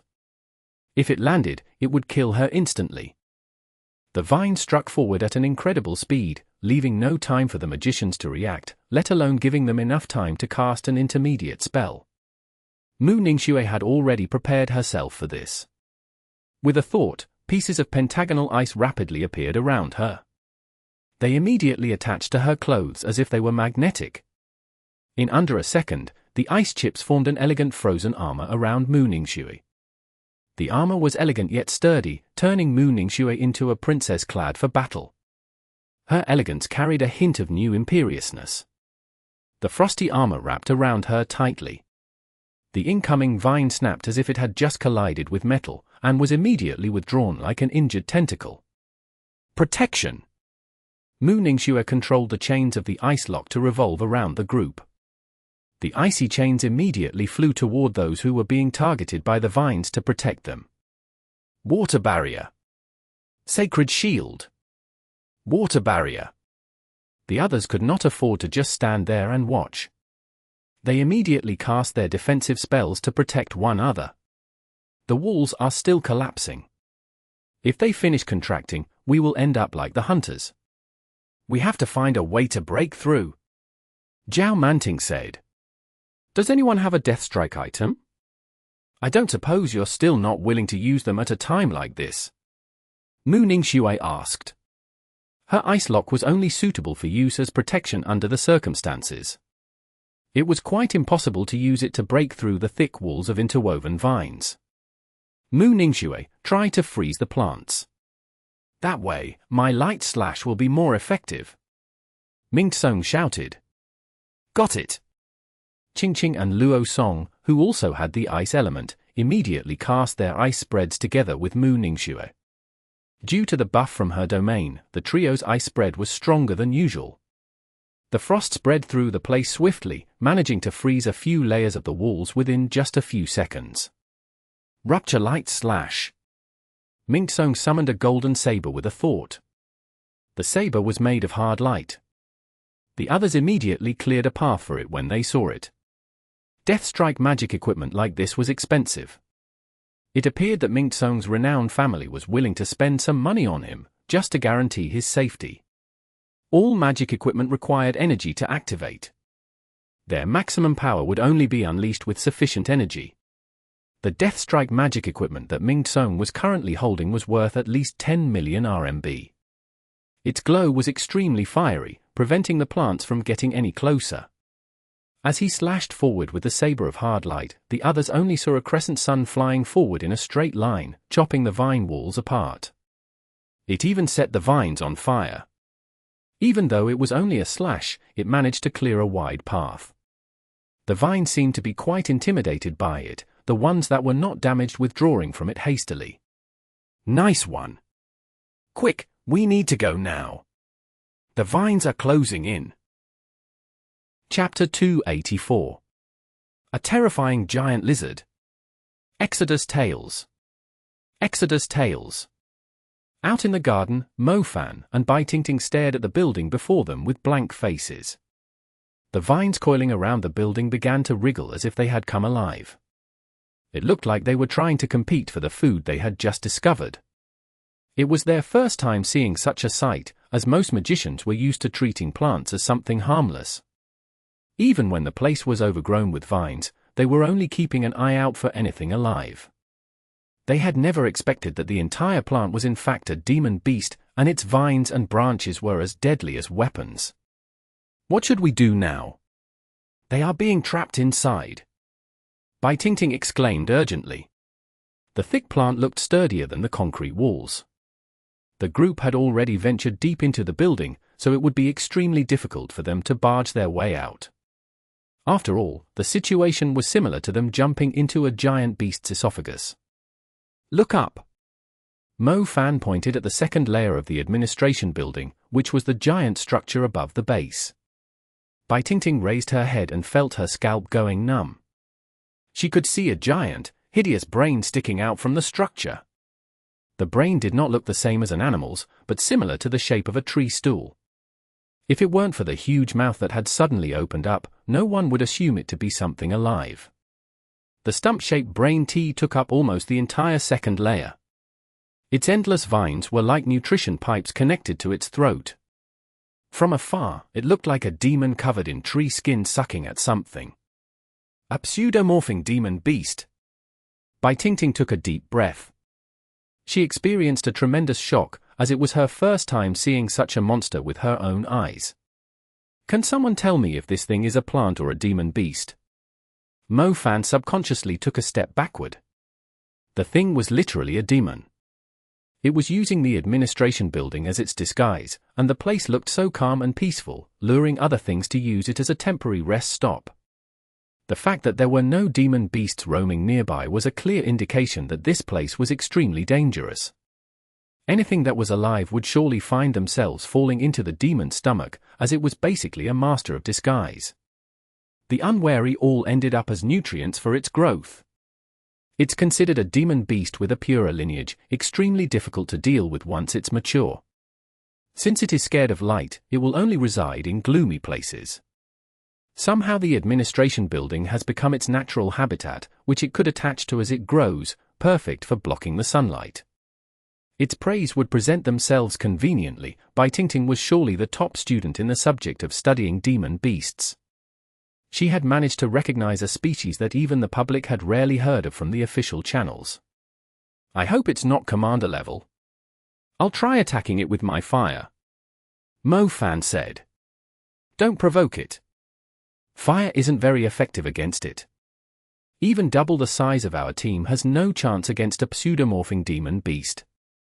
Dongting immediately stopped him. So they're pretty much dead. Mo Fan was stunned. Most likely, they would be wiped out within 10 minutes if the team did not have a light magician. Dongting frowned. She had decided to stay because of Mo Fan, as she had a rather good impression of the man who had saved her life. To her surprise, the random thought she had prevented her from stepping into such a terrifying trap. There was nothing the two could do. They would be committing suicide if they went inside. They could only wait and reinforce the group if managed to reach the entrance. Mo Fan felt his heart sinking. He could not care less about most of the others, but that did not include Mu Ningxue, Mu Nujiao, and Zhao Manting. However, if fire wasn't effective against it, and lightning was also useless against plants, so there was nothing he could do but wait outside. As the two were panicking, a black gust suddenly swept toward them like a tide, knocking the trees and everything else along the way aside. The objects on the ground rattled as a rusted bike was blown into the air before smashing into one of the buildings nearby, causing pieces of metal to fly wildly. Mo Fan and Dongting were totally clueless as to what was happening. Their breathing intensified as cold sweat came out. The two exchanged glances with one another and saw the fear and disturbed look in each other's eyes. In the midst of the black tornado, a pair of giant wings enlarged as they moved rapidly toward the two. Under the wings was the body of a giant lizard. Its thick skin was fully covered with lumps, all the way from its head to the tip of its tail. Its long tail was half curled, and towards its end was a sharp edge which flickered sharply under the sunlight. "Run!" Mo Fan blurted out. The formidable aura alone had almost suffocated them. Those with a slightly weaker mental state would instantly fall unconscious. It was Mo Fan's first time experiencing such an overwhelming aura from a living beast, to an extent that his mind was swarmed with the urge to flee for his life. Dongting froze on the spot. She could only look at Mo Fan with a pale face. Mo Fan grabbed her wrist. He could not care less about concealing his strength under such circumstances, and quickly cast Fleeing Shadow. Damn it, the alignment keeps failing. Mo Fan could not even cast the Fleeing Shadow smoothly. It only worked after breaking 4 times in a row. Dragging Dongting with him, Mo Fan turned into a puff of shadow and ran along the walls around the administration building. His shadow quickly moved to the street with shady trees. After moving a great distance away, almost a street apart, the overwhelming presence finally became weaker. You have 4 elements." Dongting stared at Mo Fan in disbelief, her mind totally blank. "I'll explain it to you some other time." Mo Fan turned around and glanced at the administration building. The giant lizard had already flown up to the 3rd layer of the building, which consisted of an extended balcony. It circled above the building like an eagle. Suddenly, it flapped its giant wings and dove toward the 2nd layer of the building. Its mouth was wide open like a cave, its fangs were like stalactites hanging right above. The giant lizard tore right at the structure, shattering the cement to pieces, like popping bubbles. Its actual target was the brain of the pseudomorphing demon beast. As its fangs bit down, the pseudomorphing demon beast let out an ear-piercing scream across the entire city. The vines wrapping around the entire building thrashed wildly, almost tearing the whole place down. The pseudomorphing demon beast struggled violently, using its vines to wrap around the giant lizard. Countless vines were drawn out from the windows of the administration building. They began to wrap the giant lizard like tentacles, trying to pull it away from its head. Unfortunately, the vines were as fragile as spiderwebs to the giant lizard. It easily tore them apart with a casual rending before biting even harder. The pseudomorphing demon beast was totally helpless against it. Chapter 285. The top of the food chain. Exodus Tales. Exodus Tales. The pseudomorphing demon beast finally could not resist the bite. Its brain was crushed into pieces between the giant fangs, while the rest of its body collapsed with the building. The giant lizard began sucking up the liquid from the pseudomorphing demon beast's brain, as if it were nutritious. It did not want to waste a single drop of it. The dense plant life inside the administration building wilted swiftly. The pseudomorphing demon beast died an incredibly fast death, like a goat whose throat was torn apart by a giant crocodile.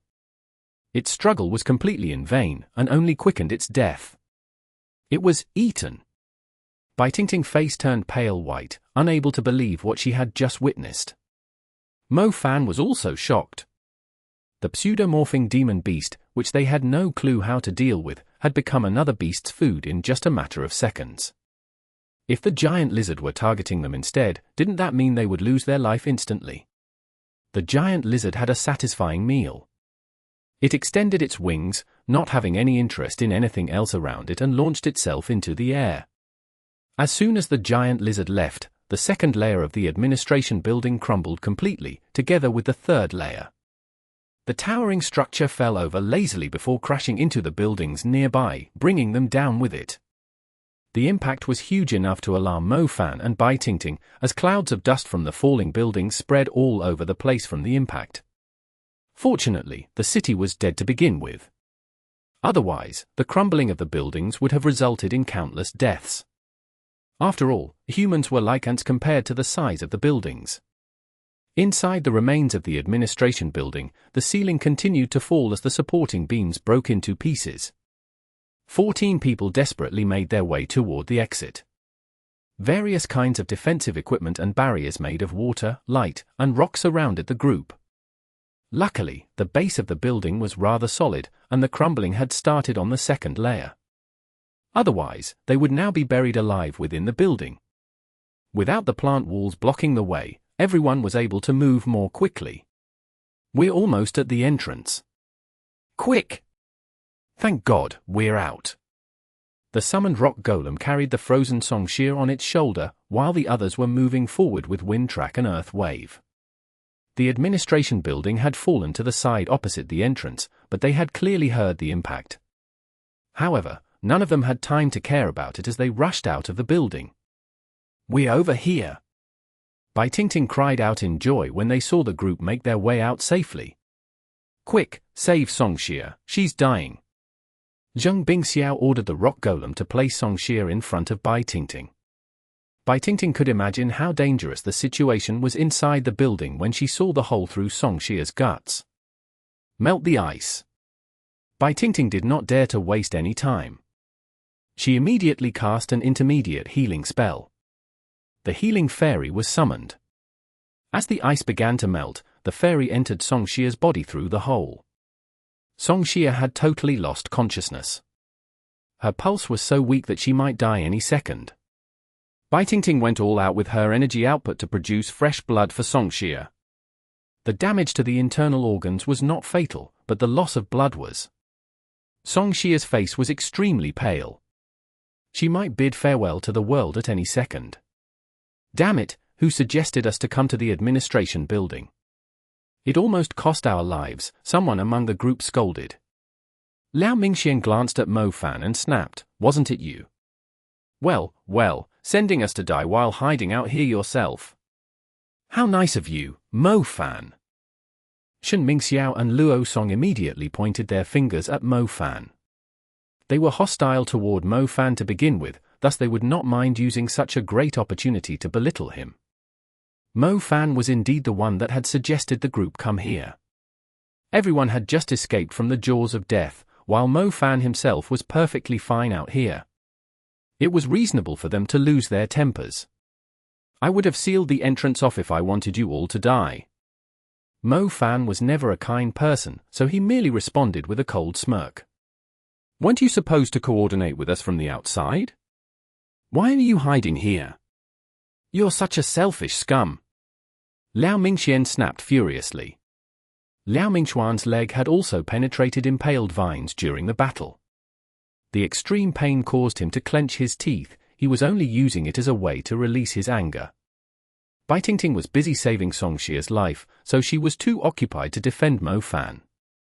On the other hand, Mo Fan had enough of these idiots' bullshit. Their voices alone were irritating enough. What happened? Why did the entire building collapse? Zhao Manting asked. The beast at the top of the food chain in this city just saved your lives. Mo Fan said. What do you mean? Mu Ningxue asked. It was a razor-tail drake. It just ate the pseudomorphing demon beast alive, Baitingting explained after taking a deep breath. Baitingting told the group how the razor-tail drake had appeared out of nowhere and killed the pseudomorphing demon beast in an instant, leaving everyone with their eyes opened wide and their jaws dropped. Luckily for them, it was only interested in the pseudomorphing demon beast. Otherwise, all of them would have died. From Baitingting's description, the razor-tail drake was at least commander level, as the pseudomorphing demon beast, which was already considered a deadly threat to the whole group, could not survive even a single bite. Holy shit, I want to go home. Same here, this place is too terrifying. What was Dean Songhe thinking about sending us here? Look at the things that we've encountered so far. There's no way we are able to deal with them on our own. Liao Mingxian blurted out. Songxia had almost lost her life, and some of them were almost dragged away while they were barging out from the building. It was an extremely close call. What was even more terrifying was the reason they were able to make it out alive was that a razor-tail drake had just eaten their would-be killer in a single bite. The entire building had collapsed just from that conflict. Who the hell would have the guts to continue the investigation? Something is definitely wrong with the information that the Hunter Union has. The danger level of this place is way higher than what they told us. Or maybe we're just too unlucky to stumble into such a terrifying beast when we just arrived here. We should still be able to finish our mission if we are more careful. Lu Zhenghe immediately interrupted. Liao Mingxian and Xu Dalong looked at Lu Zhenghe strangely. They were surprised Lu Zhenghe would make such a daring decision after what the group had experienced. I don't think there's anything wrong with the information that the Hunter Union has, Zhao Manting spoke up. Are you serious? Look at the stuff we've encountered. You just saw the corpses in the building. In simple words, the hunters who made it back alive didn't stumble into anything too bizarre, so they thought this place was relatively normal. As for those who did stumble into something extraordinary, Zhao Manting paused for a moment before continuing with a wry smile. Those who stumbled into powerful demon beasts are all dead. I don't think they were able to report back if they were all dead. Chapter 286. Leaving the group. Either way, everyone agreed that they should find a safer place to rest up. Songxia had suffered a severe injury. Xiao Feng had fully recovered from his previous injury, so he could walk normally. However, it was difficult to tell how much time Songxia needed to recover. That being said, it was a huge relief that she was still alive. Luckily Mu Ningxue managed to freeze the wound in time to stop her from losing blood. Otherwise, Baitingting said. Songxia, who had just regained consciousness, cast a thankful glance at Mu Ningxue, who responded with a nod. What should we do now? Zheng Bingxiao asked. Someone had already been severely injured and several among the group had argued to retreat. The team no longer shared the same vision, so they were hesitant to proceed with the mission. No matter what, I won't leave now. Mu Ningxue said. Mu Ningxue did not want to force the others to follow her decision. Even though they had come from different schools, they had come here to train themselves. It served as a test to their capabilities, thus they had no excuse to bail out now. Mu Nujiao shared the same thought as Mu Ningxue. She came from a renowned family. She clearly knew that if a magician survived such an ordeal with their life at stake, it would have a great impact on the future growth of their cultivation. Improving their strength was not something that could be done efficiently if they were only staying in the safe zones and meditating every day. The experience they acquired from battles was in fact the most important factor. She believed that if she were to leave now, it would be much more difficult for her to gather her courage to overcome the difficulties she would face in the future. Since Mu Ningxue has decided to stay, there's no way I'm leaving either, Liao Mingxian said. Mu Ningxue and Mu Nujiao were both women. If they were so determined to stay and complete the quest, the men would feel ashamed if they decided to bail out now. However, Liao Mingxian, Shen Mingxiao and Ming Song continued to remain hostile toward Mo Fan. They were still accusing him of placing them in danger. Mo Fan, you better shut your mouth up from now on. I don't understand why the directors of the Pearl Institute let such a coward represent their school as an exchange student. Liao Mingxian spoke roughly.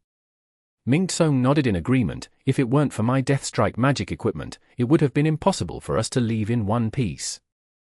Mo Fan went up to them and stated grimly, if you're looking for a fight, bring it on. I'll take both of you at the same time. I'll make sure to turn you both into cripples, so you can use it as an excuse to bail out. In Mo Fan's eyes, it was not worth wasting his time on these two idiots. Don't you chicken out if you're trying to pick a fight. All right, that's enough. We shouldn't waste any further time. Let's head to the next location. Mu Nujiao rose from the ground and glared at Shen Mingxiao and Luo Song, who were about to cause a stir. I prefer not to hang around with some dogs who only know how to bark. You guys continue on to the next location. I'll investigate another spot myself. What the eye doesn't see, the heart doesn't grieve over. It will save us some time too. Mo Fan suggested leaving the team and investigating on his own. Mu Nujiao immediately advised against it. Mo Fan, it's too risky. That's right, it's safer for us to stay together. It will be hard for us to provide any support if you somehow found yourself in danger. Zheng Bingxiao said. Let him be. Humph, I would like to see if he's able to make it back alive, Liao Mingxian spat. See, he said it himself, Luo Song said. Mo Fan wasted no time and insisted on leaving the group. Tingting wanted to leave with Mo Fan since she trusted him the most in the whole group. However, she needed to look after Song Xie. There was no way she would put Song Xie's life at stake just so she could leave with Mo Fan. Zhao Manting was planning to go with Mo Fan too, but the latter rejected the offer and asked him to stay with the team. Since you've decided, do keep in contact with us. You will return to the team at once after you finish investigating the location. Mu Nujiao knew Mo Fan had already run out of patience with the other guys. There was no better option. Don't worry, I'll be back soon. I'm not too keen to leave you with a bunch of ungrateful scum either, Mo Fan said. It was reasonable for Shen Mingxiao and Luo Song to be hostile toward him.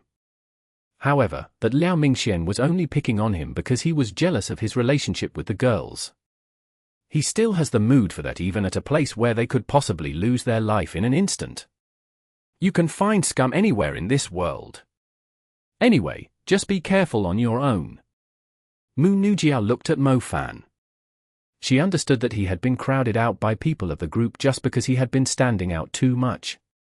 She hesitated for a moment before taking out a crystal orb from her bag and handed it to Mo Fan.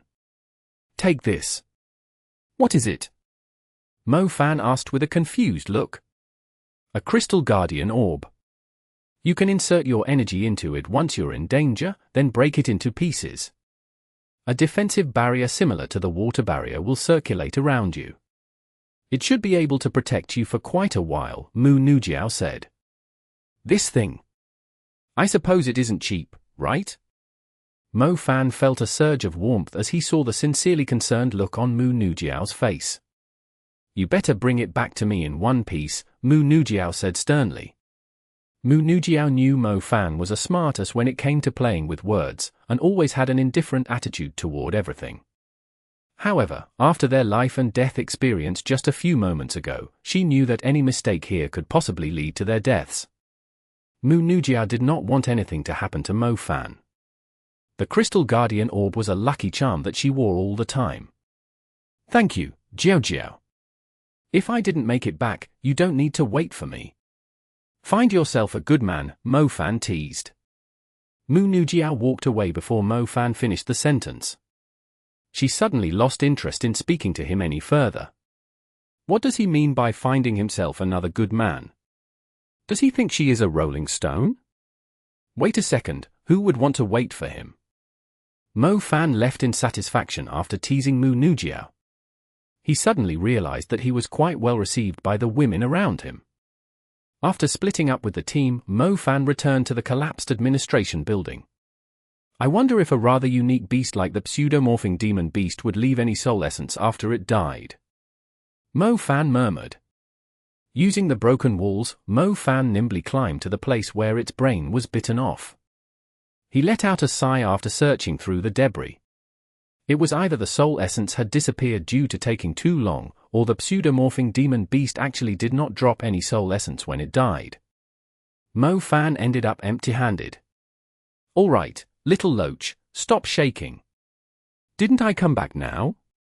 If I were to dig up the loot, wouldn't I have to share with the others? I don't mind sharing with Mu Nujiao, Jiao Manting, Bai Tingting, and Mu Ningxue, but those disgusting guys, do you really want to share with them? Well, it's all ours now. Mo Fan exclaimed to the little loach pendant on his chest. Chapter 287. The Pseudomorphing Demon Beast Seed. For some reason, the little loach pendant was in high spirits when Mo Fan first arrived at the administration building. Mo Fan had only decided to stay outside after planning to look for the thing that had excited the little loach pendant. To his surprise, the terrifying series of events took place before he had the chance to search the place. Besides, a group of hunters was recently eliminated inside the administration building. Was it a coincidence that they had come to the administration building? If so, why were they here in the city in the first place? Was it because they had discovered something valuable? Did they really think Mo Fan would choose to leave the team because he was pissed off at those idiots? He was only planning to investigate what the place was hiding. However, all that remained were a pile of debris and wilted vines. He had no idea where the thing that the hunters were looking for would be. During this situation, the little loach pendant once again resolved a huge problem for Mo Fan. As it was vibrating vigorously, it was also emanating a unique glow. The strength of the glow served as an indication of the distance between Mo Fan and the object. Inside the dark collapsed hall, Mo Fan weaved through the wreckage on his own. Since he had the shadow element, he was not worried about the ceiling collapsing on him. As he proceeded to the hall on his left, he saw a long passage stacked up with barren rocks. The entire path was almost blocked off, and the top was sealed off by the dead vines. If it weren't for fleeing shadow, it would be impossible for Mo Fan to make his way through. Suddenly, a supporting beam that was on the verge of shattering collapsed and fell right onto Mo Fan. He let out a curse and swiftly dodged the incoming disaster with a tumble. He did manage to dodge the beam, but it did not feel great when the dust blew onto his face. The glow from the little loach pendant had grown even stronger, which implied that he was getting closer to the treasure. Mo Fan continued to take a few steps forward and realized that the glow had actually grown weaker. He took a few steps backward and saw the glow becoming stronger before falling again. Ah, this is it. Is it above me? Mo Fan lowered his head and discovered that down was the correct way. Swift Star Wolf. Mo Fan opened a moonlit path and summoned the beast to him. The gallant and high-spirited Swift Star Wolf arrived from the other dimension. He let out a bright howl while unleashing his warrior-level aura toward the surroundings, totally displaying his pride as a king of wolves. However, when the Swift Star Wolf finally thought he was called here for an epic battle, his heartless master said, "Dig up this place." The Swift Star Wolf was totally left speechless. A warrior-level summoned beast was being ordered be a digger. What a total waste of his talents. But the Swift Star Wolf's claws were incredibly sharp, and so were very efficient when it came to digging. The cement ground was shattered with a few gouges, and in just a few minutes, a huge pit appeared in front of Mo Fan. "Keep it up!" Mo Fan jumped into the pit and discovered the glow from the little loach pendant became brighter. A while later, the roots of the pseudomorphing demon beast began to surface. It was hard to tell how much area the roots actually covered underground. Luckily, the dead roots were no match for the Swift Star Wolf's claws. It continued to rip through the roots. Strange, it looks like the roots are wrapped around something. Mo Fan realized something was out of place. The swift star wolf seemed to be aware of it, too. It quickened its digging speed, and the soil was hurled everywhere. After the roots were dug up, a wide space was discovered, which was empty apart from a floating green light. It was difficult to tell what it actually was. The swift star wolf was rather impatient. He scooped out with his claw and retrieved the little glowing light from the space, which he presented to Mo Fan. The wolf was waiting for him to acknowledge his hard work. Mo Fan grabbed it and stared at it in confusion.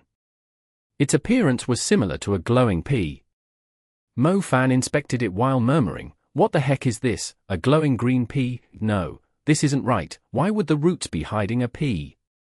Suddenly, a flash flickered in his mind as his expression rose with joy, a seed. Ah, it must be a seed. But what kind of seed is it? Oh my, it must be the seed of the pseudomorphing demon beast. The pseudomorphing demon beast's strength is utterly terrifying when it matures. This seed must be similar to a beast's youngling, which means it can be fostered by a summoner. Mo Fan's spirits instantly rose. He had witnessed the capabilities of a pseudomorphing demon beast with his own eyes. It was almost unbeatable among warrior-level demon beasts. Therefore, he expected the seed to possess incredible value. "I'll take it back. I'm sure that I can sell it off at an insane price." Mo Fan slowly stored the seed of the pseudomorphing demon beast away.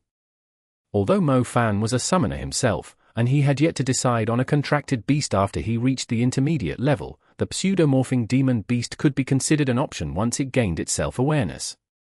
However, the pseudomorphing demon beast was quite special. Mo Fan was not too much of a fan for things that took root. The best way was to sell it, then use the money to bid for some suitable younglings at the auctions. Mo Fan felt incredibly pleasant after finding such valuable loot. Mo Fan had almost gone bankrupt after spending all his savings on the evolving materials for the summoning element.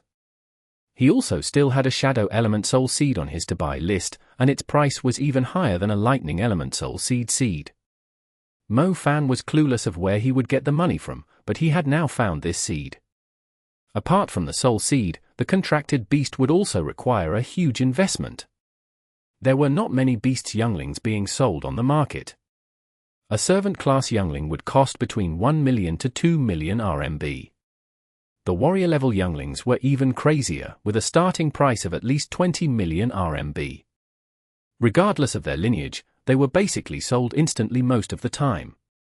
The pseudomorphing demon beast would have a rather high lineage among the warrior-level demon beasts, but it was hard to tell if a plant-type demon beast would be valuable to the summoners.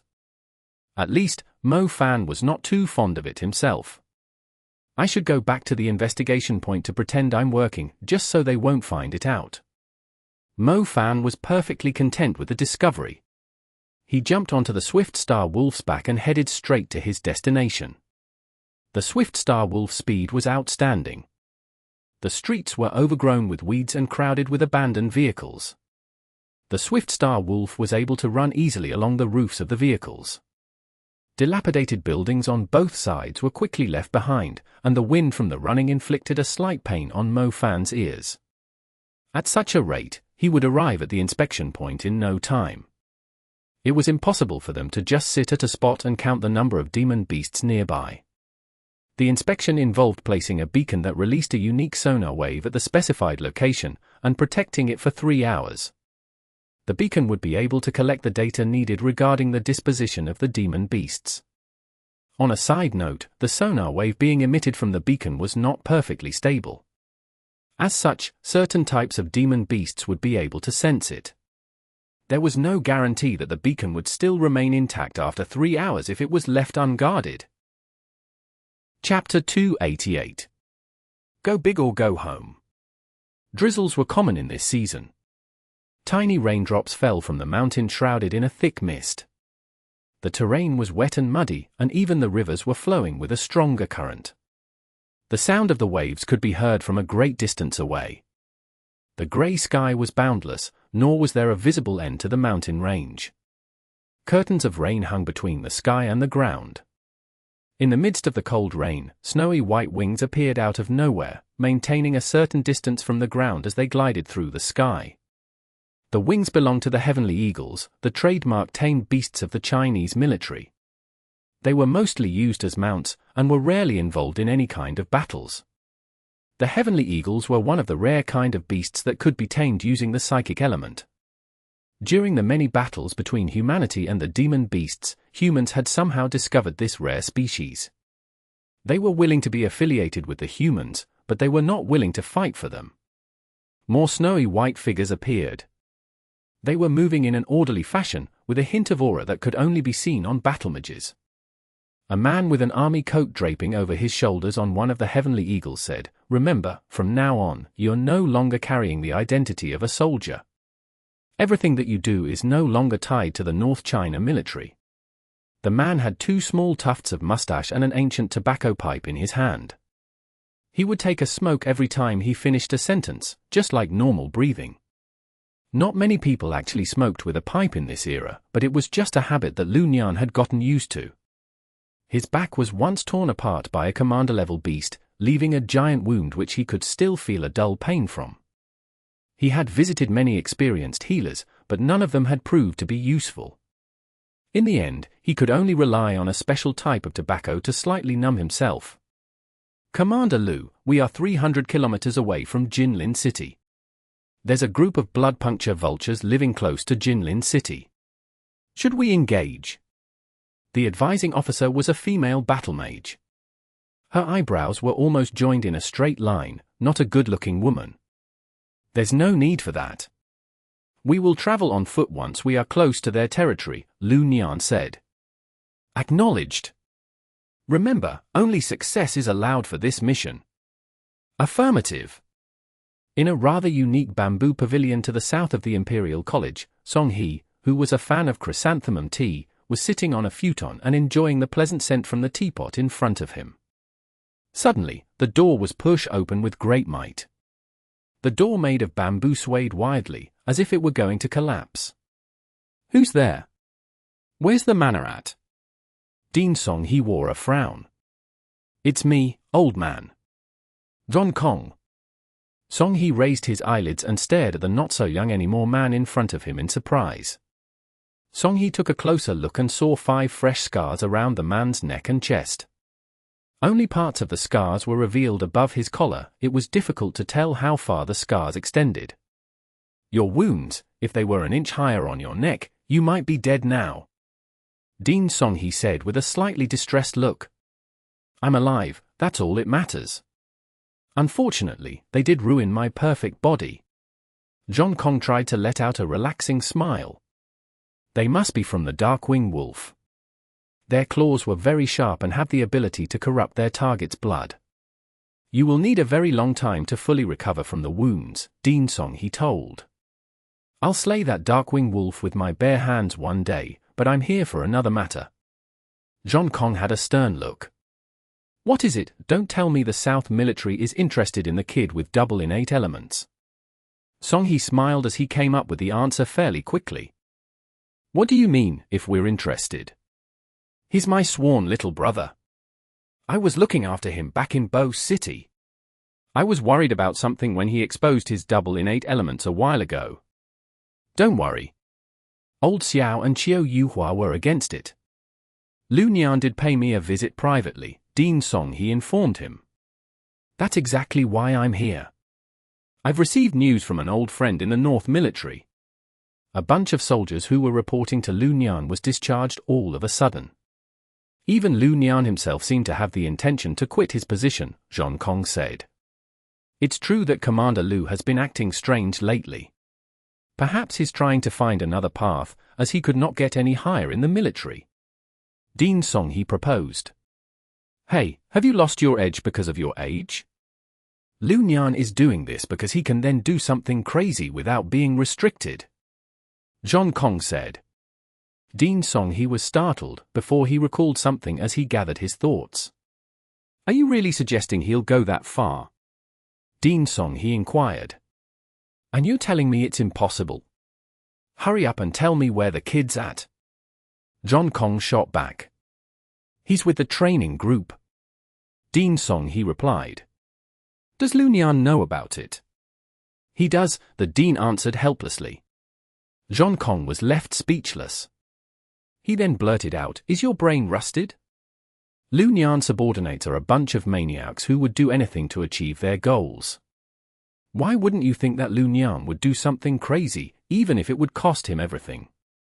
They were all expelled, so if they commit a serious offense, they won't necessarily bring shame to the Black Tortoise Regiment. I never thought they would go that far. Quick, we can't waste any more time. We have to head to the Jinlin city at once. We can't let him do such a terrifying thing. Dongting, he exclaimed. Save some breath, old man, I'll go myself. Zhongkong said. Yao Nan, the hunter in charge of that incident, is here in the capital, too. I'll ask him to go with you. He has a wing magical equipment. He can travel there fairly quickly. Dongting, he said. It's decided. Inside Jinlin City, close to a bunch of Boston ivies, Mo Fan had changed into a black outfit and was sitting atop a standalone pillar. He was enjoying some delicious jerky while watching the fight between his Swift Star Wolf and a three-eyed magic wolf. It was rare to bump into a familiar species in the abandoned city, and somehow it was a type that could sense the resonance of the sonar wave. The three-eyed magic wolf was incredibly huge, taller than the roofs of most of the buildings in the street. Mo Fan clearly remembered the first time he had bumped into such a gigantic beast with his classmates. He did not even dare to take an extra breath, just so it would miss his presence. His mindset was completely different when he bumped into a three-eyed magic wolf once again. As a matter of fact, Mo Fan could just let his Swift Star Wolf deal with it, instead of attacking himself. Despite the fact they were both different species of wolves, the Swift Star Wolf totally saw the three-eyed magic wolf as an unworthy opponent. It sprang forward and attacked with its fangs, teaching its opponent what a real wolf should be like. Looking at the wounds covering the gigantic beast, Mo Fan could not help but grin. The fact he could now easily handle the beast that he used to only be able to run away from was something to be quite proud of. Chapter 289. Slaughtering the Demon Wolves. Awoo! In the midst of the intense battle, the huge three-eyed magic wolf suddenly raised its head and let out a howl to the sky. The sound echoed away into the distance. Clearly, it was not trying to execute a special move. A while later, a great disturbance could be felt in the distance. Since Mo Fan was sitting high up, he could see countless figures appearing from the buildings and the corners, moving into the open. They were moving toward the source of the three-eyed magic wolf's howl like a black tide. Summoning the crew when it can't win? I thought this was meant to be a duel. Mo Fan did not agree with the three-eyed magic wolf's decision. Putting his disdain aside, a pack of one-eyed magic wolves was charging toward them from all directions. One-eyed magic wolves focused heavily on their physical strength. The sight of them running had quite an outstanding visual impact. It felt like the entire area was shaking. The number of the one-eyed magic wolves continued to increase. Mo Fan estimated there were at least 50 of them.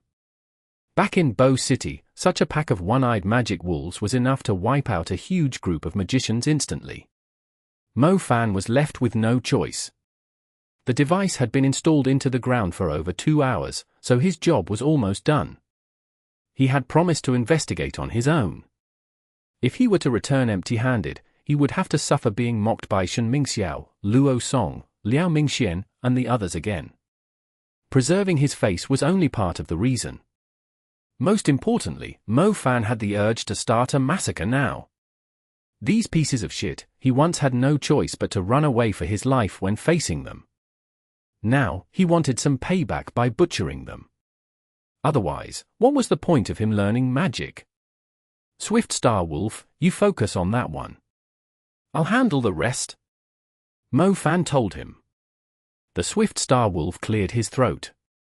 He seemed to have something to say. Shouldn't Mo Fan be the one fighting against the boss, while he handled its subordinates? Mo Fan jumped to the roof of the next building, which was overgrown with Boston ivy. Half of the building had already collapsed, and a variety of plants had grown their way into it. 1. 2, 3, 7. Very well. I'll let you keep one another in company in death. Mo Fan wore a confident grin as he pictured the star pattern. A few seconds later, he began to emit a strong fiery aura.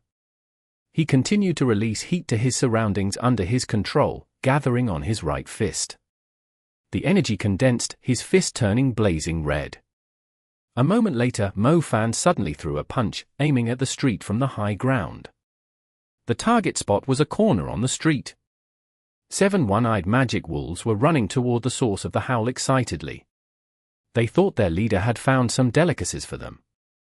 However, as they turned the corner, their vision was filled with a blazing curtain, as if a burning meteorite had just crashed in front of them. The 2 one-eyed magic wolves leading the way were dumbfounded.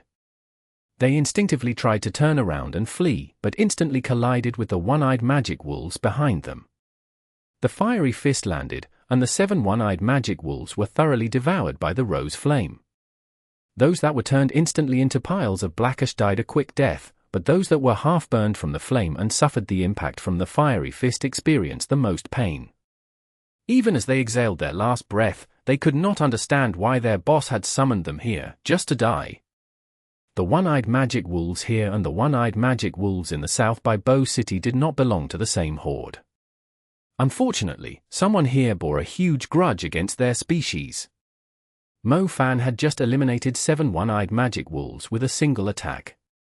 The feeling of being able to crush his opponent's lives easily made him hot-blooded. Those who had not experienced being hunted by the one-eyed magic wolves would never understand how excited Mo Fan was. Either way, he would kill every single one of them that he stumbled into today. 2 one-eyed magic wolves that were hiding pretty well in the shadows dashed out from the debris when they saw Mo Fan focusing on killing their comrades. They opened their mouths wide, aiming to tear Mo Fan apart with brute force. They coordinated their attacks from both sides, leaving Mo Fan with no escape. Too slow, are you seriously trying to ambush me with that speed? Mo Fan sneered. With his current strength, it was too easy for him to detect the presence of a few servant-class beasts. The experience he had collected from fighting against stronger beasts had gotten him used to their attack patterns. Even the Mother Scale Skin Phantom and the Cursed Beast that were infamous for their speed were unable to threaten Mo Fan's life. How could these one-eyed magic wolves possibly do it? In Mo Fan's eyes, they were incredibly clumsy with their attacks. As the jaws approached him, his body dissolved into a puff of black shadow, which rapidly sank into the portal between the layers of light and darkness. In the following second, Mo Fan reappeared on the roof of a different building. He looked at the one-eyed magic wolves exchanging kisses while flipping his hand, which already had a blazing red flame burning on it. Enjoy your time together in the fire. Mo Fan threw the sparkling flame forward. The flame drew a dazzling arc in the sky before landing at the collapsed building. Keeping a clear count in mind, Mo Fan clenched his fist as if he were pushing the trigger for a time bomb, and the fire burst in the building exploded. The buildings in this area were already on the verge of collapsing. The impact from the explosion was more than enough to topple it, burying the 2 one-eyed magic wolves together in the rubble. Mo Fan quickly added the final touch with burning bones. The 2 one-eyed magic wolves were already having a hard time trying to get out from under the debris, and the flames of the burning bones placed them in a torturing pain. They kept on crying out in agony. They were going to burn to their deaths. Mo Fan was extremely skilled with the basic level spells now. He could utilize the different effects of the spells to maximize his damage output. Killing them all should be enough for another soul essence, right? Mo Fan glanced ahead. The number of the one-eyed magic wolves was quite astonishing. Mo Fan had collected quite a number of soul remnants throughout this adventure. He had improved 5 stars of his lightning element after setting foot in this ravaged city. He currently had over 20 soul remnants in his collection. The group did kill quite a number of servant class and warrior level beasts along their way here, after all. Oh woo! An advanced level one-eyed magic wolf. Nice, I'll start with you first. An advanced level one-eyed magic wolf was not easy to deal with, and it posed a greater threat to Mo Fan's safety. As such, Mo Fan was not too conservative with his energy when fighting against one. Purple-black electric arcs wrapped around his body, flickering sharply. Chapter 290. Completing the collection. An advanced level one-eyed magic wolf was significantly faster and quicker to respond. Mo Fan knew that the cunning beast would dodge his fire spells with ease. Therefore, he straightaway went with a much simpler yet violent way, using the thunderbolt that even an advanced level one-eyed magic wolf would not be faster than. The purple-golden lightning struck down, triggering a spark in the air. On top of that, the effects of Qianjun made it look even scarier. A single lightning bolt was enough to leave the advanced level one-eyed magic wolf with no chance to react, without the need for a follow-up attack. Its powerful body was shattered into blood spray by the overwhelming power of the thunderbolt. A rain of blood fell down from above, sprinkling onto the rest of the one-eyed magic wolves nearby. Those who were rather timid totally lost their will to fight. The big guy was considered the strongest among them, and yet he was defeated by the human with a single spell. How powerful was this human? Lightning strike. The merciless attacks were enough to highlight Mo Fan's hatred of the one-eyed magic wolves. Before the one-eyed magic wolves could recover from their shock, he lashed out with several forks of lightning strike to hamper the remaining one-eyed magic wolves. When they lost their ability to move from the paralysis, Mo Fan swiftly attacked with 3 fire bursts. There was not any skill that stood out in the series of attacks. He was blatantly killing them with the overwhelming power of fire and lightning. Something is glowing there? It's a soul essence, ha ha ha. I'm in luck, I found another soul essence. Mo Fan was overjoyed. He had killed quite a number of servant-class demon beasts throughout this adventure, but he'd yet to find any soul essences. He finally understood why the Stardust magic tool was so rare and expensive. Only someone with 4 elements like Mo Fan could afford to face so many beasts at once. The rest of the intermediate magicians who still had not mastered their basics had no choice but to run if they were fighting more than 10 beasts at once. That was another soul essence in the collection, which meant he could now refine his 6th star. In addition, after collecting the soul remnants of the one-eyed magic wolves that were still being slaughtered, they were most likely enough to form half a soul essence. The swift star wolf let out a roar and took a few hits so it could tear at the 3-eyed magic wolf's throat. Following the bite, fresh blood splattered across the place like a spring. It was extremely striking. The 3-eyed magic wolf held its throat with its claw. It realized that it stood no chance against the incredibly nimble swift star wolf, and finally decided to flee for its life. It hurled a worn-out car nearby toward the swift star wolf and ran into the distance. Trying to run. Mo Fan was long aware of its intentions. A shadow pattern appeared under his feet. A shadow spike appeared before his chest. With a thought, it quickly vanished into thin air. From the reflection of a puddle ahead, the shadow of something like a rapier swept past silently. As the 3-eyed magic wolf was fleeing into the woods nearby, its movement came to a sudden stop, as if something enormous had grabbed it from behind. The 3-eyed magic wolf stomped the ground, which collapsed and sank beneath it, but its body was still held in place firmly in a weird manner. Finish it off quickly, its strength is rather high. Mo Fan said to the swift star wolf. The shadow spike nailed to the shadow of the 3-eyed magic wolf loosened up due to its strength. Mo Fan had no idea how long the spike would hold. The swift star wolf sprang forward instantly. Unlike the 3-eyed magic wolf, which would leave a huge mark on the ground with each step, the swift star wolf left no trail behind. It was indeed light as a feather and fast as the wind. The swift star wolf's fur fluttered in the wind. He gathered his strength as he ran forward. He was still 20 meters away from the 3-eyed magic wolf when he leapt into the air, his sharp claws emitting icy flickers. He drove forward like the thrust of a sword. His claw left a flickering trail behind as it tore through the 3-eyed magic wolf's injured throat. The 3-eyed magic wolf tried to raise its thick forelegs to shield itself, but the slash blatantly cut through them, too. The 2 severed arms flew through the air as fresh blood spiraled out from the wounds.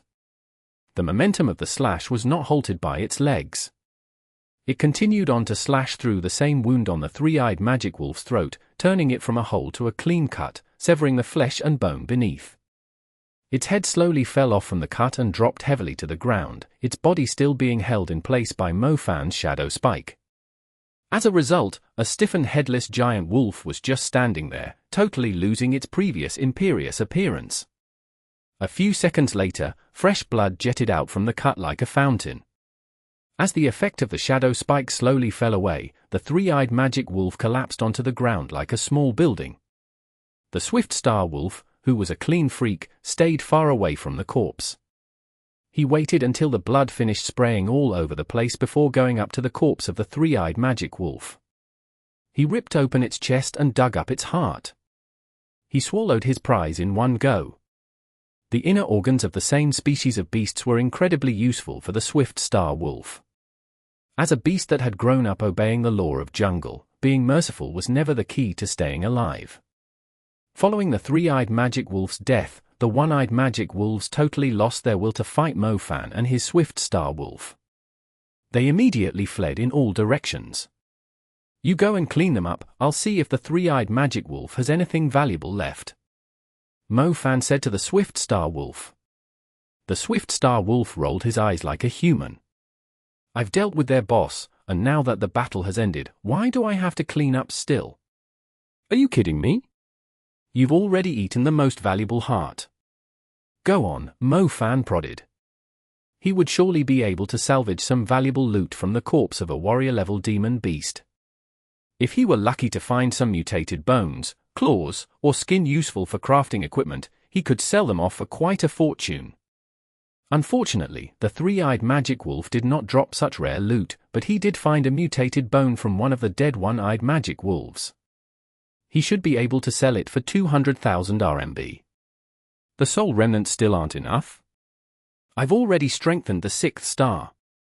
My lightning strike is about to rank up. Forget it, I should head on to the next inspection point. I should be able to collect enough soul remnants there. Mo Fan returned to the device and saw it beeping green, which indicated that it had finished collecting the data regarding the numbers of beasts within 3 kilometers. The next step would be bringing it back to the professionals so they could analyze the data. The next inspection point was not too far away. Mo Fan followed the map and hurried his way over. I'm so close to collecting the 7 balls to summon the dragon, strengthening my lightning strike. I won't feel at ease if I don't complete it. He had managed to complete the task that others would need to group up to accomplish. That's the freedom he got from having a formidable level of strength. Chapter 291. An Eerie Water Spider. Hold on for a little longer, just a little longer, it's about to turn green. Damn it, more of them are coming, if we don't leave now, we're going to turn into their dinner. It's green, it's green. Let's go, quick. The group was soaked in sweat as they hurriedly fled the place. A few moments later, packs of giant green lizards crawled out from the swampy area and overran the street. They let out cries into the sky as the group of magicians cast spells to escape from the place safely. Luckily, they had come up with an escape route before they carried out the plan. Otherwise, they would have found themselves stuck between the giant lizards by now. Holy crap, we are in such a miserable state, even though we've only completed 1 inspection point. Doesn't that mean half of us will end up dead if we finish the whole mission?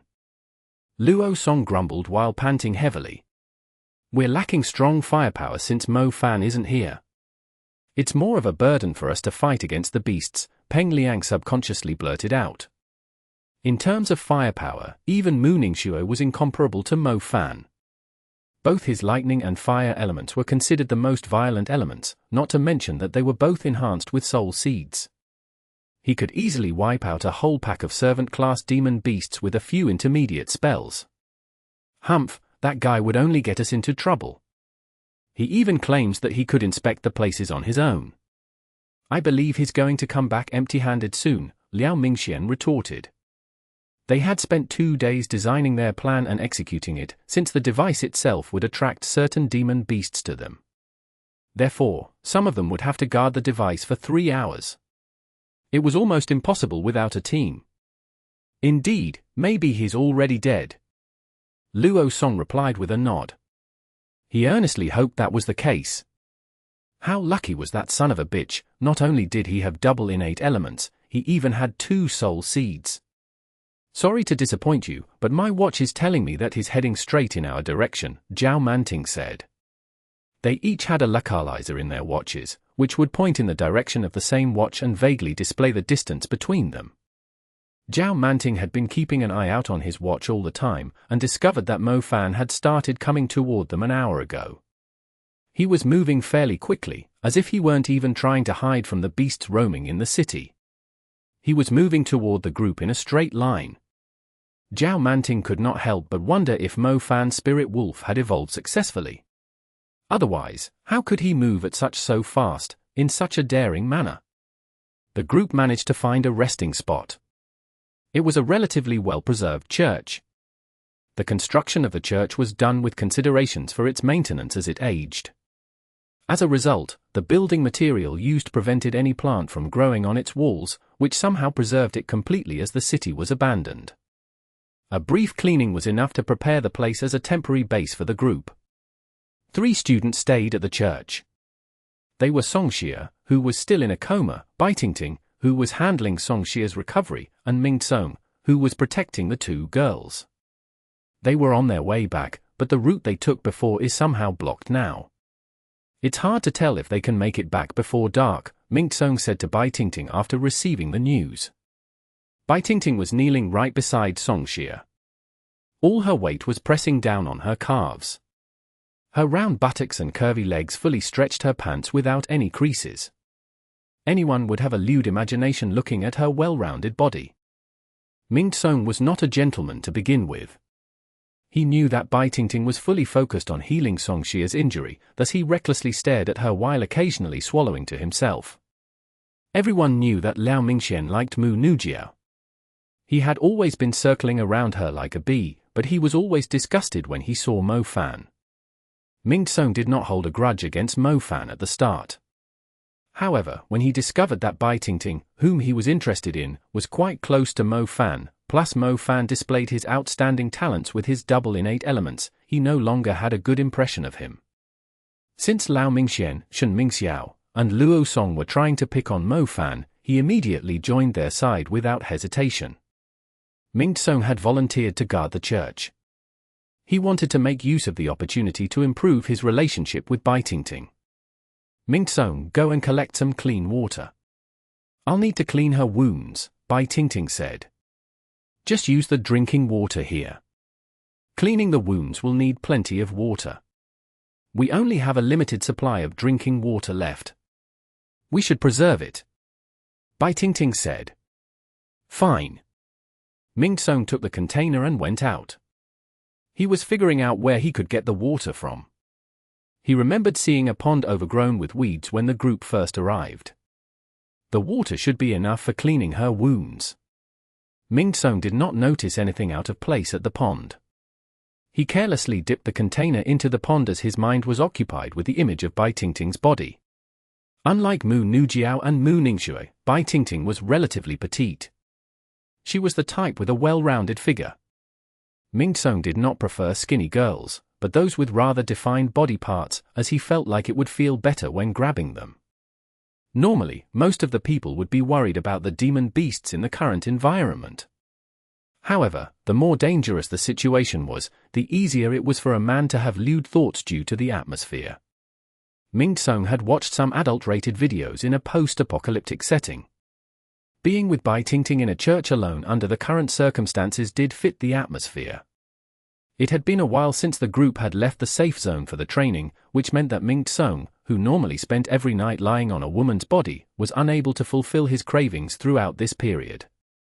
His mind was full of lewd thoughts and imaginings. He did not even realize that the container had been filled with water. Nor did he notice something that looked like a water spider was climbing into his sleeve past his hand that was still immersed in the water. The half-transparent water spider quickly climbed into Ningxue's shirt and stayed there. Time to head back. Instead of imagining it here, maybe I should try communicating with her more, and see if I could take her down. Ningxue was not an inexperienced little boy. He knew that just imagining it was totally useless. The key was to find her soft spot and hit it hard. He returned to the church, unknowingly taking along the little creature with an appearance similar to a water spider. This hell of a place is full of bugs, making my whole body itchy. How irritating. Ningxue scratched his back as he felt a sting there. Chapter 292. A Beastly Act. When the water arrived, Tingting mixed some antidote into the container. Songxia's wounds were recovering very slowly, which clearly indicated that what attacked her was somehow poisonous, too. Healing magic was not useful in treating the poisoned wounds, so she could only rinse the wounds with water. She could sense herself sweating profusely as the heat built up in the church. She took off her jacket, revealing her smooth, pale shoulders. Drops of sweat at the end of her hair sticking to her neck slowly skidded down her chest. Ningxue stood aside and glanced down from above. His eyes instantly glittered. Such deep cleavage! Judging from his experience, he strongly believed that Tingting was wearing something similar to a sports bra, which concealed her astounding breasts. Ningxue's mind was fully occupied with lewd thoughts. He did not even have the intention of hiding his gaze, he was just staring right at her. His eyeballs were on the verge of launching themselves toward her chest. Tingting finished cleaning Songxia's wounds and wiped the sweat on her cheek with the back of her hand. She then noticed the lustful gaze in Ningxue's eyes.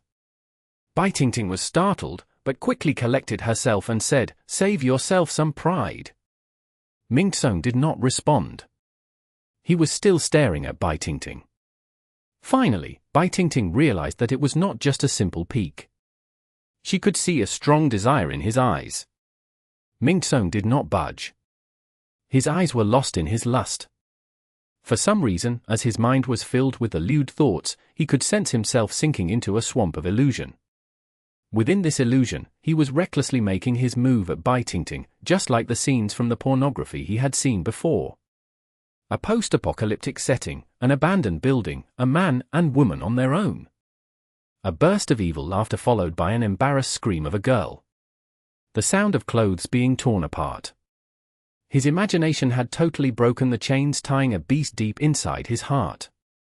He cast aside the remaining hints of morality in his heart. All he wanted now was to unleash the beast within him. "What are you doing, you jerk?" Tingting screamed with an embarrassed look. Ningxue, who had lost control to the beast within him, suddenly reached out with his hand and grabbed the strip of Tingting's bra. It instantly snapped with a violent pull, revealing half of her firm, well-rounded chest. Tingting would not give up without a fight. She quickly backed off in anger while aligning her stars. She would not want to use her magic on a friendly, but Ningxue had gone too far with his shameful acts. She clearly knew that most of the boys would have some lewd thoughts deep in their hearts, but they usually would not take advantage of a situation like this. Tingting never thought Ningxue would have such a filthy mind under his rather noble appearance. "You filthy scum, what are you trying to do?" A man appeared at the entrance of the church. The man was Lu Zhenghe himself, on his violent Mark Wolf. He subconsciously snapped after he saw Ningxue's actions as he arrived. The violent Mark Wolf sprang forward and held Ningxue down with its claw. Ningxue was put under control, but his filthy acts were totally exposed in front of the group. Everyone was staring at him in disbelief. The entire church fell silent for quite a while. Tingting put her jacket back on. Her face was still angry. "This is unacceptable. This Ningxue has gone too far. Why would a person like him be considered an elite from the Imperial College? She would not let him go so easily after they're done with the training. Ningxue, are you ***king crazy?" Lu Zhenghe slapped Ningxue in the face. Ningxue slowly collected his thoughts and saw everyone looking at him with a weird look. His face turned pale white as he glanced at Tingting, whose face was blushing and clothes were in a ragged state. "Oh my, wasn't it just my illusion? Did I really do that to Tingting? I? What are you trying to explain still? Xiao Feng, Shu Dalong, tie him up." Lu Zhenghe said. "I don't know. I'm sorry, I'm really sorry. Sigh, I didn't know he was that kind of person. Yeah, Qingqing, you were so close with him. You should stay away from him from now on, Zhao Mingyu whispered. The whole incident was too sudden for the group. They never thought something like this would happen. Xu Dalong and Xiao Feng tied Mingxue to a pillar. The group totally lost any desire to discuss the next inspection point. The atmosphere was utterly strange. At night, as the tired went to sleep, they heard footsteps approaching the church. Don't panic, it's me. Mo Fan's voice came from outside. As the door opened, Mo Fan came inside with his usual sloppy smile. He immediately glanced toward those whom he cared about among the group. To his surprise, before he could react, Dongting suddenly rose from her spot and ran toward Mo Fan. She dove right into his arms, as if she had just gone through some extreme grievance. Mo Fan could not help but feel that happiness had come too quickly as he felt the softness of her body, and the shocking bouncy touch. Everyone was stunned. It was easy to tell that Dongting liked to hang around with Mo Fan, mainly because he had saved her life before. However, they never knew their relationship had escalated to this stage. Or maybe, Dongting was in such shock that she subconsciously assumed Mo Fan to be the only one that could comfort her. Can anyone tell me what happened here? Mo Fan was quite helpless. He thought something bad had happened to someone among the group, but as he took a closer look, everyone still looked alive and well still. Can you not leave again? Dongting's eyes were slightly red as she spoke in a rather pitiful look, as if Mo Fan was the only one she could trust. Okay. Mo Fan immediately gave his promise. Having a beautiful girl falling into his arms was quite enjoyable, but he still felt strange when she suddenly rushed into his chest like that. Since when had their relationship gone this far? The one that claims he could investigate the places on his own is back. So, how are your results? Liao Mingxian asked with a sneer. Mo Fan comforted Dongting for a while before taking out 2 devices with green lights and chucked them at Ningxue, who was responsible for keeping them. 2 inspection points. Ningxue said in a surprised tone. Humph, is that possible? It seems like it. F***K me, Mo Fan, how did you do it? We almost got wiped out when we did our first inspection point. Peng Liang screamed out in astonishment. Chapter 293. Bewitching the Heart and the Soul, Part 1, The Man Has His Own Brilliant Scheme. Mo Fan let out a mysterious smile. I bet it's because the 2 places didn't have many demon beasts nearby. Shen Mingxiao said. Luo Song immediately followed up with a nod, nothing to be impressed of. Don't assume the others are the same as you when you're just a useless prick, Mo Fan said with no respect. Liao Mingxian could feel the slap to his face. His tone became icy as he spoke. Are you saying that we're a bunch of useless pricks? Don't you think you're good just because you have innate double elements? Let me tell you, Mo Fan, you're just a piece of trash who's only slightly luckier than the rest of us. You won't be this lucky all the time. One day, you'll end up with nothing. Mo Fan raised his head and looked at Liao Mingxian with a half grin. Liao Mingxian finally spat out his view at last. The problem was, didn't he realize that he had totally shown how jealous he was of Mo Fan? If you're looking for a fight, you're always welcome. Don't just bark there like a dog. Mo Fan replied. Do you think I'm scared of you? Liao Mingxian was infuriated. The smell of gunpowder between the 2 suddenly became strong. The others did not expect the situation to escalate this quickly. Mu Nujiao quickly went up to Mo Fan and dragged him back. There's no need to be so mad. We should focus on the mission. You have plenty of time to settle this when we're back. Mu Nujiao's advice instantly sparked fury in Liao Mingxian. Why were all the girls acting so close to Mo Fan? Even an icy goddess like Mu Ningxue seemed to have some indescribable relationship with him. He was just a bum from the countryside, who thought he was unbeatable because he was lucky to be born with an outstanding talent. Liao Mingxian had had enough of people like him. Come, we'll settle it outside.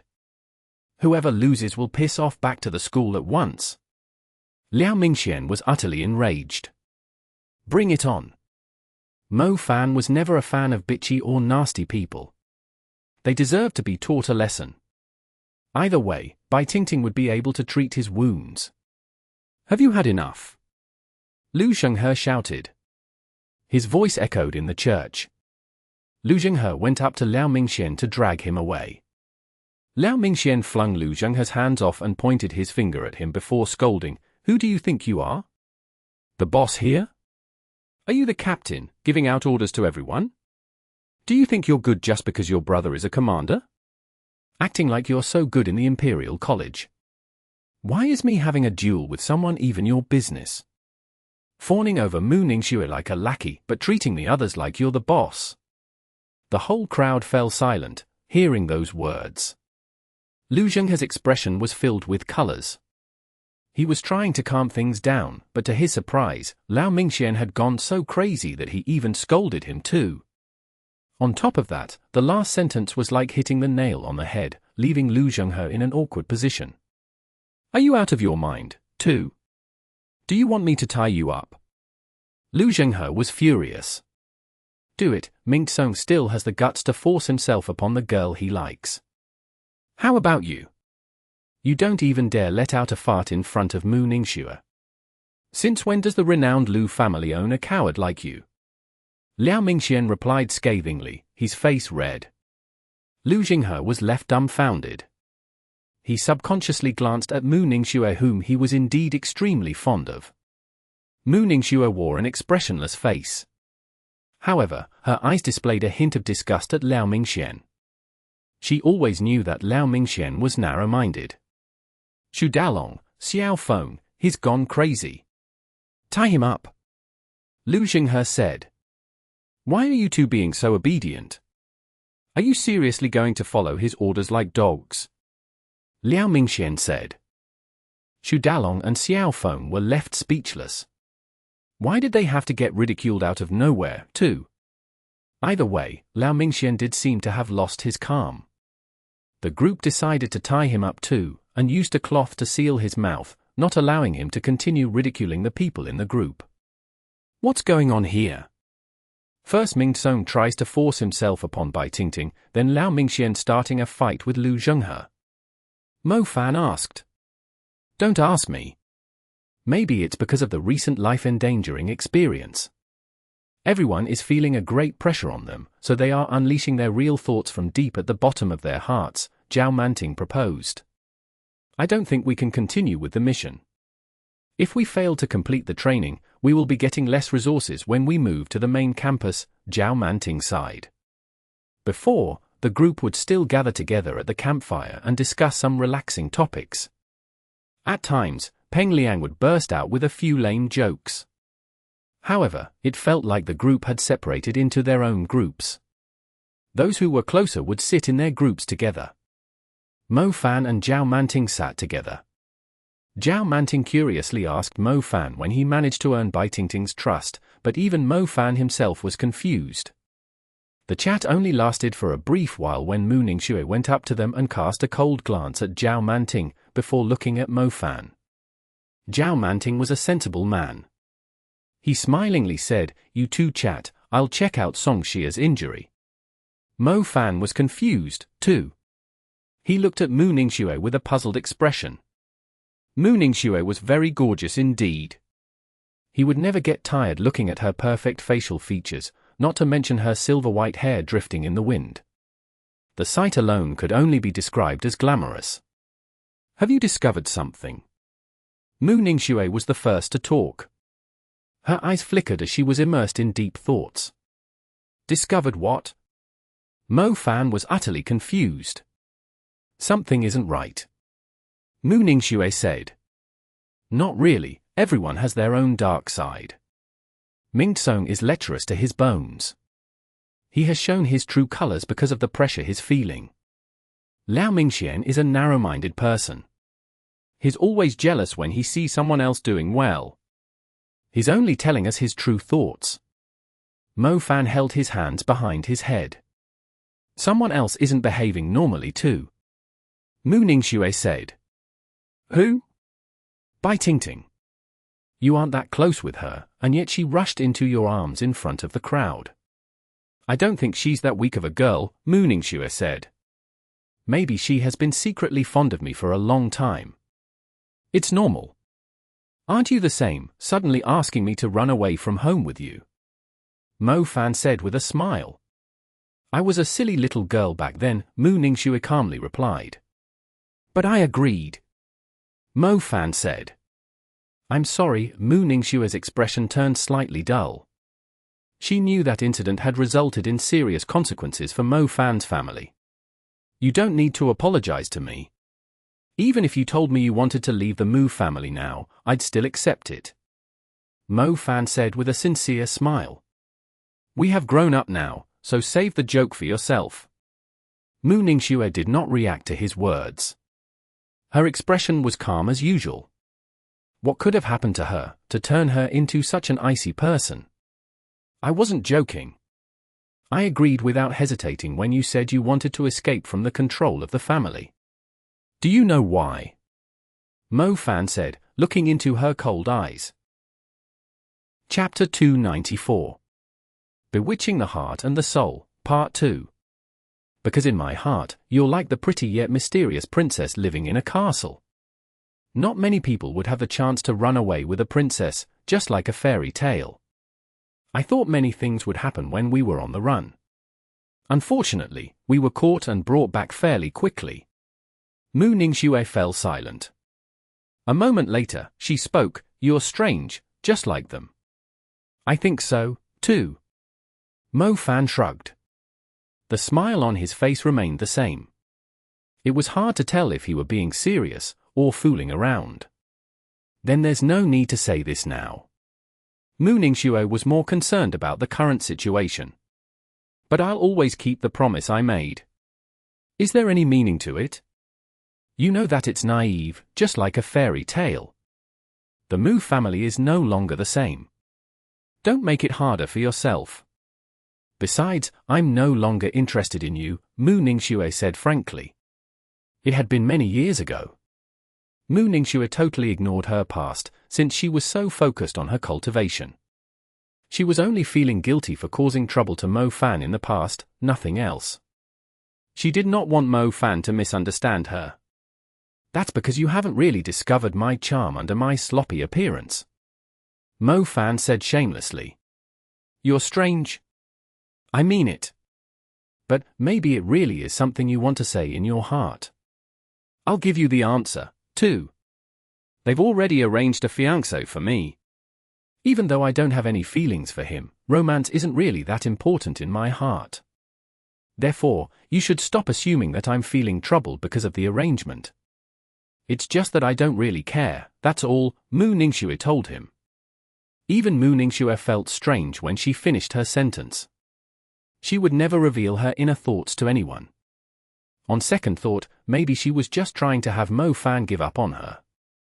He had innate double elements, which guaranteed he'd have a brilliant future. He did not need to go against such a formidable power just because of some promise he made in the past. Mo Fan subconsciously smacked his lips. With Mu Ningxue's mindset, she would definitely be the perfect candidate to cultivate some merciless martial arts, or it would be a waste to her peerless beauty and her inviolable aura. That being said, at least she was being honest with him. Isn't she similar to the femme fatale in ancient times? Only the one that conquers the entire nation is able to win her heart in the end? Mo Fan suddenly felt like he had found a challenging life goal. As a matter of fact, Mu Ningxue was like his first love. If he were asked if he could let it go, his answer would surely be yes, but the question was, why would he let it go? The reason a man worked hard was to become stronger, have more money and power, just so he would have more freedom when making choices. He would not need to follow orders just to put food on the table. He would not have to struggle making a decision if he should give up on his job when he met his true love and was considering to move to the city she lived in. He would not have to give up on something that he really liked, and end up comforting himself by saying, maybe I'm not that fond of it after all. Would it matter if Mu Ningxue had a marriage agreement with someone else? With enough power, he could decide to intervene or not, instead of being forced to give up, then hide in a little corner and feel emotional. At least, she had already made it clear. It did not matter who she was with, so either whether it was with someone arranged to her, or someone that had stolen her away, it would make no difference. As a man, he should be like a tyrannical CEO. A toad that did not dream of eating swan meat would never be a good toad. Besides, he was not a toad, but a handsome. The atmosphere in the church was abnormal throughout the night. As Mo Fan was about to hide his ambitious plan deep inside his heart, a soft ripple appeared from the pendant on his neck. The soft ripple slowly traveled into Mo Fan's mind. The ripple contained a magical mental force, which suddenly calmed Mo Fan's thoughts, as if he had been placed inside a tub of cold water. It felt like he had just woken up from a strange status. His gaze became clear as he woke up. He looked at Mu Ningxue's departing figure. It turned out that his stubbornness had prevented the conversation from going on. "Ningxue, wait," Mo Fan called out. Mu Ningxue turned around and glanced at him. She realized that Mo Fan was extremely different from his previous impudent behavior. It felt like he had just woken up from a nightmare. "What else are you trying to say?" Mu Ningxue probed, as she was uncertain too. "Something is strange," Mo Fan said sternly in a deep voice. Mu Ningxue nodded as she realized that Mo Fan had become rational. "Looks like you were the same as them. We'll talk about that later. It feels like some kind of bewitching spell.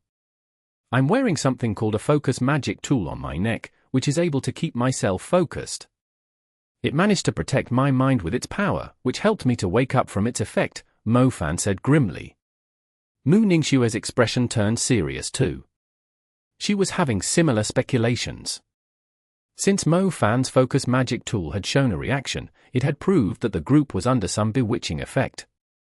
Mingxue has forced himself upon Tingting because he was fond of her at the start. It provoked him to put his lewd thoughts into action. Liao Mingxian is jealous of you, and is not satisfied with Lu Zhenghe, so he lost control and scolded him too. Tingting has a good impression of you. After experiencing a great fear, she subconsciously feels like you're the only one she can rely on. And you? Well, you know it yourself, Mu Ningxue said. Mo Fan felt extremely awkward. The secret that he had hidden in his heart was just exposed like that, even though he had pretended as if it no longer bothered him. He sighed and forgot it for now. He should focus on resolving the difficult situation the group was in now. Mingxue was the first person to act strangely. "I'll ask Tingting where he went before it all happened," Mo Fan said. Mo Fan walked toward Tingting. The latter seemed to be staring at Mu Ningxue with a hint of hostility. For some reason, Tingting was still hostile to Mu Ningxue in her heart. Mo Fan walked up to Tingting and placed the focus magic tool in her hand. The same ripple was emitted, and Tingting shuddered. As her pupils regained focus, her eyes had a much clearer look. Tingting blushed when she recalled what she had done. She did not even dare to look Mo Fan in the eyes. "It's all right. Don't worry. I kind of know what's happening. I just want to ask you, do you know where Mingxue went to before? The church should be tightly sealed, and I don't see any signs of demon beasts nearby," Mo Fan asked her. Chapter 295.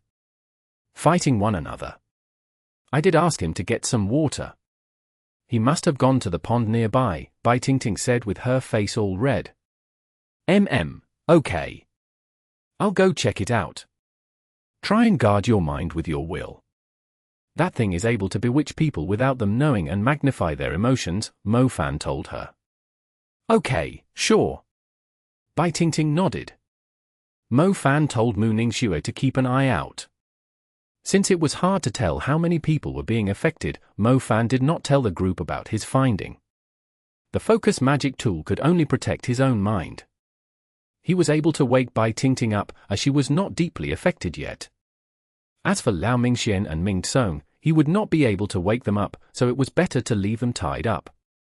Mo Fan pretended to go on patrol nearby, but he was actually heading to the pond that Tingting had mentioned. The first person to go crazy was Mingxue, and the only time he left the church was to get some water. Therefore, the pond was definitely where it all started. The whole city was deadly quiet as midnight approached.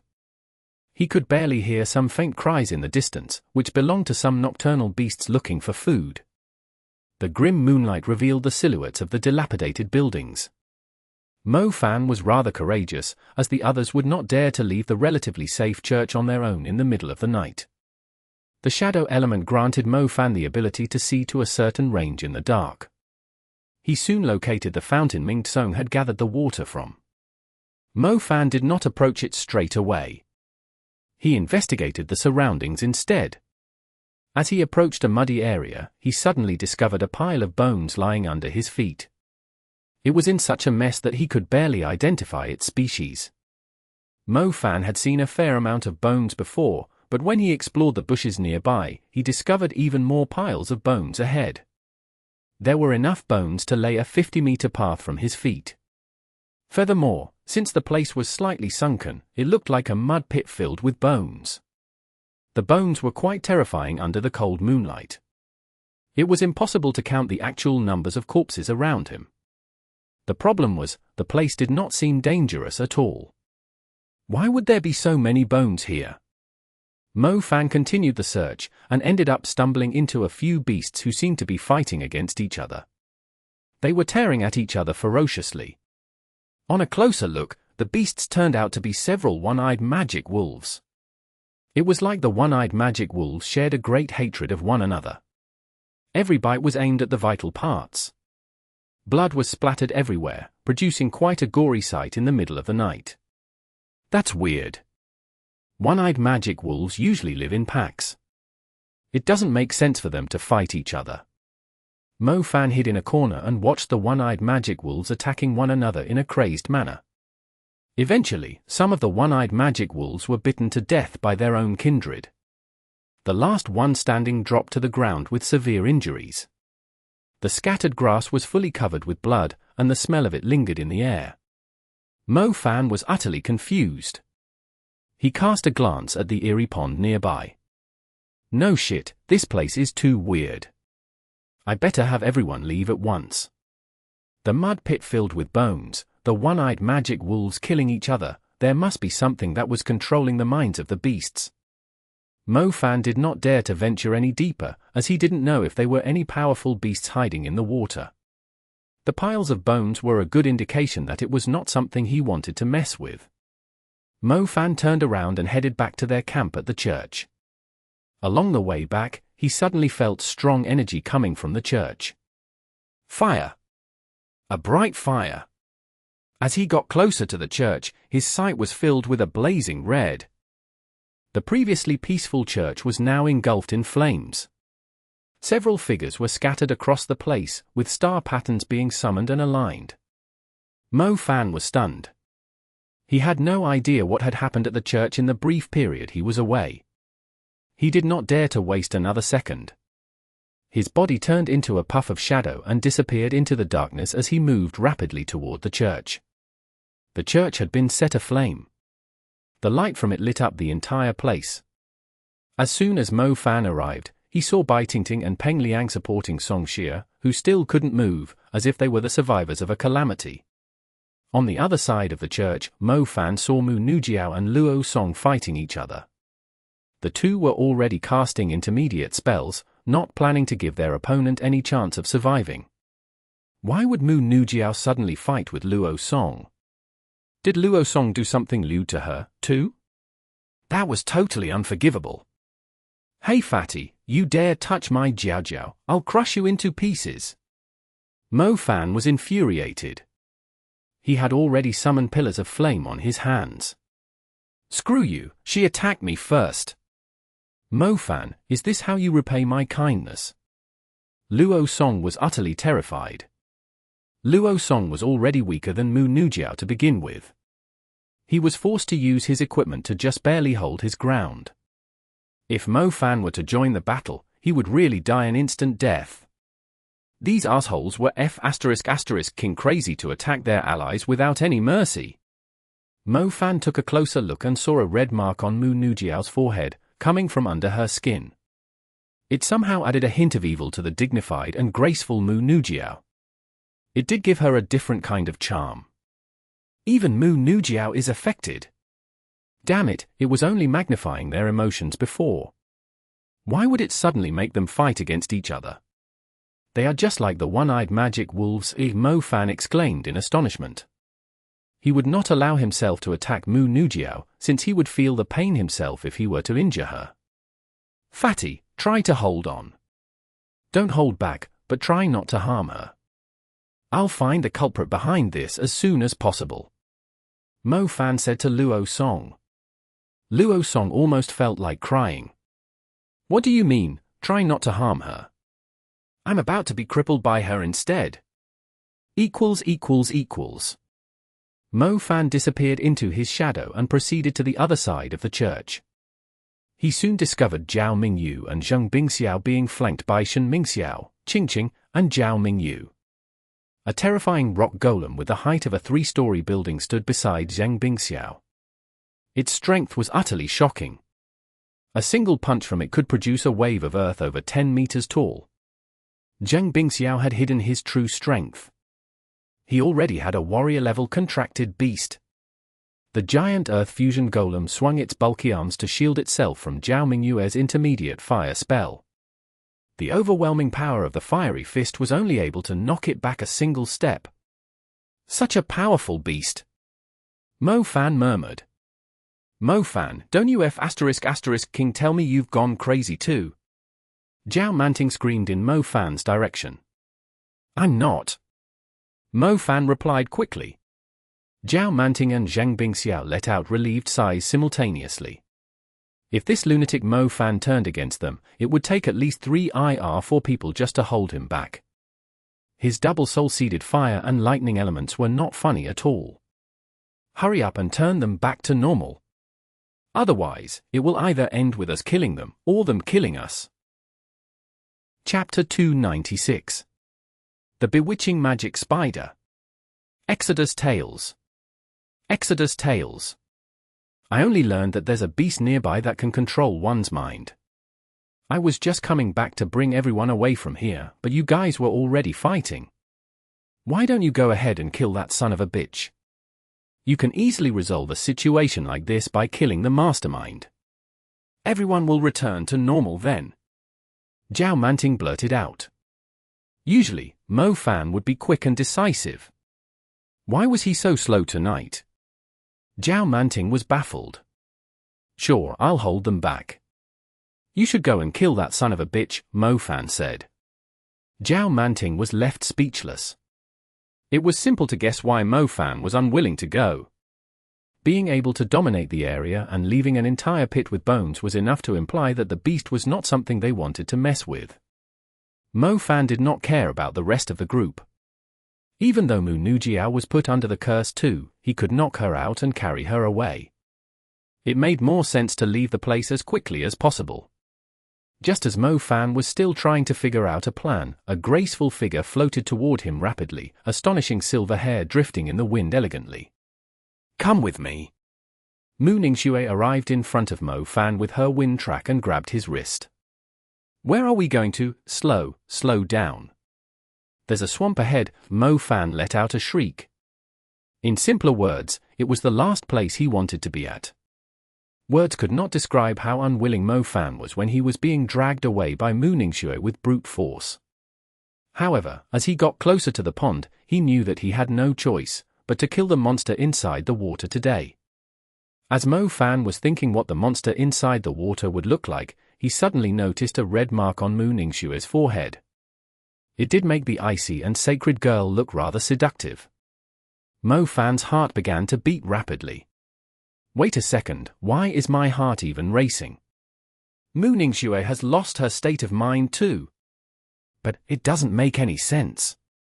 The others had begun to fight each other when they lost their state of mind, as if they were unleashing the grudges which had been kept inside their hearts for a long time. Mu Ningxue was in the same position too, but why was she dragging him all the way here instead? Has she fully lost control, so she is purposely presenting herself as food to the beast in the pond? Or did it magnify her emotions, thus making her more determined to kill the beast? Nirvana Ice Spread, Blizzard. Mu Ningxue cast an ice spell right at the Eerie pond. An icy murderous intent could be seen in her eyes. She was indeed bewitched, but her emotions turned out to be a strong drive to kill the culprit. Mo Fan was wearing the focus necklace, so he was able to maintain a clear mind. However, Ningxue, who was being bewitched, was still focused on killing the beast. He could not help but feel utterly impressed. This woman was such a weirdo.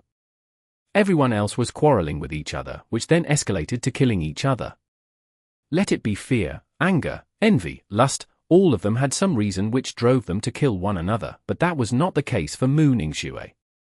All it ended up doing was magnifying her will to kill the beast. The ice rapidly spread across the water. Ningxue was trying to freeze the entire pond with her nirvana ice. There was no way the beast under the water would remain calm when the pond was freezing. Mo Fan totally prepared himself as he waited patiently at the side. If something similar to the pseudomorphing demon beast sprang out from the pond, he would instantly knock Ningxue out, then knock Nujiao out too, and fled with Bai Tingting and Zhao Manting. It was not a matter of having no guts. The world was full of wonders. Mo Fan did not assume he could handle any demon beast with his current strength. If he could not defeat it, of course he would run away. The ice continued to spread rapidly. The surface of the water was almost completely frozen. Mo Fan could see the reflections of the stars in the sky from the surface. There was indeed something inside the water. As the ice almost covered the whole surface, many tiny creatures which looked like spiders with somewhat weird eyes sprang out from the pond and fled in all directions as if they were harmless. However, a moment later, Mo Fan noticed some of the spiders crept toward him and climbed up his pants. Mo Fan was unaware of it at the start, as the spiders were absolutely tiny and nimble. It would be impossible to feel them on your skin. Luckily, the focus necklace had alerted him with a ripple. Was Ningxue being bewitched by these little spiders when he was getting water from the pond? The thought crossed Mo Fan's mind. These tiny creatures must be the reason. Otherwise, the focus necklace would not behave in such a way. If he were bewitched, as his current thought was to run away, he would end up fleeing on his own after the thought was magnified. He would not care about the others, or maybe he would just go ahead and kill that bastard Lao Mingxian. He had been a nuisance for a long time. As Mo Fan was still immersed in his random thoughts, a loud explosion occurred inside the pond. The layer of ice on the water was shattered and scattered widely. The impact also produced a huge wave, surging out and flooding the place. More shockingly, countless spiders like before were leaping around on the water as they fled in all directions in fear. An utterly hideous brain surfaced from the water, together with lines of eyes emitting an evil crimson glow. Some of them were staring at Mo Fan, while the rest were staring at Ningxue. It was the brain of a spider, half the size of a room. Its eyes were located between the brain and the face. The face was in an odd shape, utterly contorted with dark lines. The bulk of its body was made up of brains. Its actual body was significantly smaller than its head. However, what caught Mo Fan's attention the most were its legs. They were densely packed with hairs as sharp as a saber. These weren't legs, they were 8 razor-edged sabers that could easily pierce through one's chest. A spider-type demon beast. The type was infamous for being evil and cold-blooded. They had countless weird, unexpected, and cruel ways to hunt their prey. They were experts in using traps, curses, poison, and bewitchment to catch their prey off guard. It was a bewitching spider-type demon beast. Heaven knows how long this bewitching magic spider had been living here and the number of beasts it had eaten, to have grown into such a shocking size. On a side note, demon beasts like the bewitching magic spider were usually weaker in combat. Mo Fan took a deep breath and inhaled a weird scent coming from the bewitching magic spider's body. Luckily, it didn't look ridiculously strong. It was winnable. Chapter 297. Epic Battle Against the Giant Spider. Exodus Tales. Exodus Tales. The swift star wolf had gone back to rest. If he were here, it would be easier for Mo Fan to handle the bewitching magic spider. He had no choice but to rely on himself for now. Even warrior-level beasts had disparities in terms of strength. For example, the cursed beast, mother-scale skin phantom, and three-eyed magic wolf were considered average among the warrior-level demon beasts. On the other hand, the pseudomorphing demon beast was considered warrior level 2, but its overwhelming strength was not something the group could handle right now. It was considered the strongest existence at the warrior level. As for the bewitching magic spider in front of him, judging from its aura alone, it should be stronger than the 3 normal warrior level demon beasts, but not as terrifying as the pseudomorphing demon beast. Mo Fan was wearing the focus necklace, so his mind was safe from being bewitched. Ningxue was obsessed with killing the beast, thus it would not make a difference if she were being bewitched or not. Without the bewitching effect, the warrior-level bewitching magic spider would not be too difficult to deal with. The priority now was to eliminate it as soon as possible, as they did not want the group to end up like the one-eyed magic wolves. The bewitching magic spider flung its front limbs out furiously, slashing forward in a crisscross motion like several sabers. It was standing 30 meters away from Mo Fan and Ningxue. Normally, it would not be able to reach them due to the distance. To their surprise, the bewitching magic spider was not as simple as it looked. The slashes from its limbs turned into 2 piercing shockwaves, forming a whirling airflow that flew toward Mo Fan and Ningxue. Mo Fan immediately rolled to the side in a panic, subconsciously tugging his neck down. He felt a cold breeze above him. He raised his head and saw the wall behind him sliding down from a clean cut. How sharp were those slashes? Mo Fan initially thought a demon beast that was hunting its prey by luring them into traps would not be too strong in combat. Little did he know, the previous slash had almost beheaded him on the spot. As for Ningxue, she tried to set up a barrier with the ice lock, but the sturdy chains were instantly cut in half and dropped to the ground as she lost control of them. Ningxue's ice lock was instantly nullified. The only move she had left was the wind element. She floated a safer distance away using wind track, and began to align a star pattern. Strong wind circulated around her body, slightly lifting her clothes, and revealing her astonishing curves. Her eye-catching silver hair drifted in the wind. The mark on her forehead flickered as her eyes displayed a strong determination to kill. She had thoroughly transformed into an outraged wind fairy, whose single attack would result in a disaster of wind. The spirit-grade wind seed was even more brutal. It had summoned a destructive tornado covering the area within 100 meters under Ningxue's control. The wind disc, Sky Snare, was cast very quickly. It turned from a random breeze to a magnificent wind wall within a few seconds. The bewitching magic spider was right at the eye of the storm. It let out a sharp shriek and attacked the rapidly contracting wind wall with its claws. The wind wall converged quickly.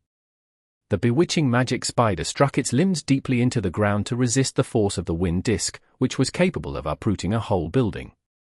The bewitching magic spider's grip was insanely strong. It was half crawling on the ground as the wind disk, Sky Snare, was tearing at its body. The wind disk, Sky Snare, lasted the longest among the intermediate spells. However, apart from a slight quiver, the bewitching magic spider did not end up being blown into the air. Ningxue frowned. The creature was way stronger than the normal warrior-level demon beasts. Most of the warrior-level beasts would not be able to survive the destructive force of a second-tier wind magic, which was further enhanced with a spirit-grade soul seed. Mo Fan, your turn. Ningxue said to Mo Fan, aware that her attack was not strong enough. Keep it busy. I believe it is very quick too. Mo Fan replied. The wind element had a huge area of effect. It was not as direct as the fire and lightning element. The perfectly unharmed bewitching magic spider served as a convincing proof to the statement. Rose Flame Fiery Fist, Ground Break.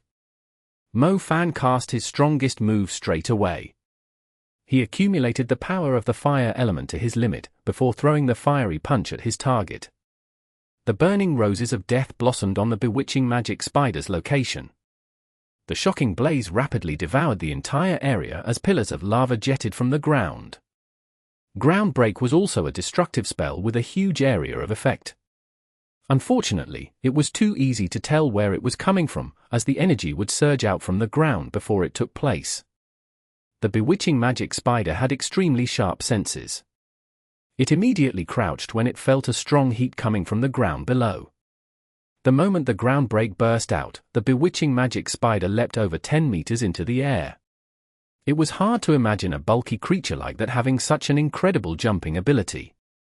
Only a tiny amount of lava from the ground break was spilled onto its hairy body, which could not even trigger an itch. "You have to freeze it." Mo Fan immediately backed off when he noticed the bewitching magic spider was leaping in his direction. To his surprise, the bewitching magic spider was relentless with its attack. It was surprisingly fast on the ground, too. The 8 limbs shuffled rapidly, sending up a continual splatter of soil behind it. Its speed was almost comparable to the mother-scale skin phantom. The only difference was, the mother-scale skin phantom was close to the size of a human, while the bewitching magic spider was more like an excavator. When such a massive beast was running, with its current momentum it could even smash a hill into pieces, let alone a human. Mo Fan did not dare to use his departing nether shield. He remembered once while he was scrolling through Weibo on his phone when he was bored, he saw a story where a little kid was trying out the sturdiness of his phone case. He struck the case a few times with a hammer, but the case was perfectly fine. However, when he turned the case around, the phone itself was shattered. It would be the same situation if he tried defending himself with the departing nether shield. The shield would be perfectly fine. Mo Fan had utter confidence in its quality since he had spent quite a fortune on it.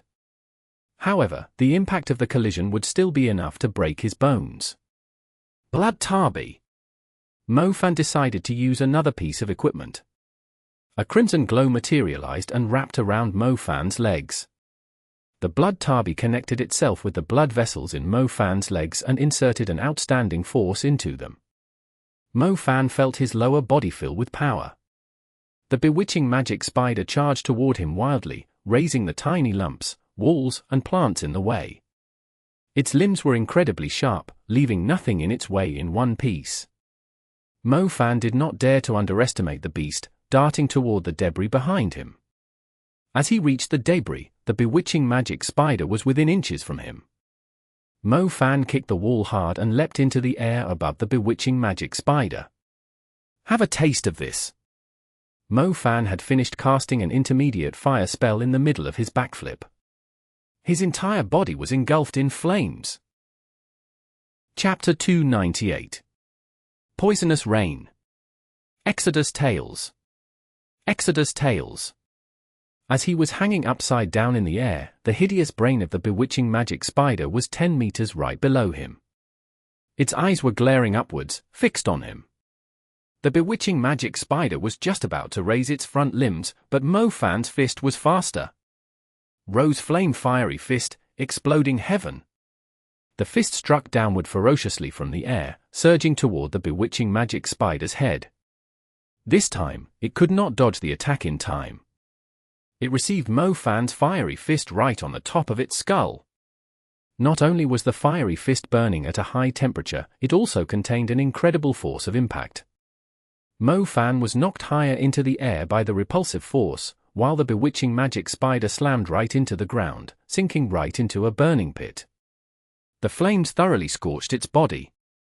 Ningxue stood a close distance away with her mouth open wide. This Mo Fan was way too ballsy. Any ordinary magician would not dare to use an intermediate magic like this. Leaving that aside, it was enough to prove how experienced Mo Fan was when fighting. Apart from his impressive agility, he was also able to control his magic freely. Many magicians were stood at the same spot like wood piles when they were aligning their stars. They might be able to scare servant-class demon beasts away, but the time it took for them to cast the spell was enough for them to die a few times over to warrior-level demon beasts. Mo Fan's punch was rather powerful. It took the bewitching magic spider a prolonged period just to crawl out from the burning pit, despite its sturdy skin. Ningxue did not believe the bewitching magic spider would be killed by a single punch from Mo Fan. She immediately cast a wind element intermediate spell as it was recovering from the injury. Her ice element would be conflicting with Mo Fan's fire element. However, Ningxue's wind disc would fan the remaining flames instead. A wind disc, sky snare appeared once again. Its wind wall, with a diameter of close to 100 meters, contracted rapidly. It even drew in the flames from the fiery fist into the spinning tornado. A few moments later, the wall of the tornado had turned blazing red. It was no longer just a wind magic, but a shocking fiery twister. The flames grew even stronger as the wind continued to howl. When Mo Fan saw Mu Ningxue was using his flames to intensify her wind magic, he immediately half-clenched his hands and summoned 2 fire bursts. Mo Fan hurled the burning bones, fire burst out, and they drew bright arcs in the middle of the night, colliding with the rapidly contracting wind disk, Sky Snare. "Keep it going," Mu Ningxue said to Mo Fan. Mo Fan was definitely a pro at using the basic level spells. As soon as the fire burst merged with the raging tornado, another 2 flames ignited on his hands. Again, he tossed the flames at the tornado.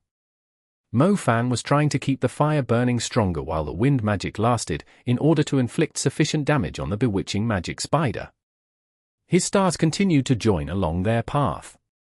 Mo Fan had never cast fire burst at such an incredible rate. The consecutive fire bursts formed a continuous arc in front of him. He felt like he had turned into a fire-spitting Gatling gun, releasing all its ammo at a specific spot. Their combined power was on par with that of an intermediate spell. Mo Fan did not cast Fiery Fist, as its impact would instantly destroy Mu Ningxue's wind magic. On the other hand, the fire bursts were just strong enough to merge with the tornado. In the end, the wind disk, Sky Snare, drew fully in, and the eye of the storm slowly disappeared. The bewitching magic spider tried to root itself to the ground again with its sharp legs. However, this time, separate from the tearing of the howling winds, it was also suffering the burn from the flames. It was definitely torture for the bewitching magic spider, which preferred to stay in the water. The wind continued to grow stronger, finally dragging the bewitching magic spider off the ground and tossing it into the air. The hideous creature, half the size of a building, was rising slowly into the air. "I'm at my limit." Mu Ningxue's face was slightly pale. Her wind disk, Sky Snare, could only last this long. Unfortunately, the bewitching magic spider was less than 10 meters from the ground. The impact from the fall would not be enough to kill it. "It's fine, let it fall," Mo Fan said. Mu Ningxue took a deep breath. The wind disk, Sky Snare, dissipated inside one breath. The bewitching magic spider fell to the ground.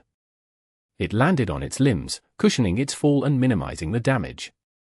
Its rows of eyes quickly turned and glared at Mu Ningxue as it uttered a piercing shriek at her. Suddenly, the bewitching magic spider opened its mouth, which had been hidden somewhere on its face before. Despite its small size, it was filled with sharp poisonous fangs. The bewitching magic spider spat something out. Mo Fan could not see what it was at the start, but then realized it was some poisonous liquid with a closer look as it sprayed at Mu Ningxue. The poisonous liquid poured close to Mu Ningxue like a drizzling hose. Mu Ningxue had no choice but to activate her protection equipment. A sacred golden glow wrapped around her body like a blossoming flower, granting her protection without any blind spots. Mo Fan had seen similar equipment at the auctions, but most of them could only shield the user from a specific direction. He could tell how rare Mu Ningxue's equipment was, as it was able to form a full protective barrier around her entire body. The poisonous rain had no effect on the glowing shield, but as it slowly dribbled from the shield onto the ground, the grass nearby instantly turned black. Black bubbles slowly rose as the ground was corroded. The corpse of a one-eyed magic wolf nearby, which had only died a short time ago, turned into a puddle within a few seconds, leaving a pile of pitted bones behind. Mo Fan subconsciously recalled the pit filled with white bones as he saw the corrosive ability of the poisonous liquid. Could it be that the bewitching magic spider was purposely targeting beasts that lived in packs? It would let them fight among themselves first, before cleaning up their corpses. That must be it. It would let the tiny spiders bewitch its prey, and let them fight one another. It would then drag them back here to its territory and enjoy a feast. Such a cunning demon beast. If it weren't for the focus necklace, it was highly possible that he would have ended up as a pile of bones nearby, too. Chapter 299. Ice Crystal Bow. Exodus Tales. Exodus Tales. The bewitching magic spider gave up on its attack when it saw Ningxue was being protected by a special barrier. It spat out another mouthful of acidic poison in Mo Fan's direction instead. Mo Fan was given a great scare. He was not a rich ass like Ningxue, who could afford a piece of shield equipment able to protect his entire body. He started running instantly, knowing that his blood tabi was still active. Picking a race against a rain of poison, how exciting! When Mo Fan realized that he could never outrun the poisonous spray, he quickly transformed into a puff of shadow and disappeared into the darkness. He was currently a fair distance away, and believed that Ningxue would not be able to see him using the shadow element. As the poisonous rain poured down, everything within its reach began to corrode at a shocking pace. A single drop somehow landed on Mo Fan's foot, instantly dissolving the side of his shoe. Luckily, he was quick to toss the shoe away, or the spittle would surely have left a giant hole in his foot. Although healing magic could heal the wound rather quickly, it was not all-powerful. Anything poisonous would greatly hinder its effectiveness. Mo Fan, who now running with a bare foot, was utterly infuriated. He let out a yell in Ningxue's direction, "Use your ice chains to lock it down. I'll teach it a great lesson." The mark on Ningxue's forehead was now half gone. She quickly drew her star pattern after hearing Mo Fan's words. The star pattern of the ice element crystallized under Ningxue's feet. An icy mist began to form in the surrounding air, before transforming into several long chains. The frost condensed rather quickly, fully summoning the ice chains. They dropped to the ground, clanking loudly. "Go!" Ningxue pointed with both hands, controlling the ice chains to weave through the corroded area. The first Nirvana ice lock arrived before the bewitching magic spider. The beast reacted fairly quickly by raising its claws and slashing at the chain, cutting it into several segments. Again! Ningxue controlled the ice locks to attack from different directions. Any other beast would be running for its life now, but the bewitching magic spider was facing the ice locks head-on with its 8 limbs. It quickly cut apart the chains when they approached its body. "Rise!" Ningxue suddenly pointed her finger up. An ice chain sprang up from below the ground. It quickly wrapped a few circles around 2 of the bewitching magic spider's back limbs, not giving it a chance to cut them open. "Nice!" Mo Fan exclaimed. The star pattern he had been aligning emitted a bright glow under his feet. It was a dark purple pattern, containing the most destructive force among all the elements. Qianjun Thunderbolt, Exploding Apex. Mo Fan did not cast Yaksha, as it was more suitable for dealing with more than one enemy at the same time. On the other hand, the force of Thunderbolt, Exploding Apex was more concentrated, as it only consisted of a single lightning bolt from the sky. It was a very simple attack, but the hardest to defend against. The bewitching magic spider was clearly aware of the approaching danger when the stormy cloud began to form above its head. However, its limbs were rooted to the ground, and it was unable to escape for the moment. The thunderbolt struck down without mercy. Its dark purple lightning stroke arced across the night sky.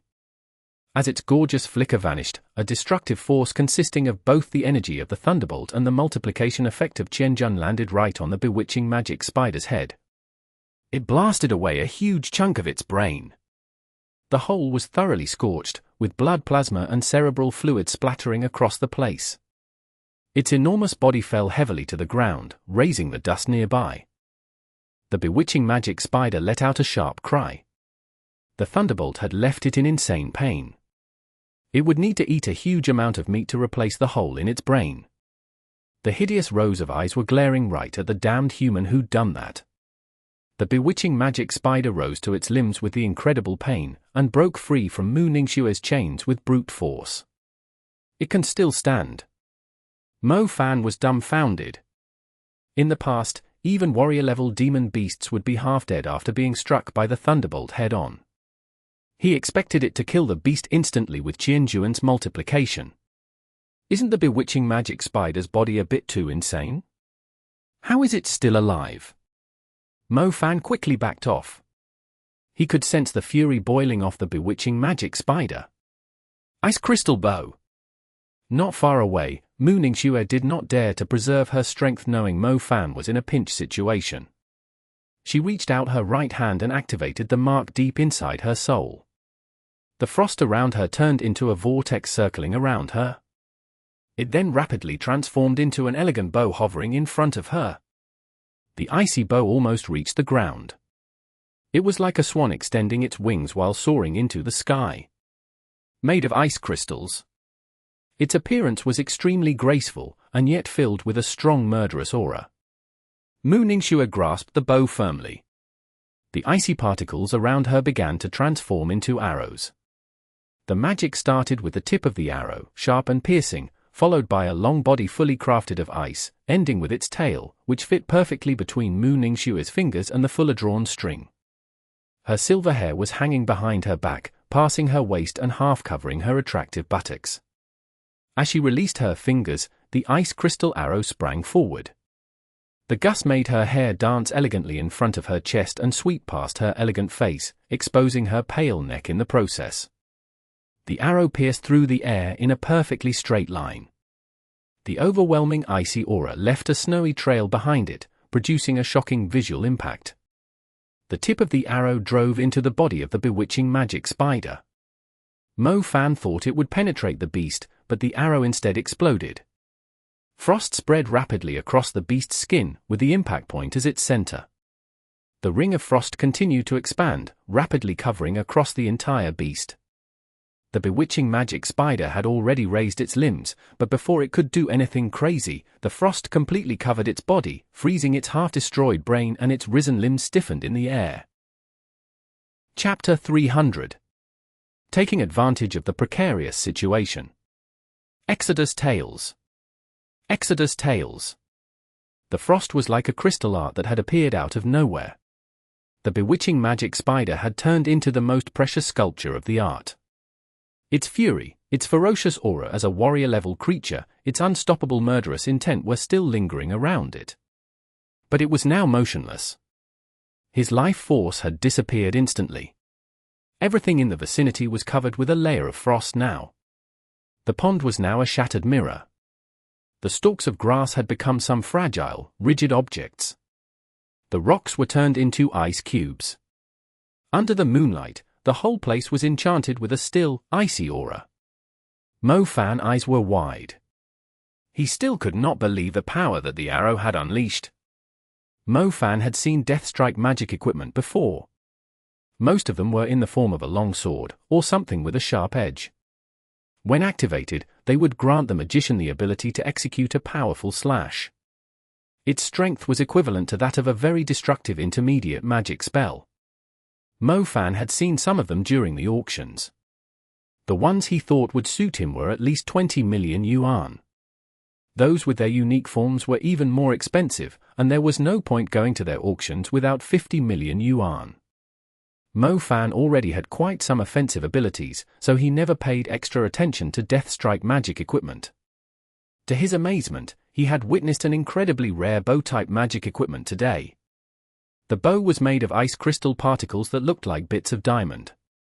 The moment the arrow was fired, it froze the whole area instantly, giving its target no chance to react. Words were not needed to describe its killing force. The problem was, Ningxue was merely an intermediate magician. Why would she even have such a piece of insane equipment? If she were to use it during the duel before, she could have instantly wiped out the entire team from the Pearl Institute.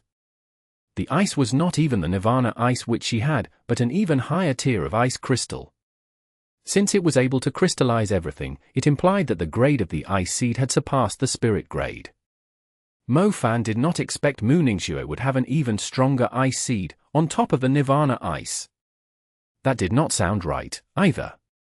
If she had a stronger ice seed, there was no reason for her to hide it. There would be more casualties if they did not eliminate the bewitching magic spider in time. Few tilde? Ningxue's hair fell and returned to normal. The disheveled hair drifted across her face, which somehow made her look even more lovely. She was panting heavily, trying to catch her breath. The red mark on her forehead had finally disappeared. Her previous Empress-like formidable aura as she was firing the arrow had vanished, as if her energy had been fully drawn out, leaving her extremely fatigued.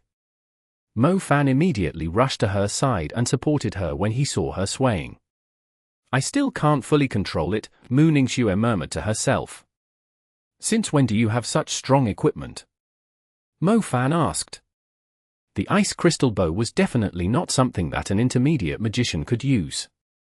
Normally, if someone were trying to imprint high-level equipment, their soul would suffer tremendous torture, as it could not withhold the item's power.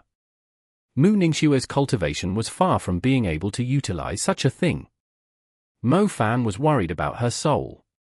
The reason magicians meditated was to strengthen their soul. The different levels of cultivation meant there were different amounts and levels of equipment they could imprint at a time. The level of equipment which an intermediate magician could imprint was restricted, as they were unable to endure the force of a death strike item possessing a power equivalent to an advanced magic. The power that Mu Ningxue's bow displayed was not as strong as an advanced magic, but it was not far off. Her soul would be enduring a great burden if she actually imprinted it. I just need some rest. Mu Ningxue sat on the ground. She would pass out any second now, judging from her extremely pale look. Mo Fan stayed beside her. He was full of questions as he stared at the depleted Mu Ningxue. The bow was somehow different from the equipment he had seen before, but Mo Fan, who had little knowledge, couldn't describe what the difference was. That being said, his instincts were telling him that the bow might be tightly related to why Mu Ningxue had changed so much over the years. On top of that, Mu Ningxue's ice seed was not just a simple spirit-grade soul seed. If an item's element was the same that the magician had, its power would be enhanced further by the magician's element. The ice crystal that Mu Ningxue had cast was stronger than her Nirvana ice. Even a relatively strong warrior-level bewitching magic spider was killed instantly, enough to highlight its outstanding force. It was surely Mu Ningxue's trump card, she was only using it as her last resort. That alone was obvious just by looking at her current state. She had been keeping a lot of secrets to herself. Mu Ningxue had rested quite a while, but Mo Fan still did not dare to leave, as she still could not stand properly. Sometime later, her eyes finally sprang open. She quickly glanced at Mo Fan and shifted her gaze. She could still recall the boy she used to like when looking at Mo Fan's face. The feeling was concealed deep inside her heart, so deep that she thought she had forgotten it. At times, the feeling would rise out of nowhere, creating a ripple on the frozen lake in her heart. She was utterly grateful that he was looking after her. As a matter of fact, she had always been grateful to him.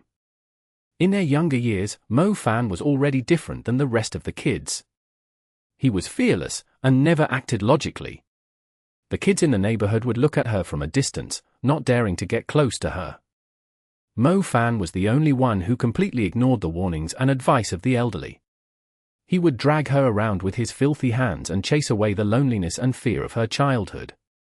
He was full of nonsense, he swore a lot, he was naughty, but he had the courage to bullshit by her side. There was no special reason why Mu Ningxue liked him in the past. It was simply because Mo Fan was the closest boy to her. The others would only keep their distance from her. They would either try to fawn on her, pretend to be cool around her, be too embarrassed to talk to her, or put on an act. Mu Ningxue shook her head, trying to get rid of the thoughts. Maybe she was recalling things because of the lingering effect from the bewitchment. Let's go, I'm fine now. Mu Ningxue rose to her feet. Mo Fan subconsciously offered his hand. Mu Ningxue did not take it. The intimacy between them was all in the past, they were grown-ups now. They had their own lives to live, their own rules to stick to, there was no need. Mu Ningxue was trying to maintain the distance between them, but as usual, she was helpless against Mo Fan's unpredictable moves. A filthy hand reached out and grabbed her smooth hand, while the other grabbed her shoulder. Mu Ningxue had totally run out of energy. Otherwise, she would definitely hang this asshole who was taking advantage of her precarious situation up in the air and beat the crap out of him.